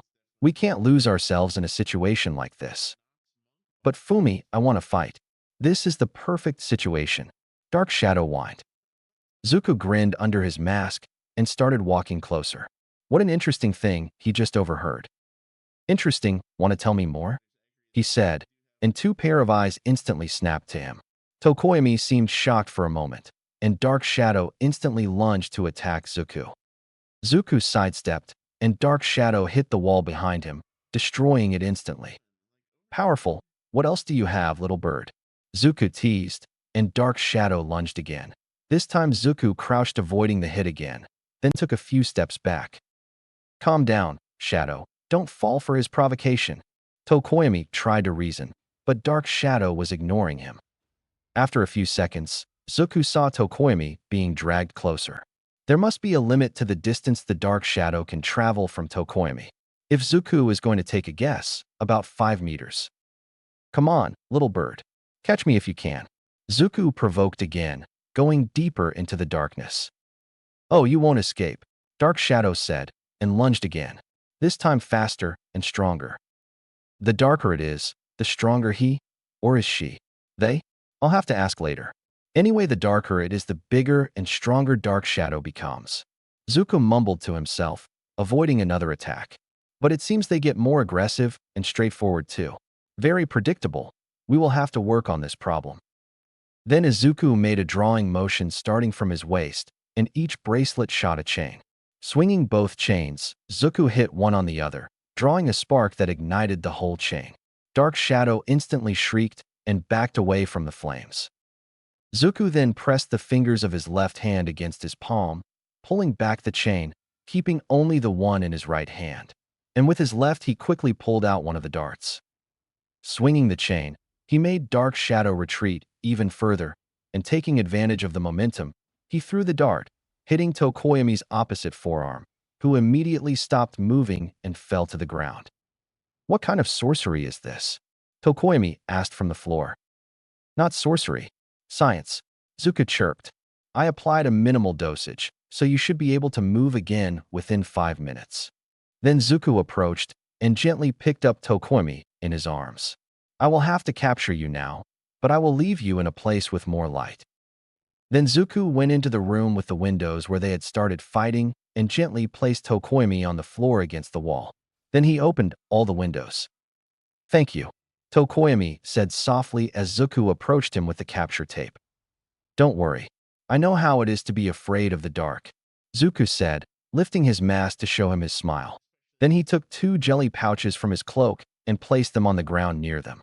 I don't know your preference, but I have heard that Dark Shadow likes apples. Apple flavor is the best I have at the moment. Then he wrapped the capture tape around Tokoyami's arm and stood up to leave the room. Tokoyami Fumikage is captured, All Might announced, and Zuko smiled to himself.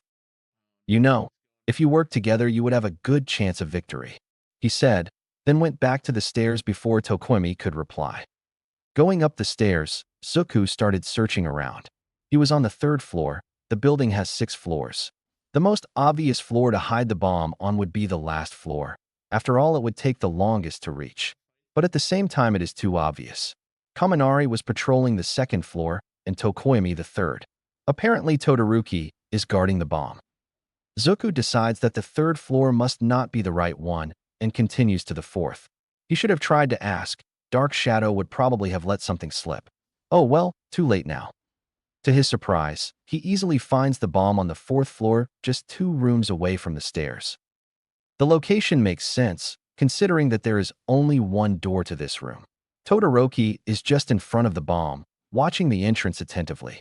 If Izuku tried to throw a dart now, he would probably hit it, but he wants to try to see something of Todoroki's fighting style as well. Smiling, Izuku decides to throw away the stealth. He activates the eyes of the mask again, effectively revealing his position, and walks to the door. The moment he steps inside the room, he feels a cold draft, and within seconds the whole room is frozen, and Izuku's feet are stuck to the floor. Powerful, Izuku comments smiling. But wasn't freezing the whole room a bit much? Better not to give you any chance to escape, Todoroki said in his inexpressive voice. And what will you do now? You haven't captured me yet, Izuku provoked. And you can't move, Todoroki replied. There's not much you can do now. Oh, he is underestimating Izuku. That is a mistake you only make once. Izuku slips his hand through the cloak. He knows that the only really visible part of him are his eyes. With the black cloak, nothing else is visible in this darkness. Careful not to make any noise, Izuku picked up his javelin and threw it, hitting Todoroki right in the neck. Never underestimate an enemy, Izuku said. Your enemies will not always play fair. In 5 seconds, Todoroki was on the floor, asleep. Now, to free himself, Izuku had a few tricks he could use. He could simply take off his boot and walk to bomb in his socks.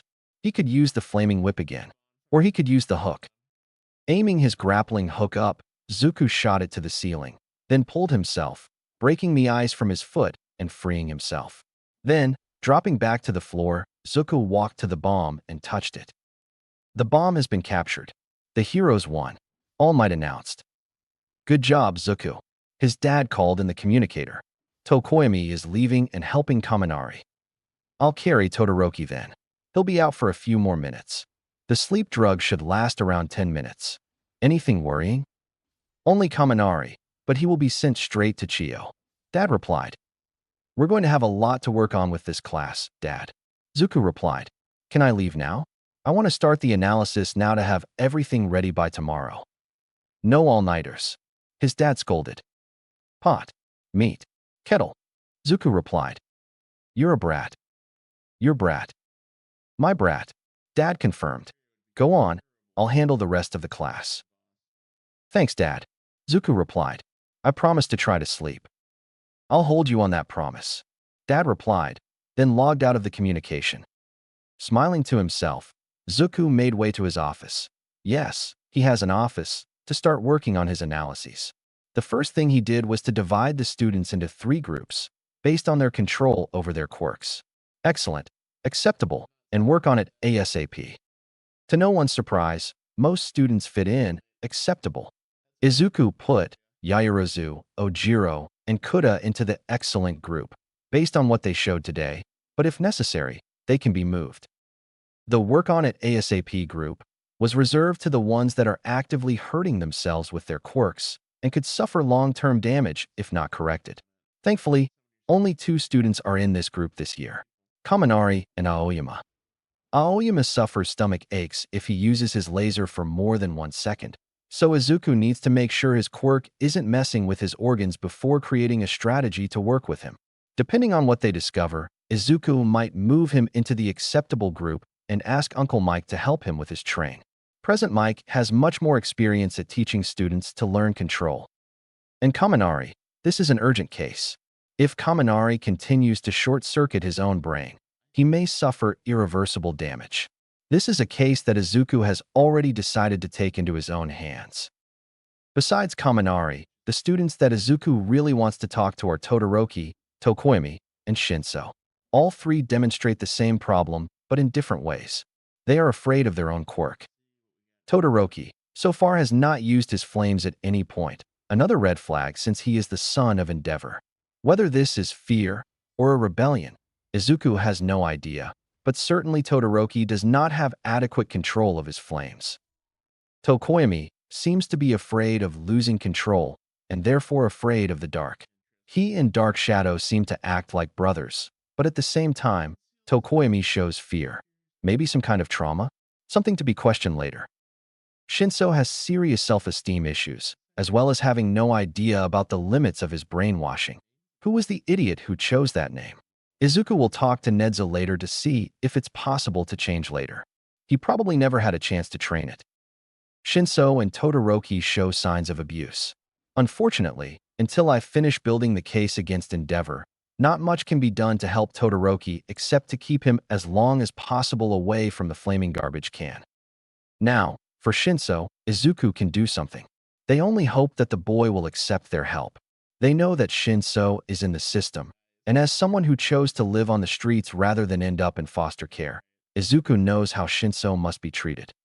Facing the shelf with 19 notebooks that Izuku organized this morning before class, they pick up the first notebook with a Pikachu on the cover and begin to write. They have a lot of work to do, and they promised they would try to sleep tonight. Chapter 16. Chapter text. Shuta's son is a brat. Why did Shoyuta ever let him and Nedza meet? Oh, right, it was that, or Izuku ending up in Tartarus. Unfortunately, having most of his education taken care of by Nedzu, Izuku learned many things from the rat Satan. Exploiting loopholes was one of them. Izuku promised he would sleep, and he did. He slept at 5:30 a.m. when he wakes up every day at 6 a.m. But he did sleep. Which means that Class 1A will have to deal with a sleep-deprived Izuku. And a sleep-deprived Izuku is a brutally sincere and unfiltered Izuku. Shoyuta just hopes that no one leaves traumatized. But just in case, before homeroom, he talks to Inui and warns him that some students may end up having to visit him earlier than planned.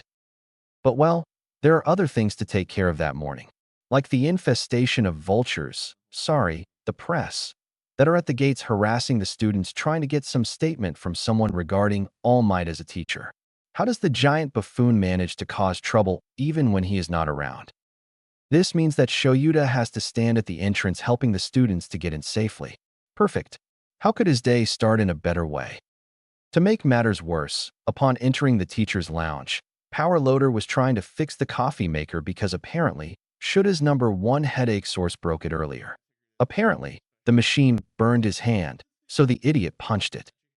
Well, no coffee for Shoyuta. It's not like he wasn't already in a bad mood. As he enters the room, at least everyone is silent. Great. He makes an announcement. Today, you'll have to do a special activity. Shoyuta pauses dramatically and secretly relishes on the kids' panicked faces. You'll elect the class representative. Such a normal activity. Most cheer, but Shoyuta quickly silences them with his usual Shoyuta glare. Any questions? All 19 students raised their hands. You can't elect Izuku. Everyone lowered their hands. Volunteers. Why did he ask that? Immediately the class erupts in chaos, with almost everyone volunteering for the position. Shoyuta sighs and starts entering his sleeping bag. I'll take a nap. Don't wake me up unless someone is dying. From there, the Shoyuta tunes down their discussion, only replying when Ida asks if voting is an acceptable method to elect. I don't care what method you chose as long as you decide before the end of homeroom. Fortunately, this class is minimally logical. They end up electing Yaoyorozu as president and Ida as vice president. Good choices. After that, at the end of homeroom, Shoyuta takes the list that Izuku gave him earlier and announces. Attention, Hellspawn. One by one during today's class you will be called into Izuku's office. Yes, he has an office, to discuss your quirk, fighting style, clothing. Izuku is a licensed and approved analyst by both HSBC and Nedzu, so I recommend you make good use of this chance. Then he called the first one. Yaoyorozu, you first. The rest will continue with your normal classes. Someone takes notes to pass her later. Then he points the direction for Izuku's office and makes his way to his next class. Whatever Izuku does, now it's with them. Yaoyorozu Momo.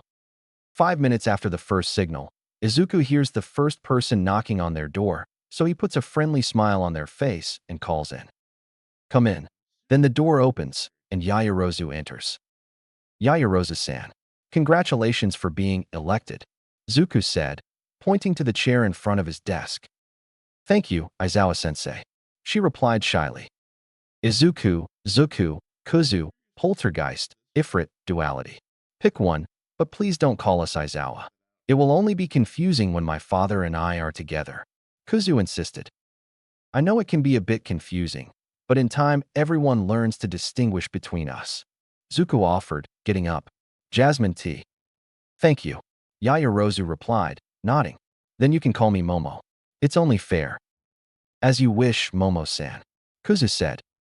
5 minutes later, each one had a teacup in their hands, and Zuko went straight to the point. All right, I'll be blunt with my question, Momo. Are you really comfortable with your costume? Kuzu asked, sipping his tea. Well, not really, but there wasn't much choice. Momo explained. I need to have my skin exposed to use my quirk. But even so, my costume is showing more than I expected. Are you familiar with DNA suits? Zuko asked. It was my first plan, she admitted. But there was a note in my case saying that it was impossible to make something like that for a first year. Bullshit, Kuzu growled. Language, Kuzu, Zuko scolded. English if you may, Kuzu replied. Anyway, there's no such a thing. I'll bring this to Powerloader later, and we'll remake your costume. Zuko explained. Your costume at the moment is unacceptable. It doesn't offer any protection, not even midnight is that exposed. I get the impression that this is less a case of impracticality and more a situation of perverted students. Gross. We don't need another Mineta, we just got rid of one. Kuzu continued. I see, Momo replied, between shock and confusion. Now, I want your opinion on this, Zuko said, telepathically pulling out one of the notebooks on the shelf. This one had a periodic table on the cover. Your control over your quirk is already awesome, so there is not much to discuss for the moment. I have drawn some designs for your new costume, but your opinion is essential. The rest of the session was spent with Izuku and Momo discussing the redesign of her costume and possible support gear for her. At the end of the session, Izuku asked her to call Uraraka when she returned to class. Uraraka Ochako. All right, who was the idiot who thought it was a good idea to put heels on a combat costume?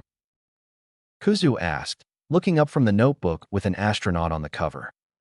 I never asked for heels, and the costume is much tighter than I thought it would be, Uraraka explained. One more thing to ask Powerloader later. Zuko sighed. I feel that we will end up with an entire support class expelled. Well, let's talk about your quirk for a bit, Kuzu said. You should start carrying nausea medicine in your belt, Zuko suggested. Should you need any more specific medication, I'm sure Recovery Girl can arrange it. Just talk to her. I also suggest you do some tests to make sure your quirk doesn't cause you any permanent damage. Other than that, you should slowly start raising your limit. And of course do some hand-to-hand training since you need to get closer to be effective, Kuzu continued. And put extra protection on your hands. A 5-point contact quirk means that if someone breaks or cuts your fingers, you are in trouble. Bakugo Katsuki. Hey, Lord Explosion Murder, Kuzu greeted when Katsuki entered. Don't start, Kuzu, Zuko scolded, then turned to Katsuki. Well, Bakugo, just to make things clear, what we say here are simply suggestions. You can ignore us if you want, but being a certified analyst with Nedzu's approval, we like to think we know what we're talking about. Bakugo simply nodded, avoiding Izuku's eyes. At least he's not yelling. Izuku waited a few awkward seconds. WL dash. Aiza dash. They said at the same time. You first, Zuko conceded. Can we talk? Katsuki asked. About everything. Look, Bakugo, this meeting is to talk about your hero costume and your quirk, Kuzu explained. If you really want to talk, wait for us in front of the classroom after dismissal. All right, Katsuki nodded, then gestured for the notebook. What do you have there? I'm happy you asked. Zuko grinned and pulled the notebook with the nuclear explosion on the cover. Now, how do you feel about putting shock-absorbing braces under your gauntlets? Ida Tenya.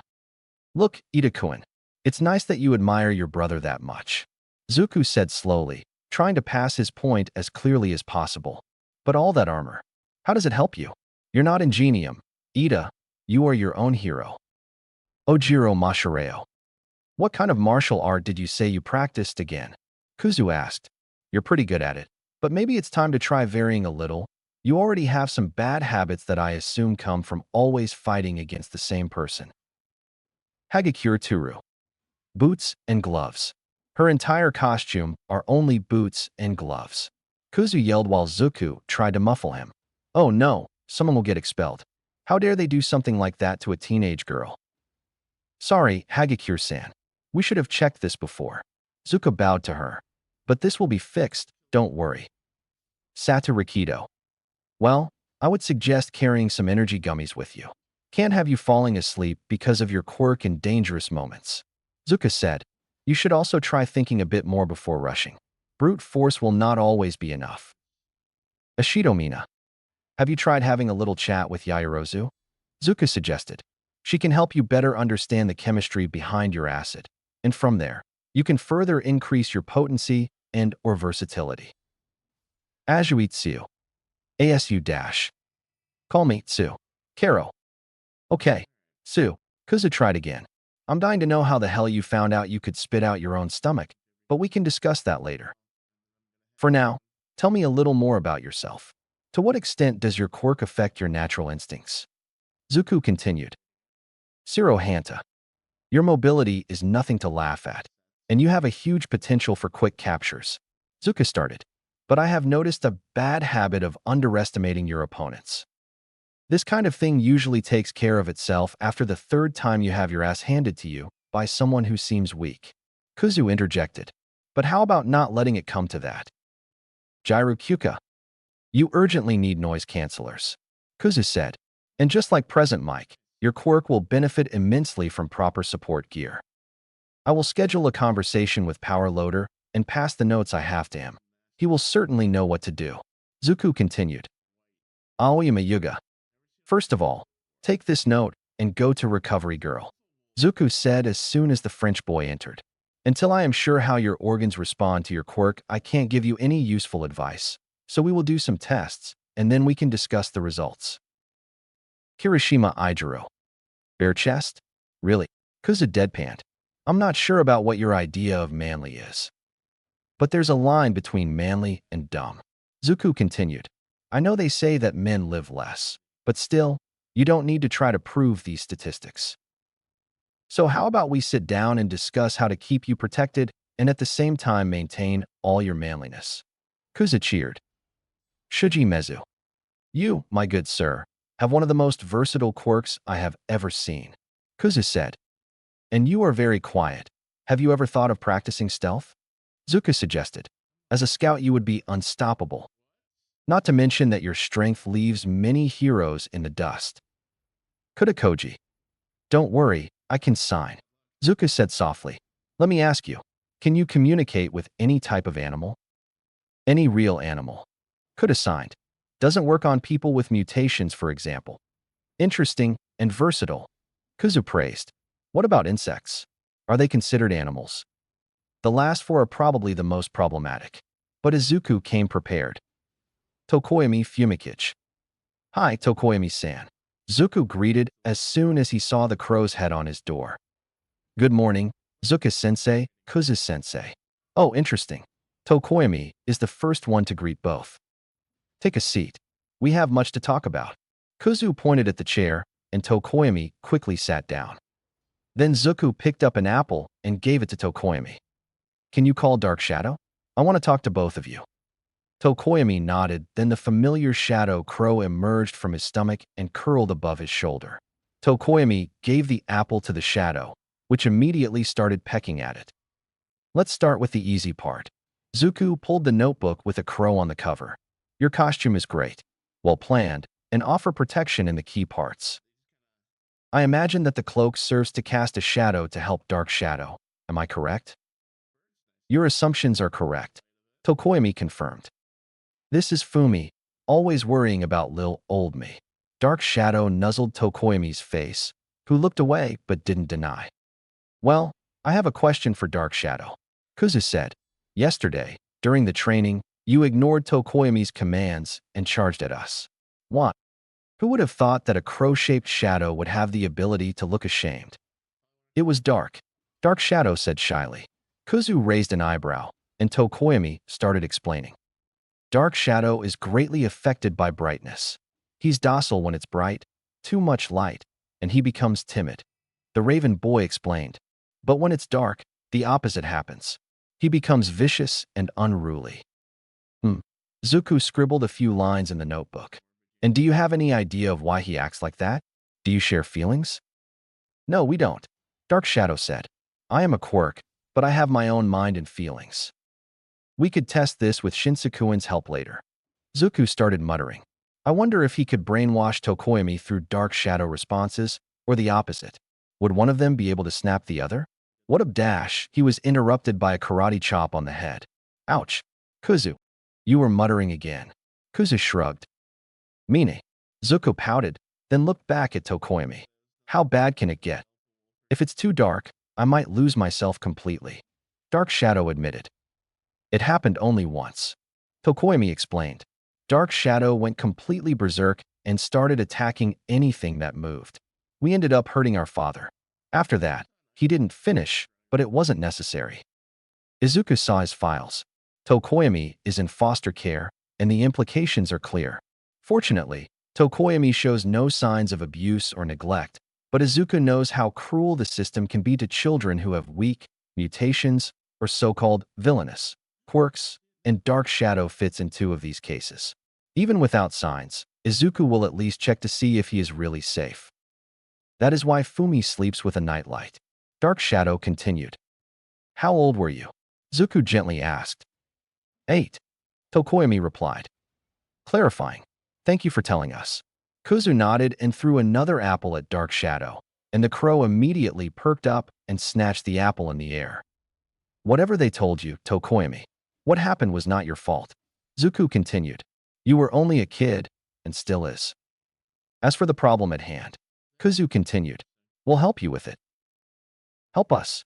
Dark Shadow asked. How? It depends on what you are willing to try. Zuku explained. The first thing you need is to overcome the fear of your quirk.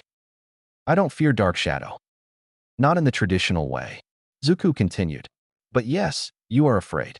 If you didn't, you wouldn't have problems with the dark. We'll help you control Dark Shadow, even when there is absolutely no light. Kuzu continued. And also help Dark Shadow to control himself. But for this we will need extra time. Would you be willing to meet us at the Field Omega on Tuesdays after class? Zuku asked. Tokoyami pondered for a few seconds, absent-mindedly petting Dark Shadow. Then after a few seconds, he nodded. Very well. There's no harm in trying, he said, and Dark Shadow nodded along with him. Izuku smiled brightly at them. Remember, Tokoyami, none of this is mandatory. If you feel that it's not working for you, you can tell me and we'll stop. No hard feelings. Zuku explained, and Tokoyami nodded again. You can go back for now. Would you mind calling Todoroki next? As you wish. Then Tokoyami got up and left the room. Todoroki Shudo. The heterochromatic boy entered the room about 5 minutes later. Face inexpressive as always, he nodded at Izuku, who gestured for the chair in front of him, and Todoroki sat down. Zuku pulled out the notebook with 2 men in navy suits on the cover facing each other. One in a red suit with lava on the background, and the other in a white suit with blue sleeves with snow on the background. How are the classes going, Todoroki-kun? Kuzu asked first. Just fine, sensei. Todoroki replied. What do you want to discuss? Now, this will have to be handled delicately, so they decided to start with the lesser of the many problems that seem to have the same origin. For starters, your costume. Zuka said. Denied. Frankly, I don't know who approved it, but he should be fired. What do you mean? Todoroki asked in visible confusion. Does he really see nothing wrong? Todoroki, the biggest drawback of your quirk is frostbite, and you see nothing wrong with going into the field with half your body frozen. Kuzu deadpanned. Are you serious? You are resistant to temperature variation, not immune. Zuku continued. Frankly, this problem would be easily solved if you used your fire to balance your temperature. No.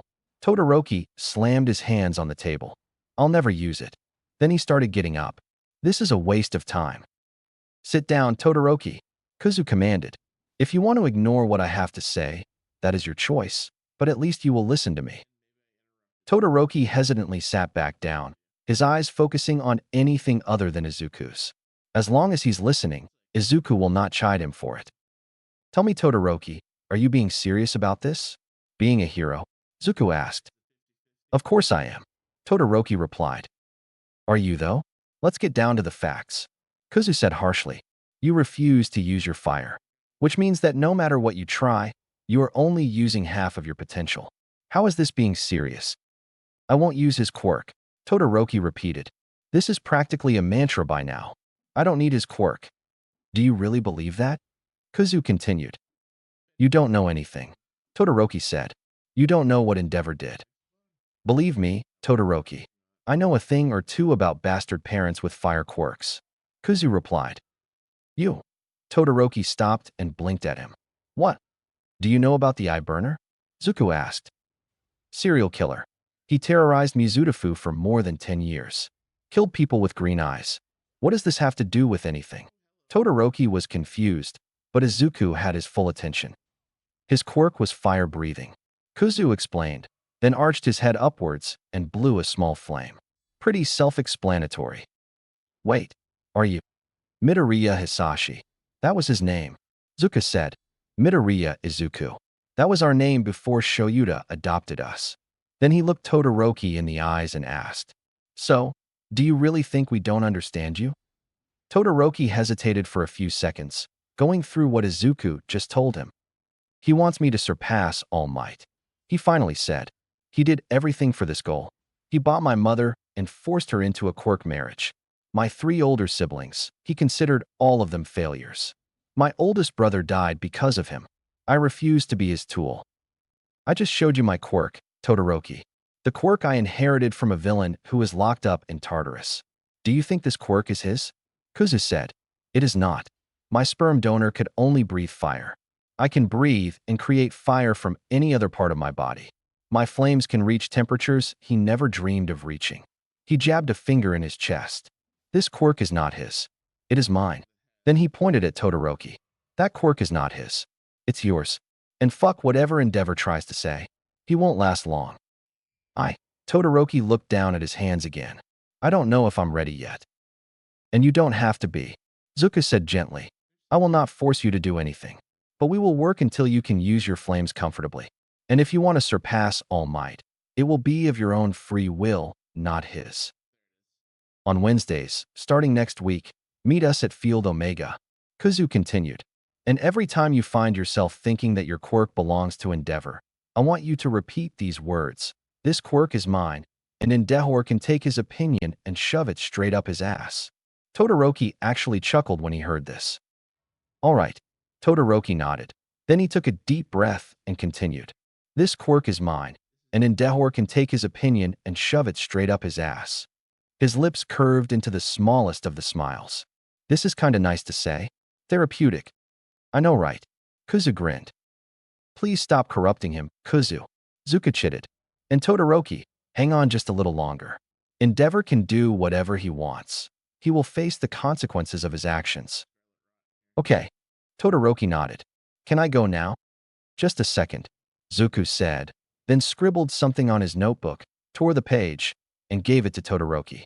If you want to treat these bruises that you are hiding, give this note to Recovery Girl, and she will know what it is about. No questions asked. Todoroki nodded and got up to leave. He stopped at the door and gave a last glance at Izuku. Thank you, Sensei. You don't have to thank me, Todoroki. Zuko waved at him. Any teacher here would have done the same. But no one ever did it before. So thank you. Todoroki nodded again. You're welcome, Kuzu replied. Now, get going. There's 2 more problem children to deal with, and we'd like to end this before lunch. Right? Lunch Rush said he would make Katsudon today, and we'd hate to lose. Zuka said, almost drooling. I'll be going then, Todoroki said. Can you call Kaminari next? Sure. Then he left. Kaminari Denki. When Kaminari entered the office, there was an aquarium filled with water, a faucet on Kuzu's table, and no fish. Izuku gestured for him to sit down. Kaminari sat down, and looked into Izuku's eyes for a few seconds. Oh, he's trying to figure out which one he's talking to. Hey, Air, he tried greeting. Izuku. Both, Kuzu said, giggling. Look, a blue and a yellow eye. He leaned closer so Kaminari could see better. Before starting to argue, Kaminari picked up his phone and asked, Hey, could you give me your number?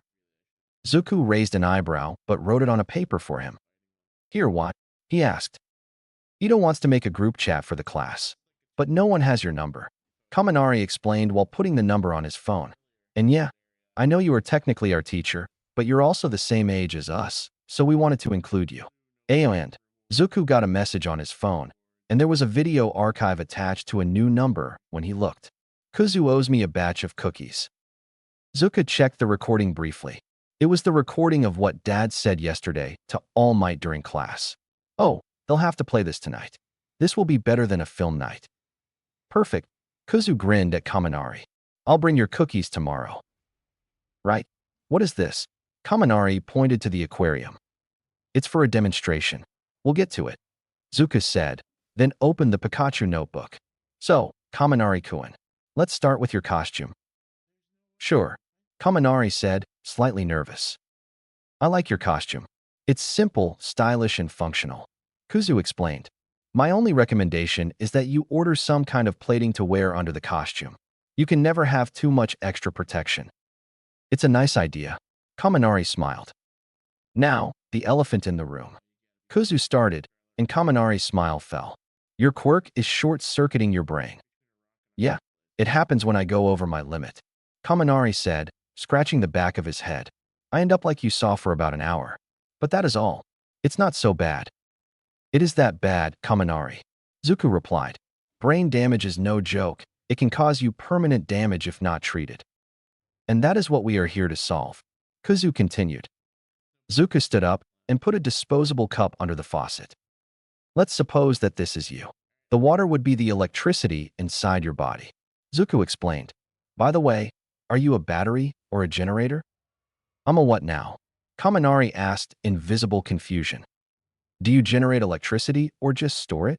Kuzu explained. Depending on the answer, the route to take will be different. Oh, I see. Kaminari smiled again. I generate it.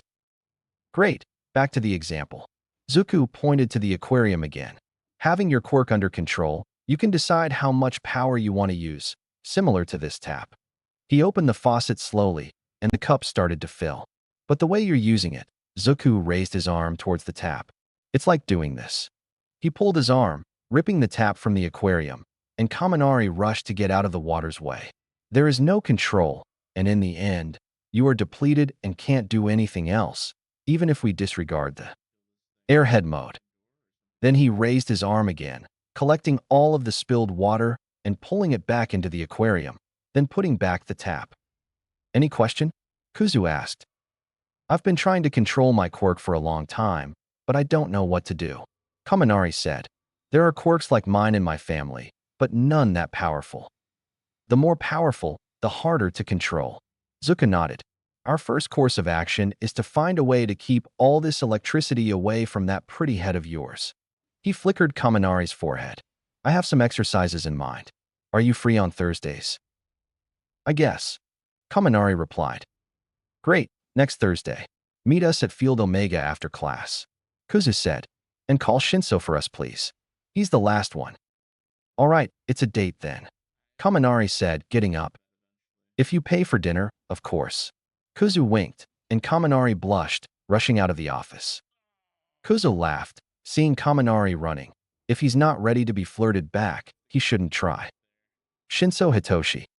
As soon as Zuku saw the mop of purple hair on his door, he instantly gestured for the chair.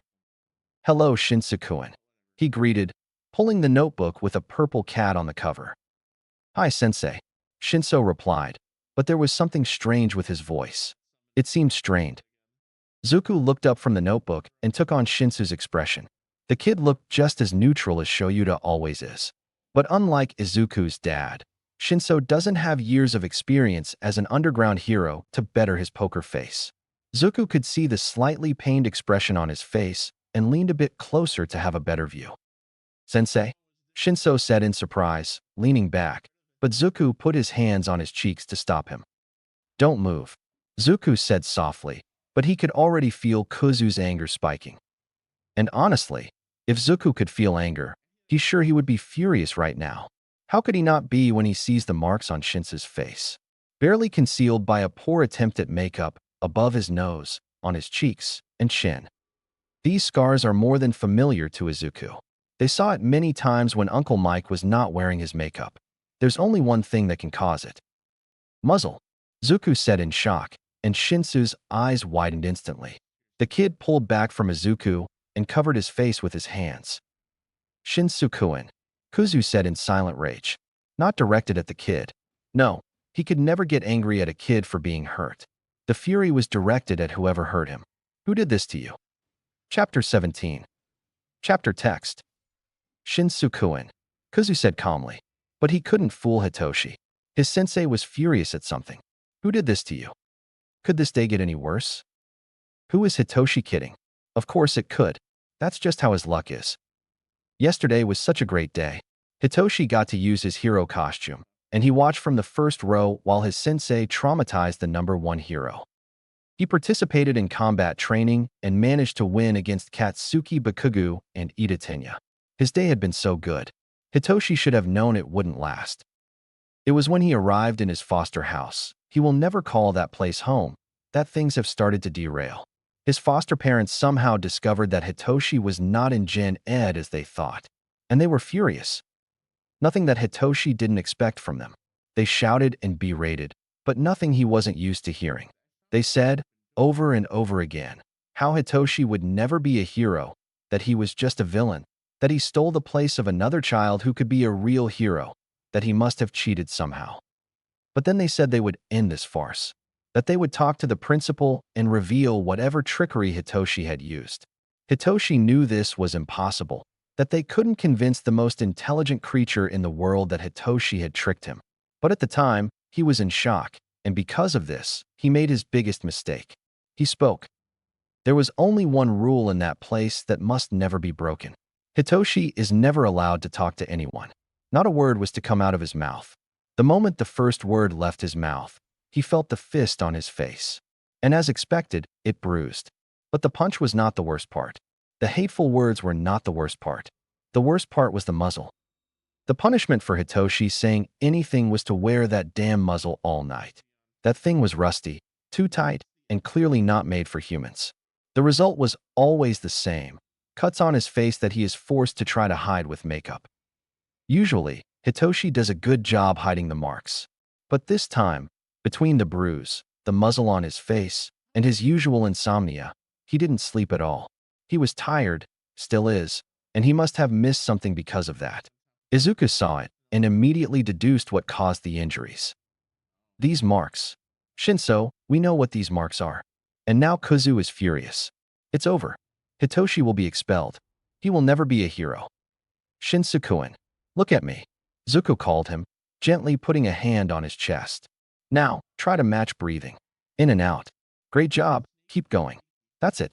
In, out. It took a few minutes, but eventually, Hitoshi calmed down enough to focus back on the room. Izuku was looking at him worriedly, and he could taste iron in his mouth. He must have bit his lip again. Shinso, Kuzu said, you earned your place in the hero course. You are one of our students, and no one will ever take this from you, okay? If you didn't have potential, Dad would have expelled you on the first day. And if you didn't have the morals, I would have expelled you. He said gently but firmly. You'll be a great hero, Shinso, but you're still a kid. Could you let us help you? Zuko asked. Hitoshi thought about it. For many minutes, he kept silent, mulling over it. Could he ask for help? This is duality. They are known for helping people like Hitoshi. He knows they'll try. But what if they fail? Hitoshi's foster parents don't need any more reason to hurt him. He fears what they'll do if they get any. Every single foster home he's been to before was the same. There must be a reason for that, right? Does he even have the right to ask for help? Why they don't understand, he stuttered. It was like his throat was closing. Not a single word came out. Zuko gently held his hands and brought them in front of their face. Would this help? Zuko signed. You sign?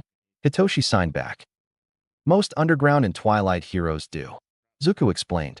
It's good to have a nonverbal way of communicating. And Uncle Mike is practically deaf.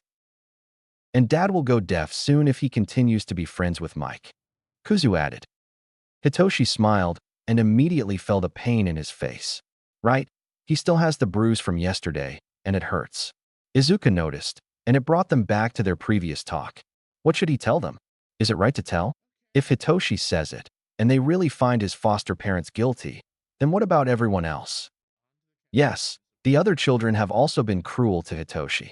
But is it fair to take away their home just because of that? Wouldn't that be selfish? Wouldn't he be acting like a villain?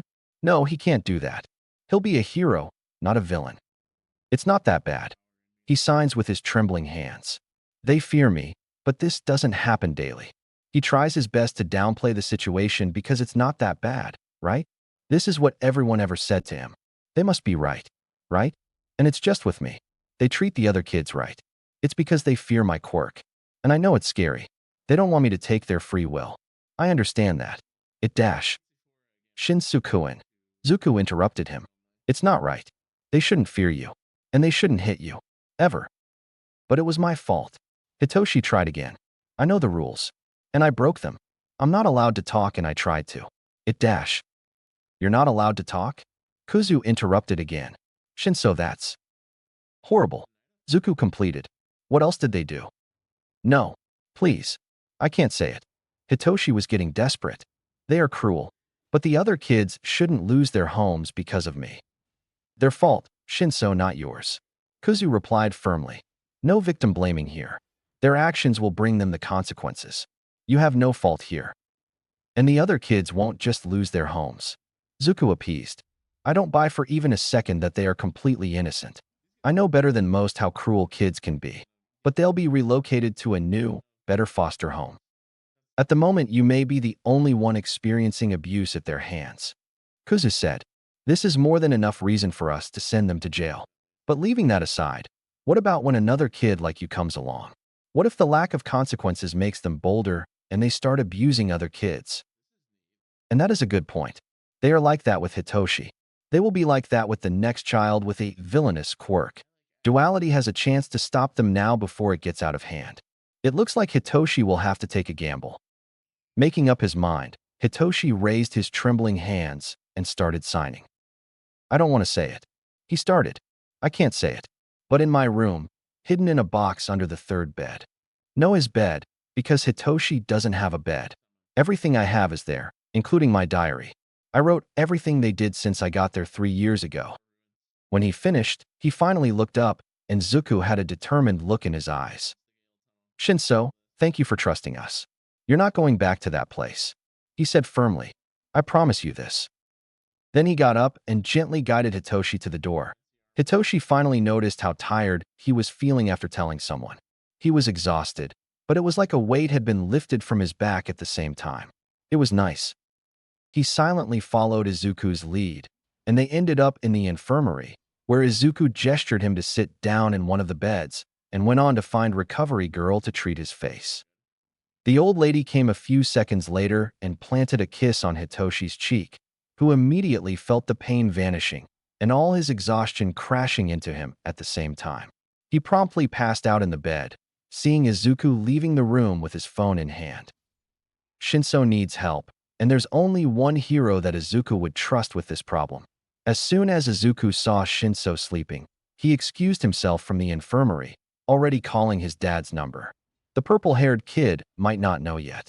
But the moment Izuku saw the muzzle scar on his face, he had already decided this would be his new brother. Izuku, his dad answered, and Izuku heard a few young voices in the background. It seems that he answered in the middle of class. Dad, please tell me you still have your emergency foster license. Zuko immediately asked. All the teachers here have them, except one. His dad confirmed. Nedzu always made this clear. Every teacher and pro-hero working at UA must have an emergency foster license. The only exceptions being Izuku because he's still a minor, so he can't get one, and All Might, who doesn't even have a teaching license. It makes Izuku wonder why so many exceptions are being made for the man. It can't be just because he's the #1 hero. Nedzu is not this kind of person, rat. bear, or whatever he really is. You get the point. That's great, because I just found my new brother. Kuzu replied to him, and I won't let him go back to that place. He was met by a few seconds of silence, then heard a door closing. All right, where are you? Infirmary. Zuku ignored the muttered, of course you are. I'm coming. How bad it is. One word. Muzzle. Kuzu said, and then they heard only silence followed by hurried steps. Fuck. And if that's not reassuring. His dad rarely swears. ETA 1 minute. Then he hung up. Izuku entered the infirmary and looked down at the bed where Shinso was currently sleeping. Then he eyed the security camera on the wall, knowing Nezu would be watching them right now. Send me everything you have. He signed. I'll burn that place to the ground. Hitoshi woke up to two people talking close to him. The first thing he noticed was that his face wasn't hurting anymore, and he didn't feel as tired anymore. Then he remembered where he was. Izuku brought him to Recovery Girl so she could heal his face. And Hitoshi also told Izuku everything about his foster home. He promised Hitoshi that he would never come back there. Talking about Izuku, one of the voices Hitoshi is hearing is clearly his. The one looks like Aizawa-sensei. Absolutely not. He heard Izuku barking. He's not stepping back into that place for any reason that isn't to get his things. I know, Kuzu. I don't want him there either. Aizawa-sensei replied, which leaves us with the second option. Sukonkel. Izuku completed. No one will be able to deny the accusations if he backs us up. But then Shinsukuin would have to testify. How long can he push back the interview? It was still Izuku's voice, but the tone changed. If it's not an urgent case, he can wait for a few weeks. Aizawa replied. All right, push it back for as long as you can. I'll keep an eye on that place. Izuku said, I just need a single evidence of what these monsters did. I'll call Tsukauchi after school. Aizawa continued. Great, I'll prepare the s'mores. Izuku replied, and Hitoshi could hear the mischief in his voice. But before Aizawa could reply, Izuku was already entering the infirmary again and seeing Hitoshi awake. Shinsukuin. He cheered and practically jumped at Hitoshi, who was still too sleepy to say which one was that. Let him breathe, problem children, Aizawa said, entering after them. Izuku looked at his dad pouting, and Hitoshi had to look to the side. A pro hero doesn't have the right to be so cute. He also couldn't help the slight pang of jealousy he felt seeing their interaction. How nice it would be to have something like that. How are you feeling? Izuku asked gently. Hitoshi looked at him and found two blue eyes looking back at him. Like shit, but a bit better. Hitoshi replied. At least my face isn't hurting anymore. That's good. Izuku smiled at him. No one ever smiled at him like that. Do you want to talk now? You can rest more if you want. Hitoshi pondered for a few seconds. It's better to have this talk now. There's no way Hitoshi will be able to rest if he doesn't know what will happen to him. Izuku said he won't have to go back to his foster home. But then, where will he go? Any other foster home will be the same for him. Shinso, Aizawa-sensei called, and Hitoshi's attention immediately went to his sensei. Hitoshi never saw him wearing such a soft expression.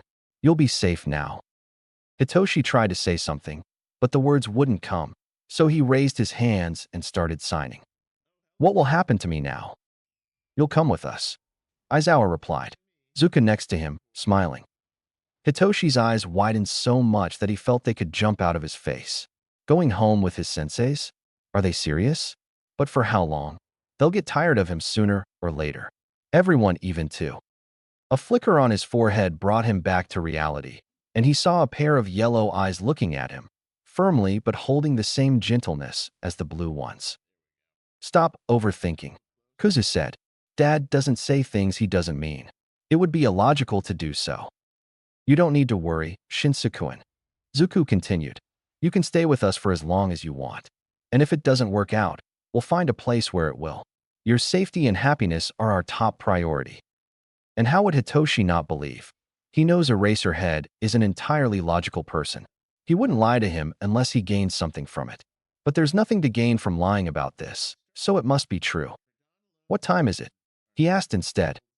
Lunch started a few minutes ago. Zuku replied. How about I go gr dash? Zuku was interrupted when an alarm started sounding, and Hitoshi saw exactly the moment both he and Aizawa tensed at the sound. Level 3? What the heck? Kuzu said as Aizawa got up. I'll go check, you protect Shinso. Then he ran to the door. Level 3? Hitoshi asked. It means someone unauthorized entered UA. Zuko explained. And by the chaos, I'm hearing soon enough this place will get pretty cramped. Then he turned to Recovery Girl and asked, Granny Chio, will you need help here? Don't worry, dear. You can go ahead and leave. She dismissed. Izuku helped Hitoshi to get up and left with him. Is it safe to leave when there is an intruder? Hitoshi asked, looking around worriedly. Don't worry. The only reason someone would invade would be to either get classified information or attack someone specifically. Kuzu explained. If they want information, they'll go after the teacher's lounge or one of the teacher's offices. And if they are targeting someone, I'm here to protect you. Hitoshi nodded and kept following him. At some point, Izuku stopped to look at their phone and scowled before turning to Hitoshi. Damn vultures. It was just the press. Kuzu said angrily. I'll leave the job of discovering how they got past the UA gates to Nedzu. For now, you can take a nap in my office. I have a very comfy couch there. Zuko smiled. Dad said he'll bring lunch there for us. They returned to Izuku's office, where Hitoshi lay on the couch in the corner of the room while Izuku returned to her desk and began writing in the notebook with the purple cat on the cover. Hitoshi tried to sleep, but there was one more thing on his mind that he couldn't stop worrying about. Something that was making him steal glances at Izuku almost every 10 seconds. You can ask whatever you want, Shinso, Zuko said, looking up from his notebook to give him his attention. Hitoshi then decided to just ask. He already said too much. What is one more question? I know Aizawa is fine with me being at his home. But what about you? Hitoshi will be intruding at his home. Is Izuku really fine with that? Of course I am. It was my idea. Zuko replied without an ounce of hesitation. He meant every single word. Oh, Shinso, you have no idea how long I've been asking Dad for a brother, and having you as my brother will be perfect. Perfect? How can you say that? You barely know me, Shinso asked, more harshly than he wanted. But it was the truth. They barely know him. How can they say it'll be perfect? Call it a hunch if you want. Zuko shrugged. I've been a hero for a long time, you know. And one thing I know to trust is my instincts. I'm sure you'll be a great brother, Shinso. The silence stretched, but it wasn't awkward. Instead, while Hitoshi mulled over his words, he felt his eyelids getting heavier and sleep catching up with him. But before sleeping, he had one last thing to say. Call me, Hitoshi. Then he fell asleep, missing the grin on Izuku's face when he said that. Chapter 18. Chapter text. Thankfully, the rest of the day went on without any more drama. Izuku spent the rest of the period working on training plans while Hitoshi slept in his office. The session with Hitoshi was interrupted by the situation with the muzzle, but it's nothing they can't discuss later. After all, the training plan for Hitoshi is already practically complete in his mind. And Izuku has no doubt that his father will want to train Hitoshi personally. May God have mercy on the soul of Izuku's new brother. By the way, who will be the big brother? Izuku quickly pulls out Hitoshi's file and July 1st? Hitoshi is older by just 2 weeks? Damn, Izuku would have liked to be the big brother. But hey, since he's the little brother, he can request piggyback rides, right? This is how it works, right? Well, being the little bro doesn't mean that Izuku will be any less protective of his new brother, no way. If someone tries to mess with Hitoshi, they'd better be fireproof. It is almost time for the last bell, which means that Izuku will have to meet Katsuki, as they said earlier. This meeting is what will make or destroy their relationship once and for all. Better just get it over with. Getting up from his desk, Izuku walks to Hitoshi and gently shakes him. The purple-haired teen wakes with a startle but relaxes when he meets Izuku's eyes, first focusing on the yellow, then on the blue. How long did I sleep? He asks, rubbing his eyes. It's been just a few hours, but his eye bags already look better. The rest of the period. Zuko replies and raises a hand to stop him from panicking. Don't worry, Toshi. You needed the rest. I'm sure you can get notes from your classmates about what you lost. And Dad won't let you fall behind the class. Okay, you're right, Hitoshi says, taking a few breaths to calm himself. Then he registers what Zuku just said and looks up. Toshi, you don't like it? Zuku asks worriedly. I didn't mean to offend you. If you'd like, I can call some T-dash. This time is Hitoshi, who raises a hand to interrupt him. It's okay, Zuku, he said, blushing slightly. I was just surprised.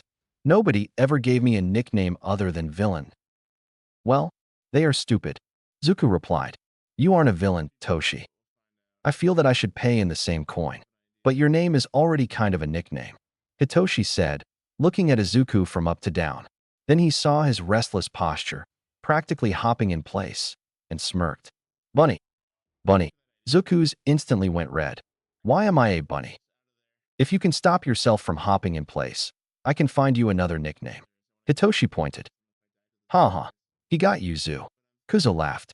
If he's a bunny, what am I? Let me think. An asshole. This is what you are, Kuzu. Zuko mumbled. Wow, didn't know bunny could swear. Hitoshi said. And no one will believe you. Ever. Kuzu replied. He's an even bigger chaos gremlin than me.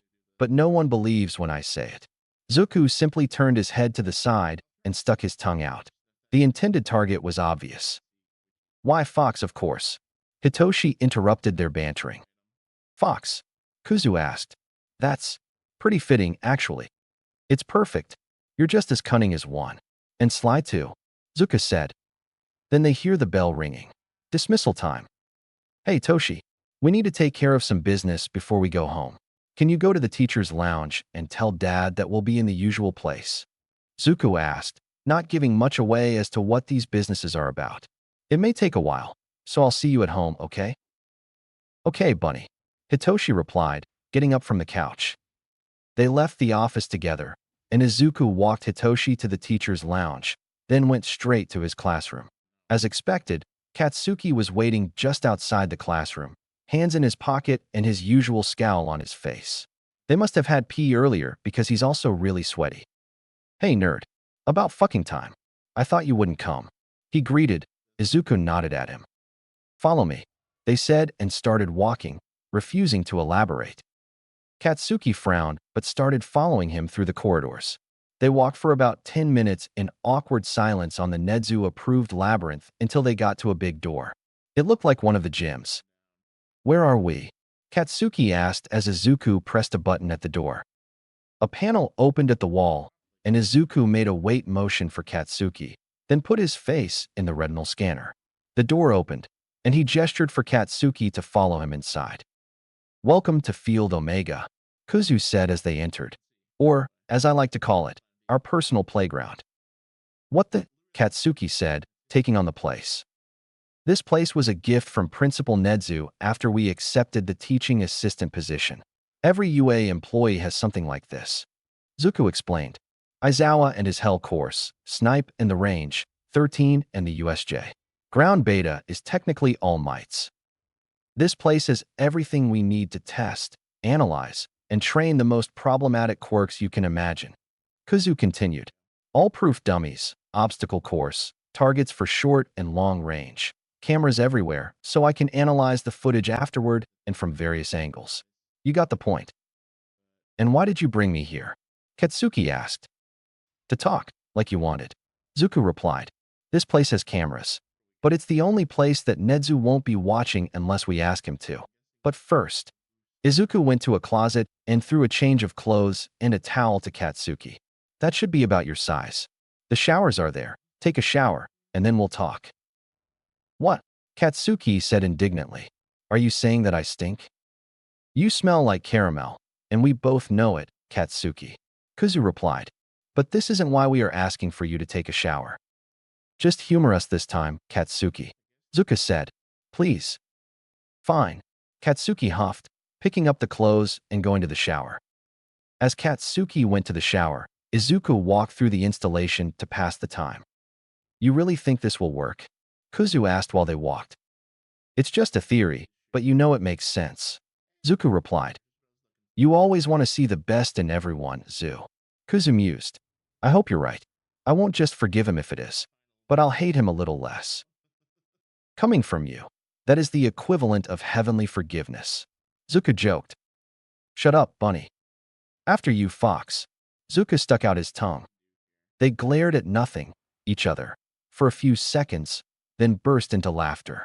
After that, they waited for Katsuki in comfortable silence. A few minutes later, Katsuki came back with a towel draped on his shoulders. He seemed much calmer than before. The two stopped in front of each other. Izuku said nothing, just letting Katsuki collect his thoughts and decide what he wanted to say. The silence lasted for about 5 minutes, but when it was interrupted, Kuzu almost fell backward in surprise. "I'm sorry," Katsuki said, but the real surprise is that he bowed to Izuku. "I am sorry for how I treated you when we were children, for ruining our friendship, and for what I said the other day. I don't want you dead. I never did." Izuku kept silent for a few seconds, but Katsuki didn't look up at him, only he kept bowing. "Damn it. I hate when you're right, Zu." Kuzu mumbled. "Raise your head, Katsuki. Don't bow to me," he said, and Katsuki got up again, studying Izuku's expression carefully. Then Kuzu unceremoniously sits down on the floor, gesturing him to follow. "First things first," Zuka said. "I forgive you, Katsuki." "You what?" Katsuki asked, confused. "You're too easy, Zu," Kuzu said, then addressed Katsuki. "Well, you never did anything unforgivable, but I'll truly believe you're sorry when you prove it." "That's fair," Katsuki nodded, "and fully intend to prove to you." "Well, we can start by discussing something I noticed," Zuku replied. "While this in no way justifies what you did to me, I think it might not have been completely your fault, Katsuki." "What do you mean?" Katsuki asked. "Do you remember how we were before you got your quirk?" Zuku asked. "You have always been harsh, but you weren't aggressive. That changed right after you got your quirk." "We all know how your quirk works," Kuzu continued. "You sweat nitroglycerin and ignite it, causing explosions. But did you know that nitroglycerin is toxic to the human body?" "Of course I know it," Katsuki replied, "but my body is immune to it." "Not completely." Zuku shook his head. "Your quirk won't kill you. That's true, but your body still recognizes it as a toxin. And when your body is exposed to a toxin, you get stressed, and the stress triggers adrenaline. The adrenaline activates your fight or flight responses. And we both know your default response is fight." Kuzu completed. "The only reason you never knew that is because Aldera quirk counselors must suck." "Quirk counseling was optional," Katsuki replied. "I tried a few times, but I gave up. The only thing they worked on was to make my explosion stronger, and I didn't need their help for this. I didn't want to get my quirk even more volatile. I already hurt someone with it." "Then they suck even more than I thought," Kuzu said. "Try thinking about it for a second." Zuku ignored Kuzu's commentary. "How were you feeling before showering, and how are you feeling now?" "I was much more irritable before. I didn't want to talk, because I felt that I would blow if I did," Katsuki explained, then looked at his hands. "You might be right. You took some anger management sessions, right?" Zuku asked. "What? It's all on your file. Just because Dad doesn't read the students' files to avoid bias doesn't mean that I don't either. It's so fucking weird to have a teacher my age." Katsuki groaned. "You'll get used." Kuzu shrugged. "Anyway, back on topic. Anger management. It sucked. The hag tried several, but we couldn't find a single therapist who wasn't more interested in my quirk than my problems." Katsuki explained. "Most of the techniques I use, I found on the internet. The therapists were useless. If you can give me their names later, I will do something about it. Therapy, especially related to children, is a serious business. A therapist should not be prejudiced in any way. And well, as we talked about the other day, Hound Dog is a good option. We can schedule a session for you in a few days. But it's up to you." Kuzu said. "Are you afraid of trying?" "Afraid? Me? I'm not afraid of anything. You can schedule it for the earliest available date. I will prove to you that I can change," Katsuki replied. "I still have much to make up for you. But when I'm done, I hope we can be friends again." "I still hate you," Kuzu said, "but I'll give you the benefit of the doubt." "I am looking forward to it." Zuku smiled. "And welcome back, Kaken." Katsuki's eyes widened as he looked at Izuku, then he grinned. After that, they parted ways. Checking his phone, there was just a message from his dad. Looks like he went with Hitoshi to his foster house to pick up his things. It'll probably take a few hours for them to get home.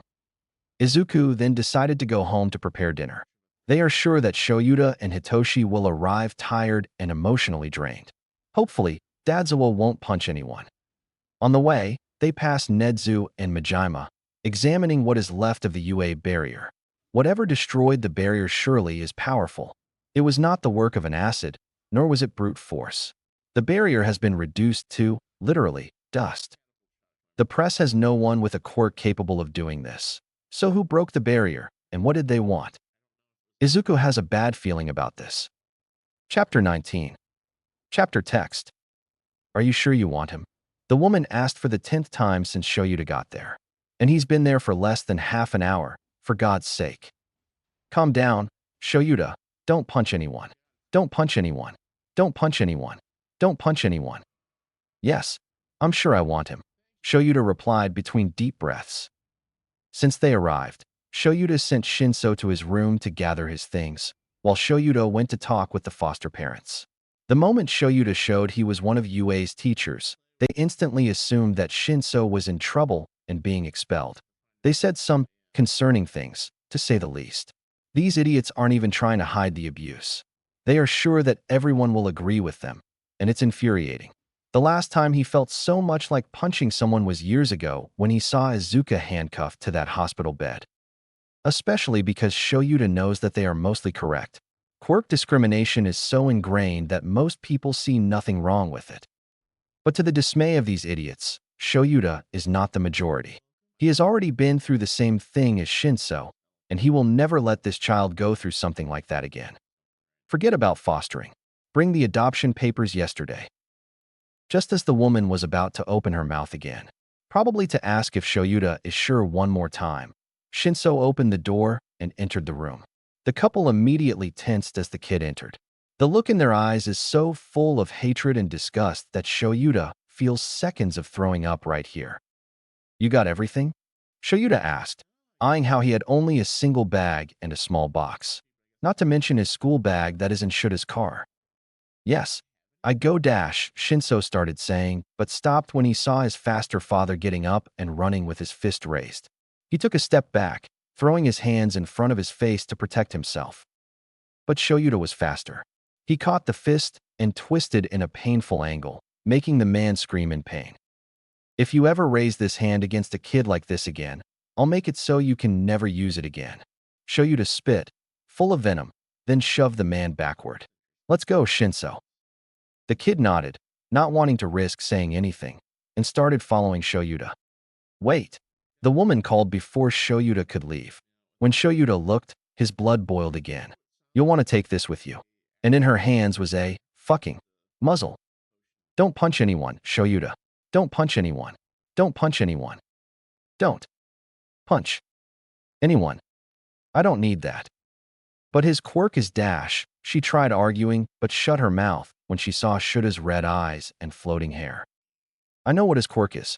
I'm his homeroom teacher if you already forgot. He snarled. And I'm also a pro hero. You better remember that this place will be investigated for neglect, child abuse, and quirk discrimination. Then he left without sparing her another glance. Shinso pressed a notebook in Shuta's hands as soon as they entered the car. It must be the diary Izuku commented earlier. The drive home was silent. Shoyuta was still trying to calm down, while Shinso didn't seem to want to say anything. Eventually, Shoyuta managed to calm down enough to know he wouldn't snap at anyone who didn't deserve it. So he tried to say something. Do you like cats? He tried, and it seemed like it was the right thing to say. Shinso instantly perked up. Do you have cats? He asked hopefully. 2 cats, Pablo and Bastard. Bastard? Your cat's name is Bastard, Shinso asked, holding his laughter. You'll understand when you meet her. Shoyuta shook his head, focusing back on the road. They didn't talk more until they got to the apartment. But fortunately, the silence wasn't awkward. After parking the car, Shoyuta guided Shinso to their apartment. Hitoshi was nervous about this. He followed silently after Aizawa, but he couldn't not worry. Aizawa said he didn't do things he didn't mean, but who's to say how long it will take for him to regret fostering Hitoshi like so many others did? Hitoshi can't get attached. It'll only hurt more afterward if he does. Entering the apartment, the first thing Hitoshi noticed was the familiar red shoes at the entrance. A well-known fact was that duality is a false positive, previously believed to be quirkless. When Hitoshi discovered that, his respect for the hero grew even more. Aizawa unceremoniously kicked off his boots and entered. Hitoshi followed after him, but took his shoes with a bit more care and left them near Izuku's at the entrance before following. The apartment wasn't anything impressive. Not what anyone would expect from a hero's house, but exactly what anyone would expect from Aizawa. A simple living room with an extremely comfy-looking couch in front of a TV. A cat tower in the corner and not much decoration. The most surprising thing was the many pictures hanging on the walls, mostly in a dark background, probably nighttime. They were mostly pictures of a tired-looking Aizawa and a much shorter Izuku wearing his old skull mask. You can drop your bags anywhere. I'll show you your room after dinner.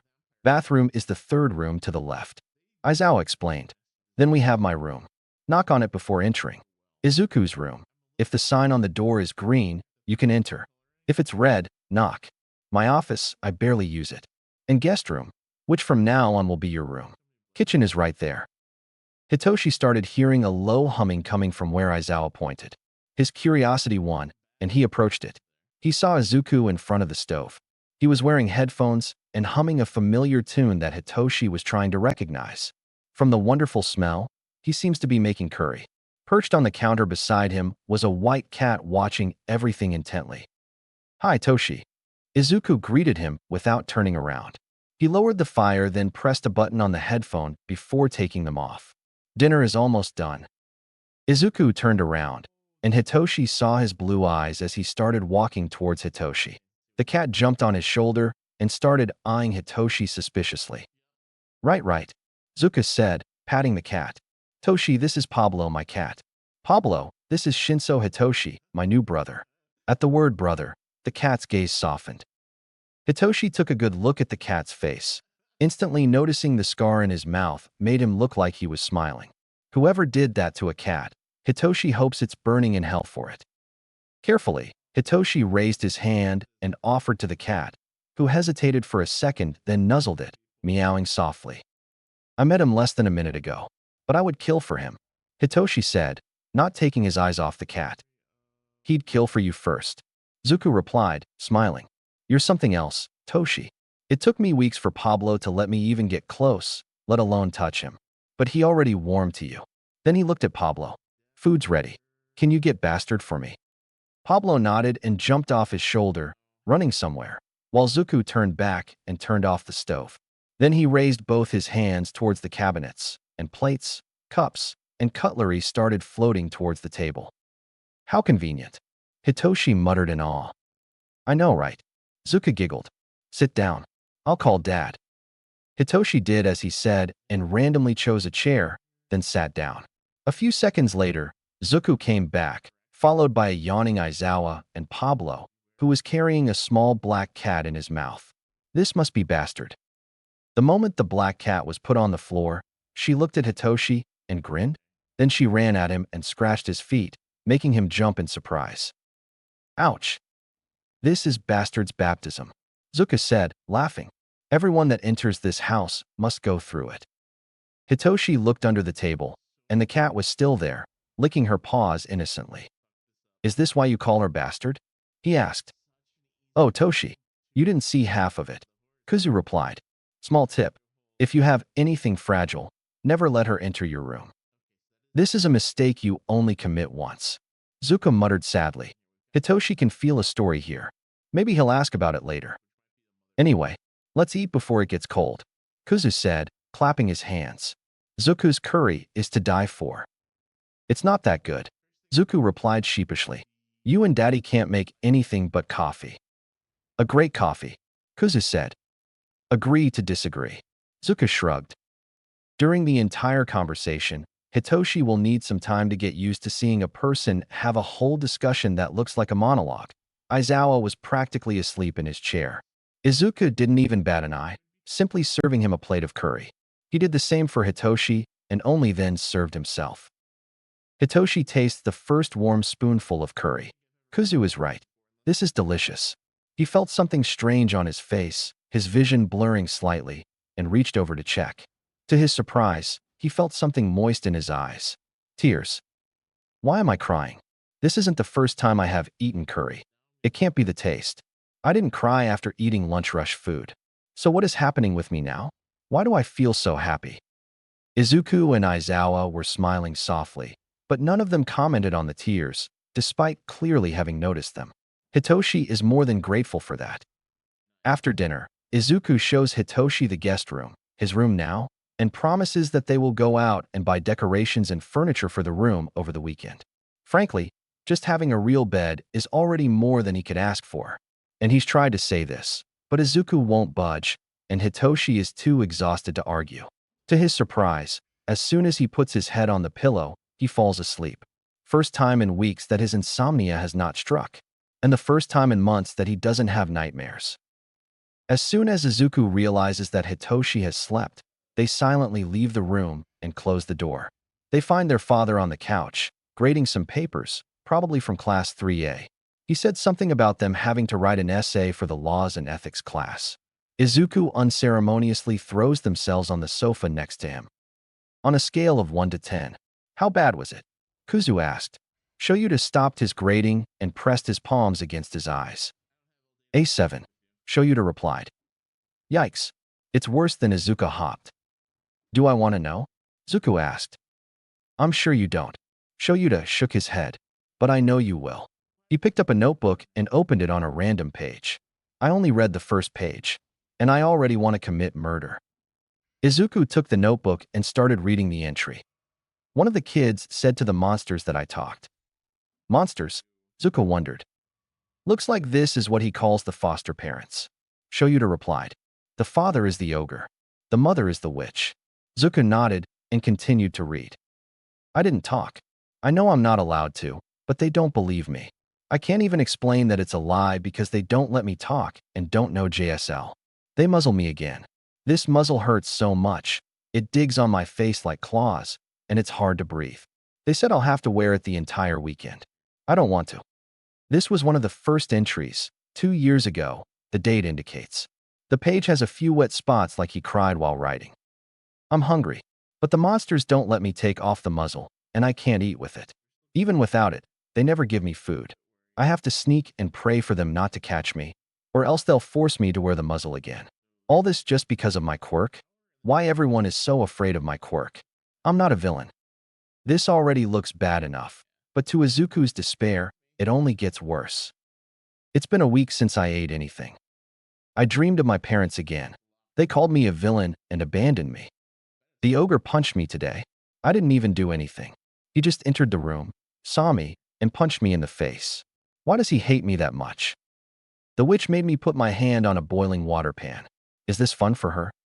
They started randomly deciding to muzzle me. It doesn't matter I didn't talk. Not anymore. I overheard the monsters talking earlier. They said a new kid is moving soon. They don't have enough beds, so they'll give my bed to the new kid. Looks like I'll be sleeping on the floor again. They locked me out of the house. I found a sealed sandwich in the school trash can today. First lucky break in months.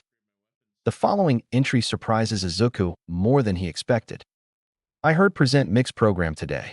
He was interviewing those new heroes, Ifrit and Poltergeist. They said that they don't believe in villainous quirks, that everyone can follow their dreams, no matter what they do. Never let anyone tell you they can't do it. You can do it, they said. I'll be a hero and prove to everyone I'm not a villain. This is my dream. Unfortunately, things didn't get better after that. The witch made me wash the entire kitchen using a toothbrush, my own toothbrush. I never even eat here. Is she running out of ideas? Fuck. Somehow they heard that I'm to applying to UA. I had to lie to them. They think I'm only applying to Gen Edition. They are sure I'll fail. Otherwise, they wouldn't let me try. If they know I'm trying the hero course, I don't even know what they'll do. But I'm sure I won't like it. The ogre punched me again today. Shouldn't they fear me if they are so sure I'm a villain? It makes no sense. If I grow to be a villain, wouldn't it be better for them not to be on a possible revenge list? No. Stop. Don't go there, Hitoshi. You're not a villain, and you'll never be. You'll be a hero and prove they are wrong. I can do it. I know I can. Zuko was crying after reading it. Kuzu was boiling in anger. But this is how it has always been for them. Zuko can't offer anger, only tears. Kuzu can't offer tears, only anger. Dad, Kuzu said, closing the diary. That place. I'll burn that place until there's not left. Dad simply sighed and got, gesturing for Izuku to follow him. They followed him to the rooftop of the building. No one needed to say anything. They did that many times. Nobody ever goes up there, so they can spar as much as they want. Perfect for letting out some steam, and at this moment, both Shoyuta and Kuzu need to. They spar for a few hours, just enough to calm down, and then go to sleep. The next day, Shoyuta and all of Class 1A find themselves in front of a bus, ready to leave on a field trip. The class knows that this is for special training, but they don't know exactly what. It's a surprise, after all. Rescue training at USJ. By now it's a tradition every class has to do in their first week. After all, it won't do for future heroes to forget what are their real duty. Heroes are too focused on flashy fights, villains, and hero rankings.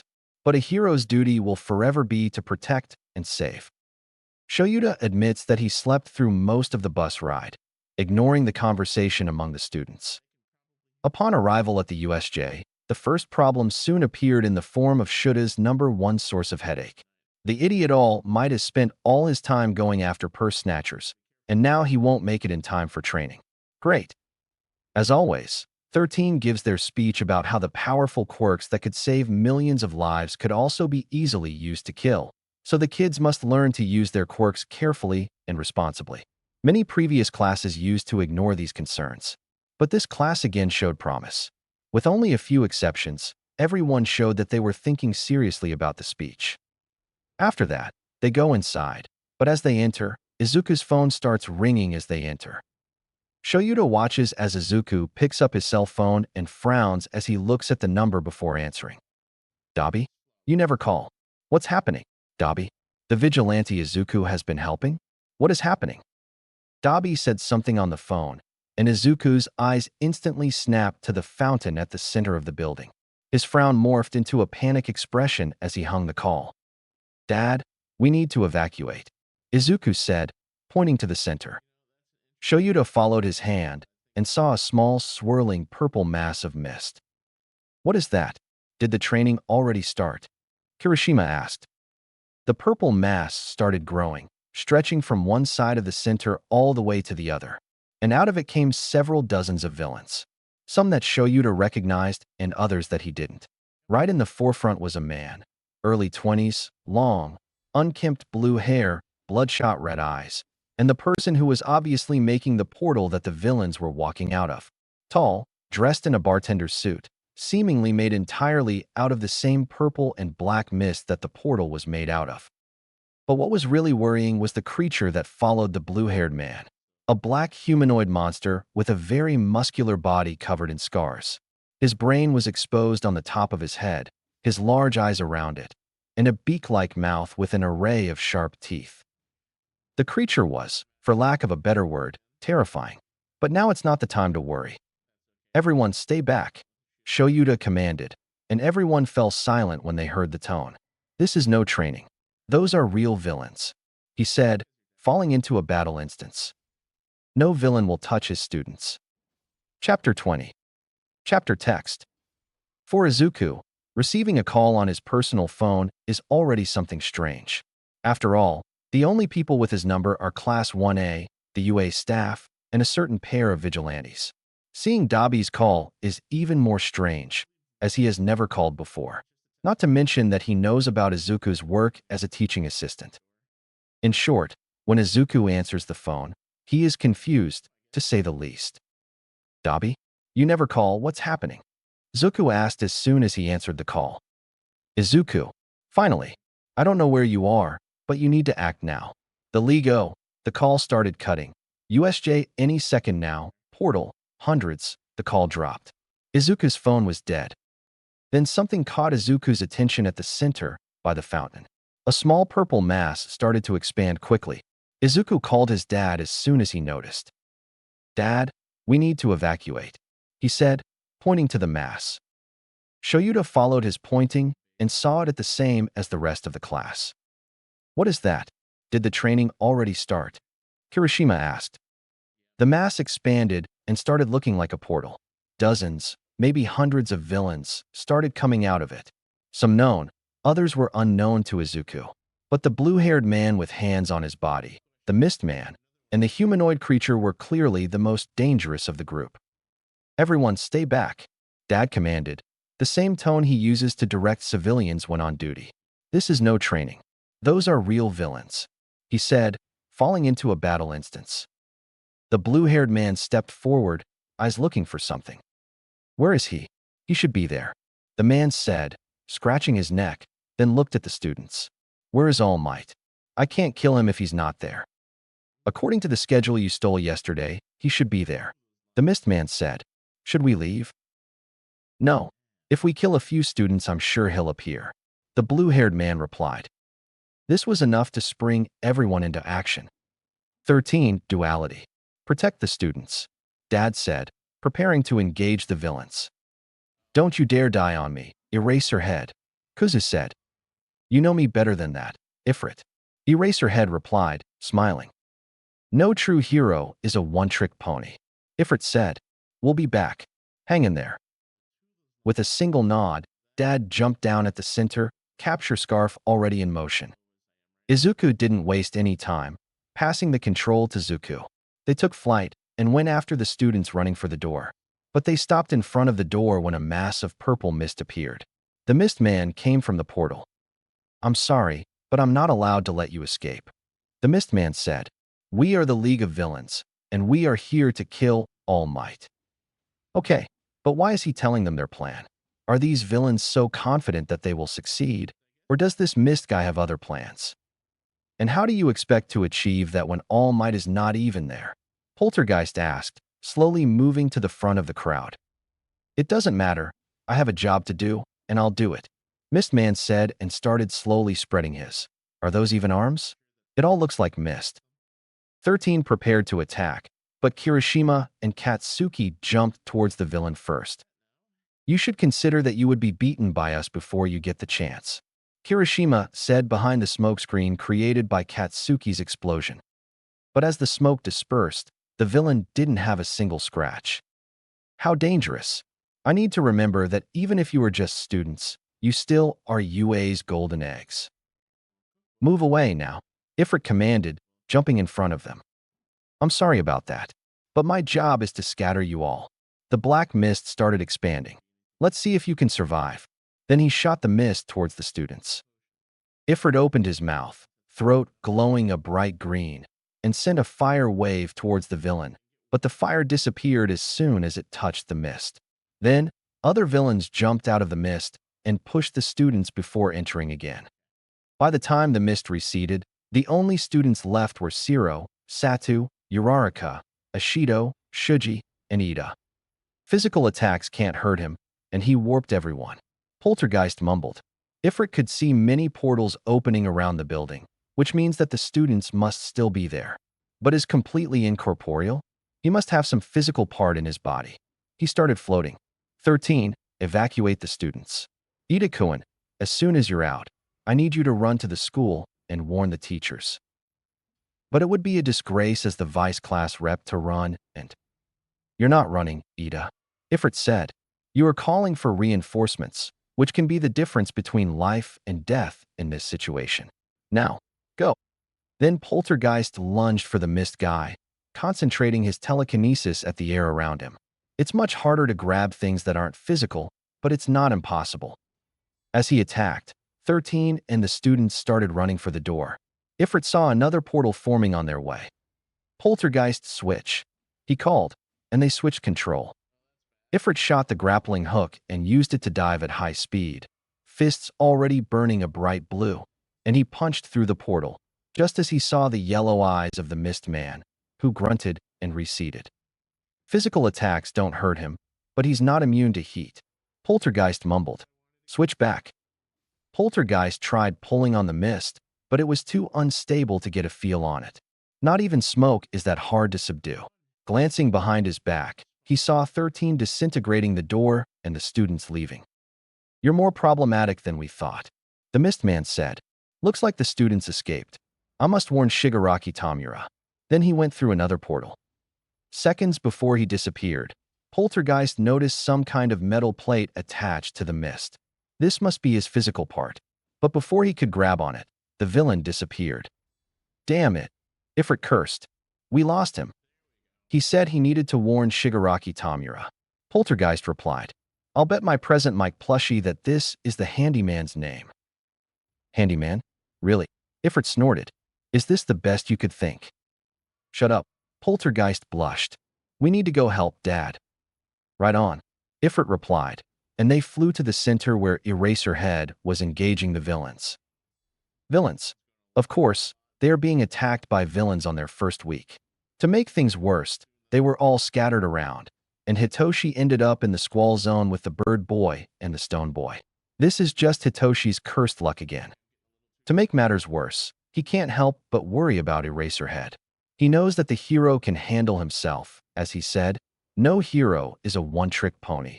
But still, Hitoshi knows Eraserhead better than most. He is at a complete disadvantage in long battles or against many enemies. Not to mention that creature, whatever that thing was, gave him the chills. Still, most of the villains here are easy to deal with. Tokoyami is taking them almost single-handedly. How can these villains be so confident they can kill All Might when they are being defeated by kids? Hey, Tokoyami, grab one of them for me. Hitoshi asked. Understood. Tokoyami replied, sending Dark Shadow, who quickly grabbed one of the villains. So, want to tell us your plan? Hitoshi asked the villain. Why would I dash? The villain's face blanked. Let's try again. What is your plan? I don't know. The villain replied. Great. Hitoshi groaned. How the villains plan to kill All Might.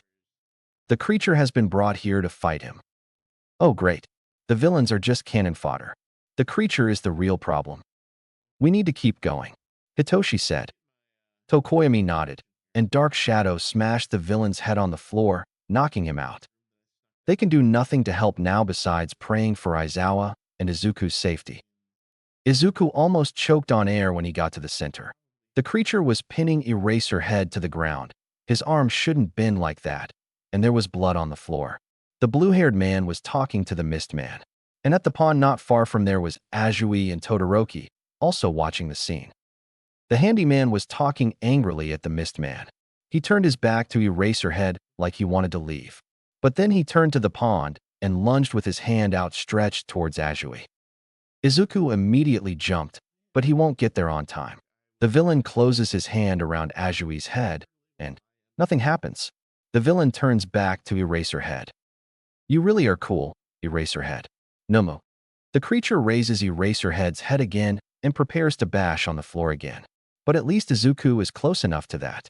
Before the Nomu could finish, Ifrit was on him, both feet glowing a bright purple, and dropkicks the creature that screams and drops Eraserhead. Then in a quick motion, he shots a chain and pulls the handyman from Azui. Duality. The villain says. So Sensei was right. Both dualities are the same person. Sensei? Who's that? Doesn't matter, you'll die here too. Azui, Todoroki. Get Eraserhead and run. Ifrit says and lunges towards the villain. Don't let him touch you.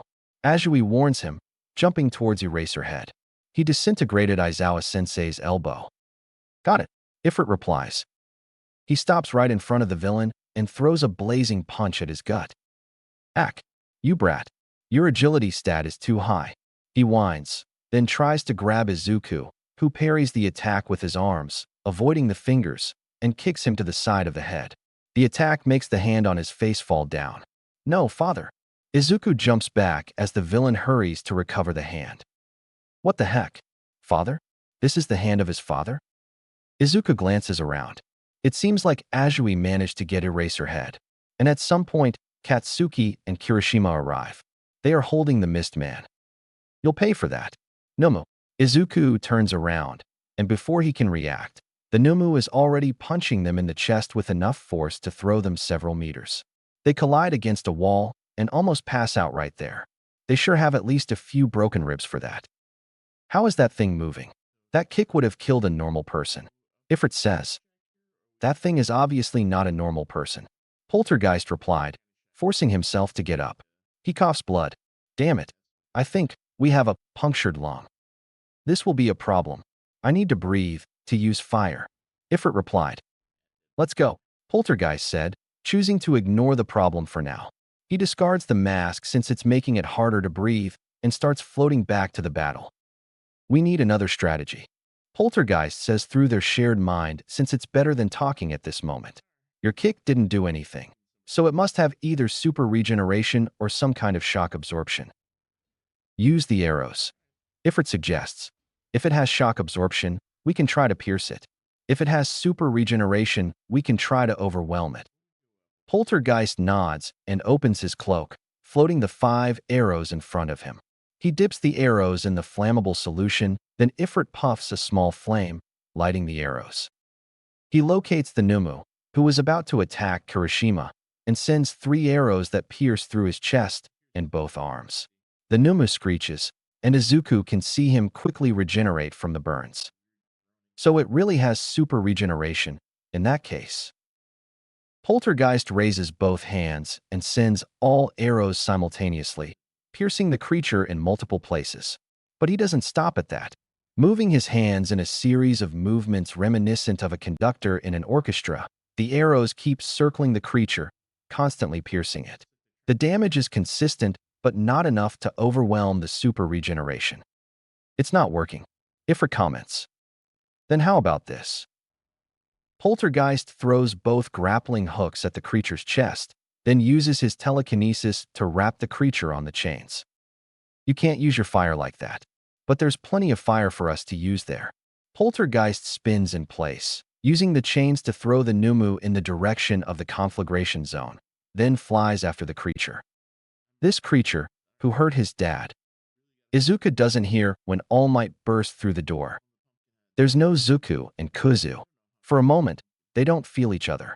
Izuku feels the anger burning into them.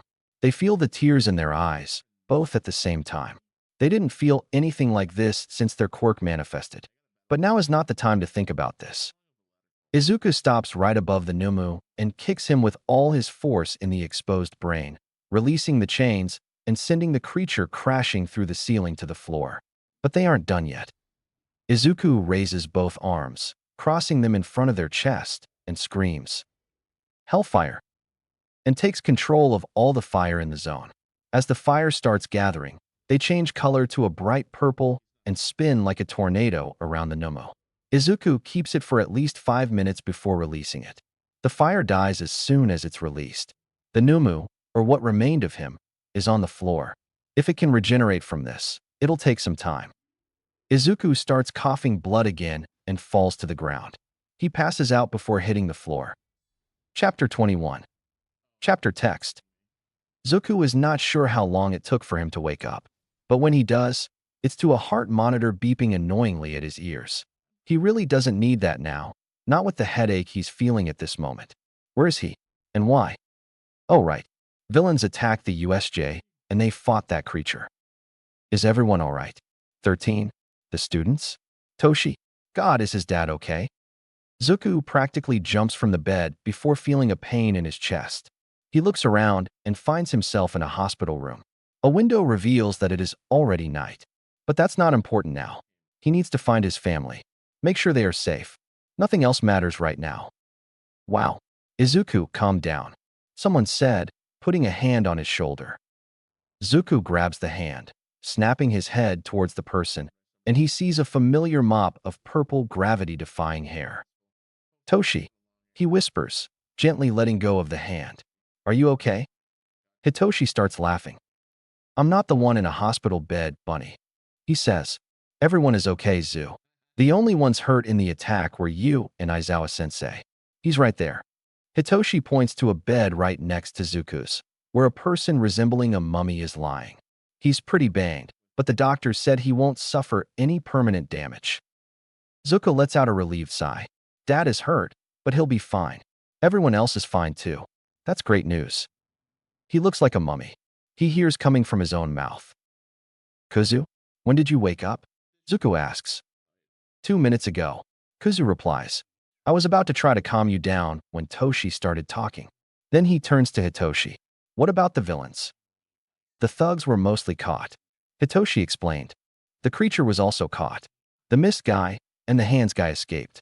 The heroes arrived not long after you dragged that thing away from the center. Everyone saw the purple tornado. Izuku nods and keeps silent for a few seconds. Hey Toshi, could you bring me a water cup? Zuko asks. Okay, be right back. Hitoshi replies and leaves the room. As soon as Hitoshi leaves, Kuzu sighs and asks, how can you even breathe like that? Not sure, better not to question. His dad replies. How bad was it really? You died for 2 minutes. Shoyuta replies, completely serious. The doctors had to perform an urgent surgery. I take it, you didn't tell Toshi. Zuko sighed. Guess it's for the better. Something happened, Dad. What do you mean? Do you remember our tests with our quirk? Zuko asked. Moving fire with my quirk is the most I can do. I can control the heat, but I need to be touching the fire for that. Kuzu complimented. But when we fought the Numo, we controlled all the fire in the conflagration zone. Kuzu raised his left hand. Zuko raised his right. I think. It was only for a few minutes. Zuko continued. But I'm sure I felt anger. We became one again. Kuzu said. I'm sure of it. We'll figure out what happened to Zuko. Shoyuta assured. I promise you. I know. They replied together. What about the school? We'll have 2 days of break. Shoyuta explained. So we'll be back Monday. Your only injuries were the broken ribs and punctured lung, so you should be discharged in the morning. Then we'll go home. I'm sure you won't be discharged just yet, Dad. No, but they can't trap me here. Shoyuta replied. If his face were visible, Izuku is sure he would be smirking. Sometimes I wonder who is really the kid here. Zuko muttered. I'm back, Toshi said, entering the room with a glass of water, which Zuko graciously floated towards himself. Thanks, Toshi. He smiled, then downed the glass. He hadn't noticed how thirsty he was until now. With Toshi back, Izuku and Shoyuta dropped the heavy subjects since they didn't want to worry the kid. It took some convincing, but eventually, even the insomniac surrendered to exhaustion and fell asleep. The next day, first thing in the morning, Tsukachi entered their room. Nothing surprising since he probably would want to get Izuku's statement about the incident. The surprising part was seeing a black-haired, scarred man following the detective into the room. Dabi entered without any ceremony, like he wasn't a wanted vigilante, and sat down at the chair in front of Izuku's bed. Toshi, Izuku called, and the purple-haired boy nodded. I'll wait outside. Then he left the room. I would say I'm surprised, but I'm not. Zuka said, eyeing Tsukachi. Hi, Himi-chan. Hi, Zuzu. Tsukachi replied in a downright bizarre tone to hear coming from him. Hi, Eraser-chan. His dad didn't reply. Instead, he kept pretending to be asleep. As much as I would love to hear how Himi-chan got Tsukunkle's blood, I'm sure you didn't come here to that. Kuzu said. What do you know? Yesterday, the League approached us again. Dabi started explaining. They wanted us to help on the attack, but we refused again. Tsukachi's face started melting until a familiar blonde head became visible. They were so mean. Shigi wouldn't even let me stab anyone. Himiko pouted. And they didn't let us leave until they were about to attack. Then she transformed back. As soon as we left, I called you. But it was too late. Dabi sighed. What the fuck? They heard coming from the door. Hitoshi was there with another Tsukachi, the real one this time, alternating between the two Tsukachis in the room. Do you have a twin? I can assure you that I don't have a twin. Tsukachi replied. And I would love to know when you got my blood, Himiko. Hi, Tsuchan. Himiko said, dropping the transformation completely. Zuku lifted a finger, throwing his dad's capture weapon around Hitoshi's eyes. Himi-chan, he said, looking to the ceiling. Tell me you brought your clothes this time. Oops. She giggled. Transform yourself into me, please. I refuse to continue this conversation until you get dressed. Zuka said. Toshi, I'll explain this later. All right, Hitoshi said, sounding completely weirded out. I'll be right there if anyone needs me. Or don't. Then he left again, not even bothering to take the scarf off his eyes. After he left, everyone eyed each other for a few seconds. Then Kuzu shrugged and looked back at Dabi while Himiko transformed into him. Tsukachi mumbled something about needing coffee. Anyway, Kuzu said, Tsukunkle, you know these two. Dabi was telling me what he discovered about the League of Villains. Dabi sighed, then resumed his explanation. Their attack failed, but I'm sure they won't be giving up anytime soon, he said, then pulled a few pictures from his coat. For now, they only have 3 real members. Shigaraki Tamura is the leader. He pointed to the photo of the blue-haired man from the attack without the hands covering his face. Hirojiri acts like his caretaker. He pointed to the mist man. And the last one is the one Shigaraki calls Sensei, but he never showed his face. He points to the picture of a monitor. I heard him talking to Shigaraki while with them, but he only talks through this monitor. Oh, and this Sensei is the one that made the Numu thing. Himiko chirps in. I heard they saying that it is completely brain dead and only obeys what Shigi tells it to do. They brought it to fight All Might, Zuka said, but I don't think super regeneration would be enough to defeat the symbol of peace. Super regeneration, shock absorption, super strength, and super speed, Dabi corrects. For someone who was dealing with one of the biggest informants in the underworld, you would imagine that Shigaraki would be careful what he shows me. But no, he bragged non-stop about the thing yesterday. Multiple quirks. Zuko almost jumped. How is that even possible? Damn, All Might. You said he was dead. Sukachi muttered. Who's dead? Kuzu asked. I need to make a call, Sukachi said, getting up. Rest for now, Izuku. Then he went for the door. You too, Eraser. Shoyuta only grunted in response. It's better if we leave too, Dabi said, getting up. But I have one more thing for you. He pulled one more envelope from his coat and gave it to Izuku. He'll change location again soon. But there are 2 possible cities that he'll move to next. Thanks, Dabi. Izuku smiled, but his eyes didn't leave the envelope. A single word was written on it. Stendhal, I'll find you soon. Hitoshi is still trying to understand what the hell happened earlier. No one seemed surprised but him. So whoever this girl who had turned into the detective was, they knew her. When he asked Izuku, he simply said she was a friend. Fortunately, this was the only strange event of the day. As Aizawa predicted, Izuku was discharged not long after, with strict guidelines to avoid any kind of physical activity for at least another 3 days. Aizawa should stay in the hospital for at least 1 more day. But after Izuku promised to keep an eye on him, the underground hero was eventually discharged as well. The fact that he threatened to escape through the window also helped. Anyway, they went home, and the rest of the day was spent with them taking a nap on the couch. Pablo hasn't left Izuku's side since they got home. It is more than evident how attached the cat is to the boy. Izuku had neither the motivation nor the condition to cook, so they ended up ordering food for delivery. And after dinner, Izuku decided to gather everyone in the living room to watch a video. Within the first few seconds, Hitoshi already recognized the video. It was the recording of the second day of class when Aizawa basically threatened the symbol of peace. Aizawa had a completely done with everything look on his face. All Might didn't lose his smile, but it was evident that he was cold sweating under the glare. The camera moved towards the teachers, and a few murmurs could be heard in the background. Young Aizawa, I'm sure they'll be fine. All Might tried to argue. They are hero students. First year's hero students, All Might. Aizawa replied. They're yet to have a single lesson in quirk control and safety measures. You want to randomly throw them to face each other in a closed space. And you're sure they'll be fine? The third years do this exercise, and even so they can't avoid a few accidents, you moron. Young Aiza dash. Call me Young Aizawa one more time, and I'll break your arm. Aizawa snapped. All Might actually shiver at this. Aizawa, he said carefully. Everything is under control. Aizawa huffed, his expression torn between tired, angry, and completely done. Then he saw the students, looked directly at the camera, and to everyone's shock, he grinned. Izuku started laughing, and Hitoshi looked at him. It's time for a logical ruse, Kuzu said. Very well. Aizawa addressed the students. You'll follow his plan lesson, since he's so sure it's safe. It'll be dash, All Might started, but Aizawa cut him. And since everything's safe, let's make a compromise. Aizawa said. For every student who has to go to the infirmary, I will break one of your fingers. Yoon dash, Aizawa glared, and All Might chalked on air. Aizawa, isn't this a bit